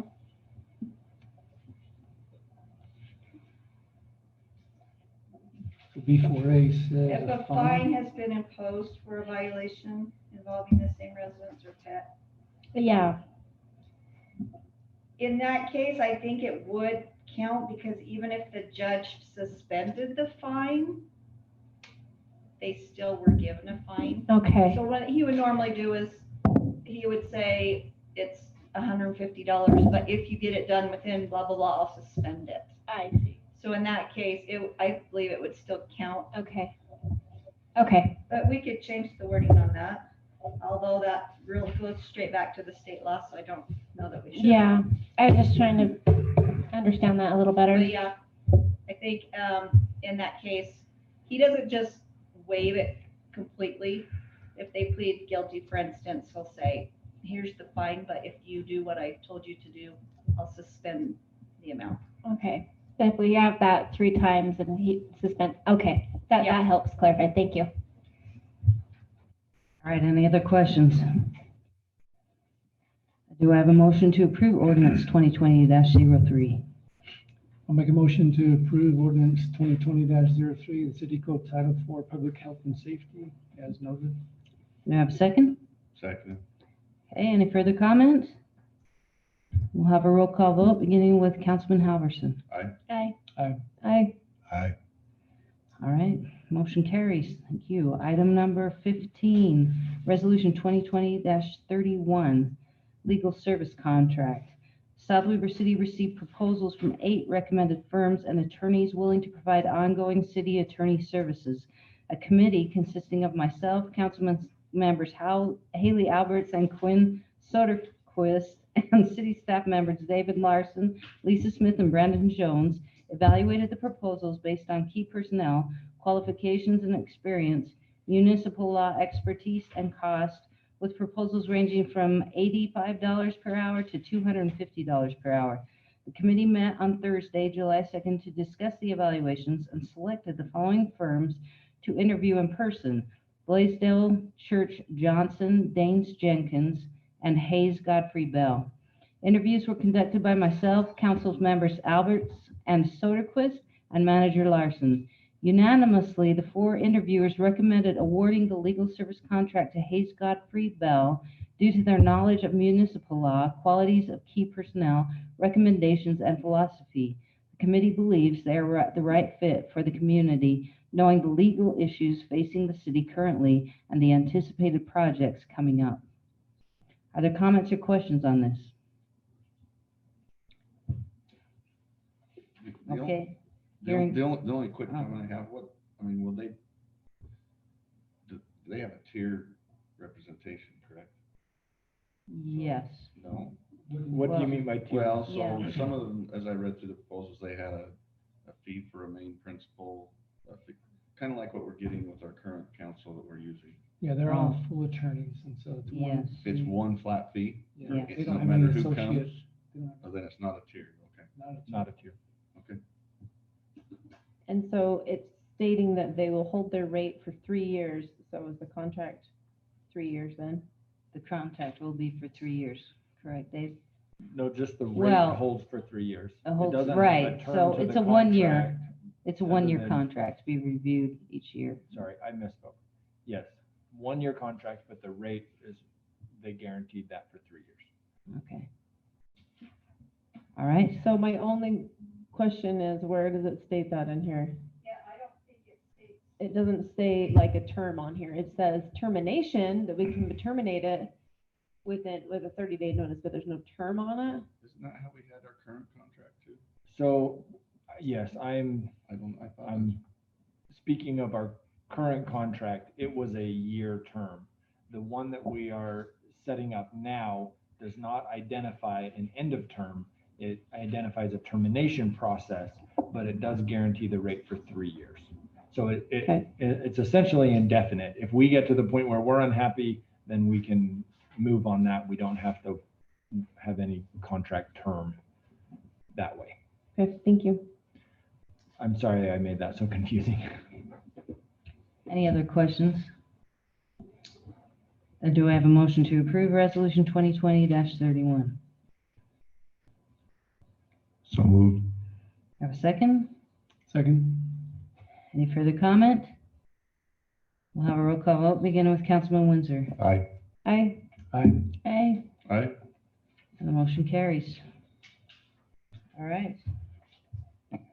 We did our discussion item, so we're to reports. Is there any new business?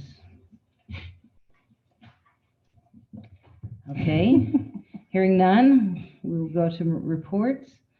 I just have a couple things. Lieutenant Kenneth Cage Allen, an Air Force pilot from Perry, Utah, was killed in a training accident last month in England.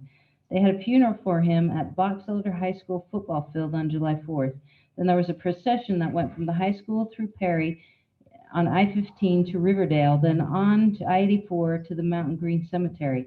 Our fire department went to the overpass on I-84 at 475 East with the fire and ladder trucks and flags to show support at the time of the procession. I hope you all have been able to see those photographs because they had some cool ones. According to Captain Ronnie Ketz, the experience was very moving. So I'm grateful to them for doing that and giving that service. Ms. Payton from Hill Air Force Base and I went to visit 8 different residents in South Weaver City that had old water wells on their properties. There is a concern that these wells could contain some contaminants found in Teflon and fire retardant foam. The concern is if residents are drinking from these wells or watering gardens or crops with them. In all 8 cases, the wells were no longer in use and or had been capped. And that's all I have to report. So we will move to Councilman Windsor. Oh, I get to start. Mm-hmm. All right. All right. July 7th, we had our first town hall meeting. I thought it went very well. Haven't heard much from the public, but we appreciate having that opportunity. Next on the list, we set the bar kind of high, so we have to live up to that. July 9th, sorry, it's been a while, but we met with the Mosquito Abatement District. We met. There are no reported, as of July 9th, West Nile viruses in Utah, although the CDC has reported 5 states with active human cases, about 11 of them. California has 16 counties that have activity with West Nile virus. Oh, and this was used virus, that's a 4-letter word. Yeah, that other guy out there, the mosquito spread. Arizona's got some active cases. New Mexico's got some active cases. We had a very busy month of June. They had 2,147 acres of larvicide sprayed, 25,000 plus acres for adults were sprayed, and they've done over 1,166 lineal miles of curb and gutter since June. That includes the catch basins. They're on their 3rd trip around the county. Hopefully get the 3rd trip through all the cities by the end of this year. They've had 257 spray requests for June only. So Haley, the dorsalis that attacked your your legs the other day. Yeah, those mean critters that like to eat. Yeah. They're out spraying for those. Syracuse and West Kaysville have the highest spray request right now at 42 and 41 each. But there's been like special 57 requests for home events. So even though COVID's on, people are still having their home, whatever activities. So they're getting some special requests. That's another way you can combat those guys. Tarsalis, that nasty guy, they're much greater in population this year, much greater over the 5-year average. The Dorsalis, which is greater than average, they're the ones that bite you the most. So Tarsalis, Dorsalis, anyway, that's your mosquito education for the day. Science.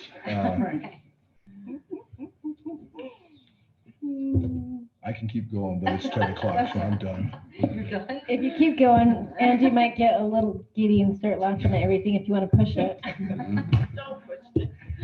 All right. Thank you, Councilman Windsor. Councilwoman Petty. See, there we go. I just wanted to report about the wetlands restoration update, which came in under budget. Can we have Dave or Brandon give us just a brief update on the wetlands project? Yes, that's pretty. Brandon was really excited to give it. You'll see it in his eyes. Sure. So the contractors finished their work.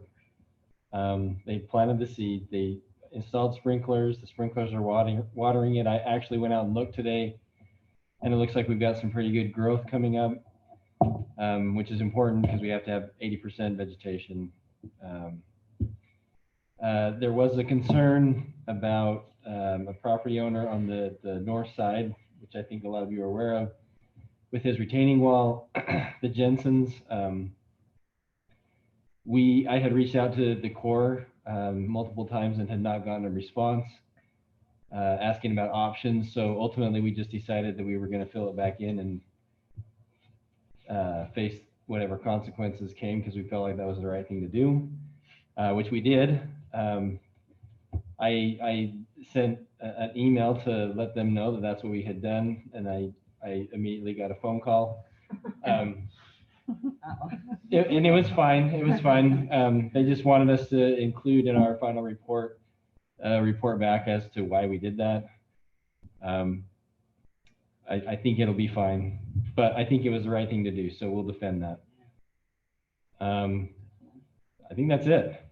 Perfect, thank you. I have nothing further to report. Angie, do you have an update on the dog park? Yeah, Angie, you should be on top. I told Haley I would ask the mayor. So I drive past it every day, and it always looks the same. I was told end of June. Brandon was told the end of July. It's not looking like They it. started grading it, I noticed. Well, it has topsoil too. Does it have sprinklers in and all that? So can you reach out to them and find out what their timeline is? Sure. Okay. Yes. Dog ears. Thank you. Dog ears. All right. Councilman Soderquist is late.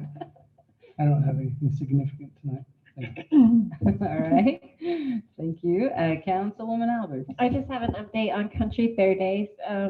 They would like the council to participate in a parade. They're planning to do 2 parades, possibly 3 if they can get enough participants, but definitely 2. One will start on the east side and one will be on the west. This will be an emergency. First responder. Thank you. Parade. So they're also collecting canned food for the food bank. So they're asking the council members to help gather that. And they were hoping that we could have the city send out an email with the parade route as soon as they have it finalized, and then also in the newsletter to help boost communication. And then they just said that they just need to let the public know that they can sign up for all the events that they have going. So when they say emergency EMS parade, the only people in the parade will be invited to the parade to participate. Is that what I'm to understand? No, I think I don't know what you're asking. Residents can come and Well, watch. what does the No, EMS parade mean? Actually, to be in the parade, Oh. like be a Yes, participant to be a in the parade. participant in the parade, you have to be invited Yeah, to be. in the and parade. they're branching out from just our city. They're trying to get other entities, other cities involved. But and then- businesses cannot request to be in it. No, and there is no throwing candy either. Wayne wanted me to check on that. Water What about water balloons? I don't agree. I don't agree. I won't throw it, I'll place it. We can distribute that. Yeah, it's no different going to a grocery store. If I got gloves on, it's in a prepackaged bag, I throw it on the grass. That's what the kids love, and I think that's It part of is the what reason the why we're kids doing love. it. They might kick Wayne and I out. That's okay. If they want to fire me, all right, but I'll make a few kids happy. I haven't heard about water balloons. I can't imagine that those would be a problem unless you use the Oh, those are definitely a the problem. well, Those are no. unless you use the well water that you were just talking about. I think it should be fine. I draw my line. That's on August 8th. Yeah, so that's on August 8th. At Did they want us to, like, ride a wagon in the parade and pick up? I think we food, need or- to figure out our transportation. We already have that. Well, I think, I'd heard, but coming from Wayne, I don't know where you heard, they can divide the council up possibly. I think they're gonna have to if we have two different parades. If they're simultaneous. Are they simultaneous? Do you have two trailers, Blair? Can you drive both trailers? I know a brand new Keep asking her truck. questions, she'll keep coughing. I need my inhaler. We have a brand new truck.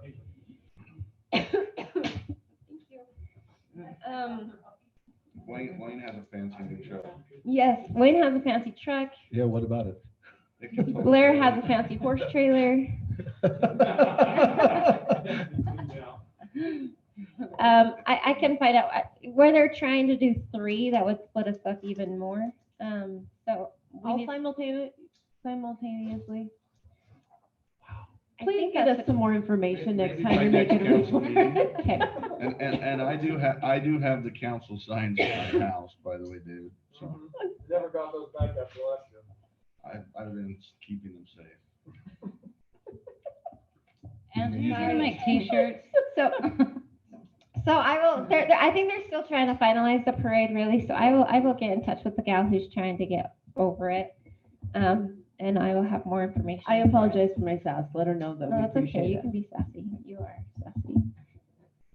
All right. That's So all. officially, we can't hand out candy, but unofficially, no one's gonna throw me to jail if I do.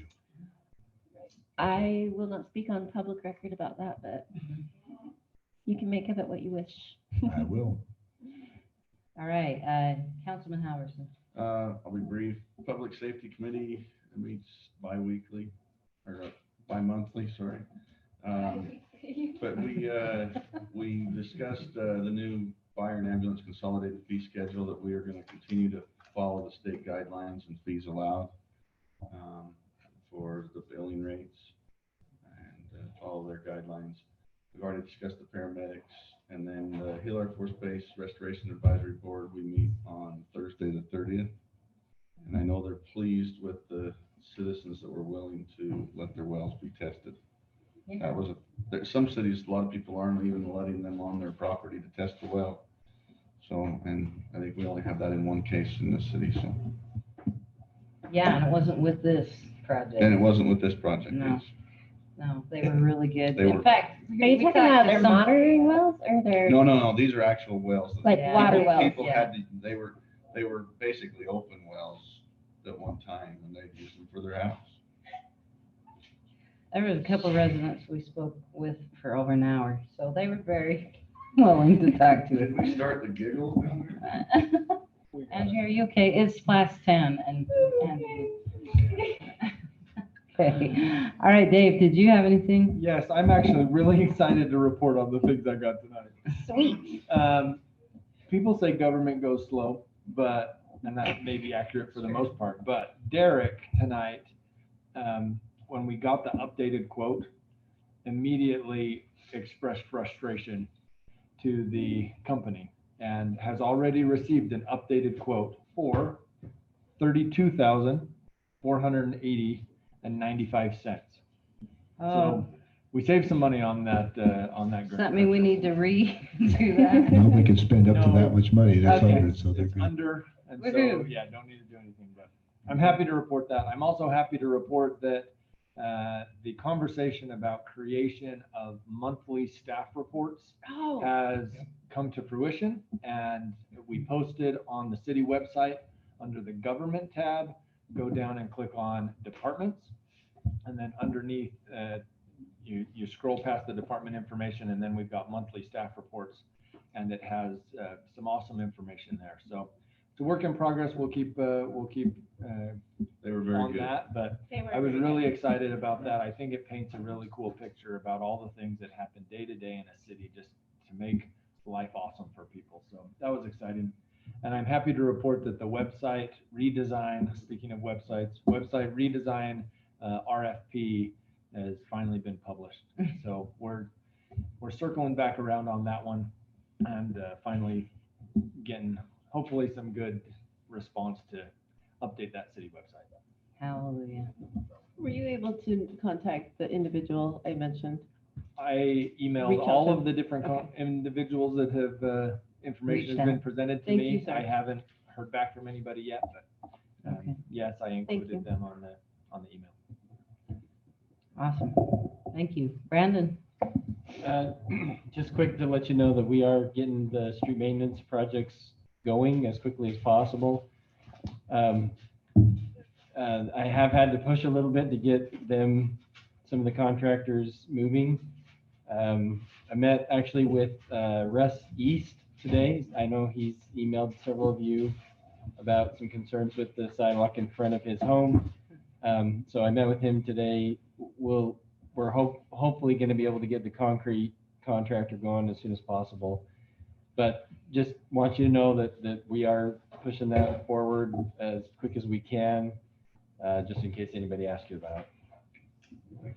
Great, thank you. Lisa, did you have anything? No. Michelle? Okay, then I will entertain a motion to adjourn. Merit, make a motion to adjourn. Second. All in favor? All Aye. right, any opposed? And the meeting is adjourned.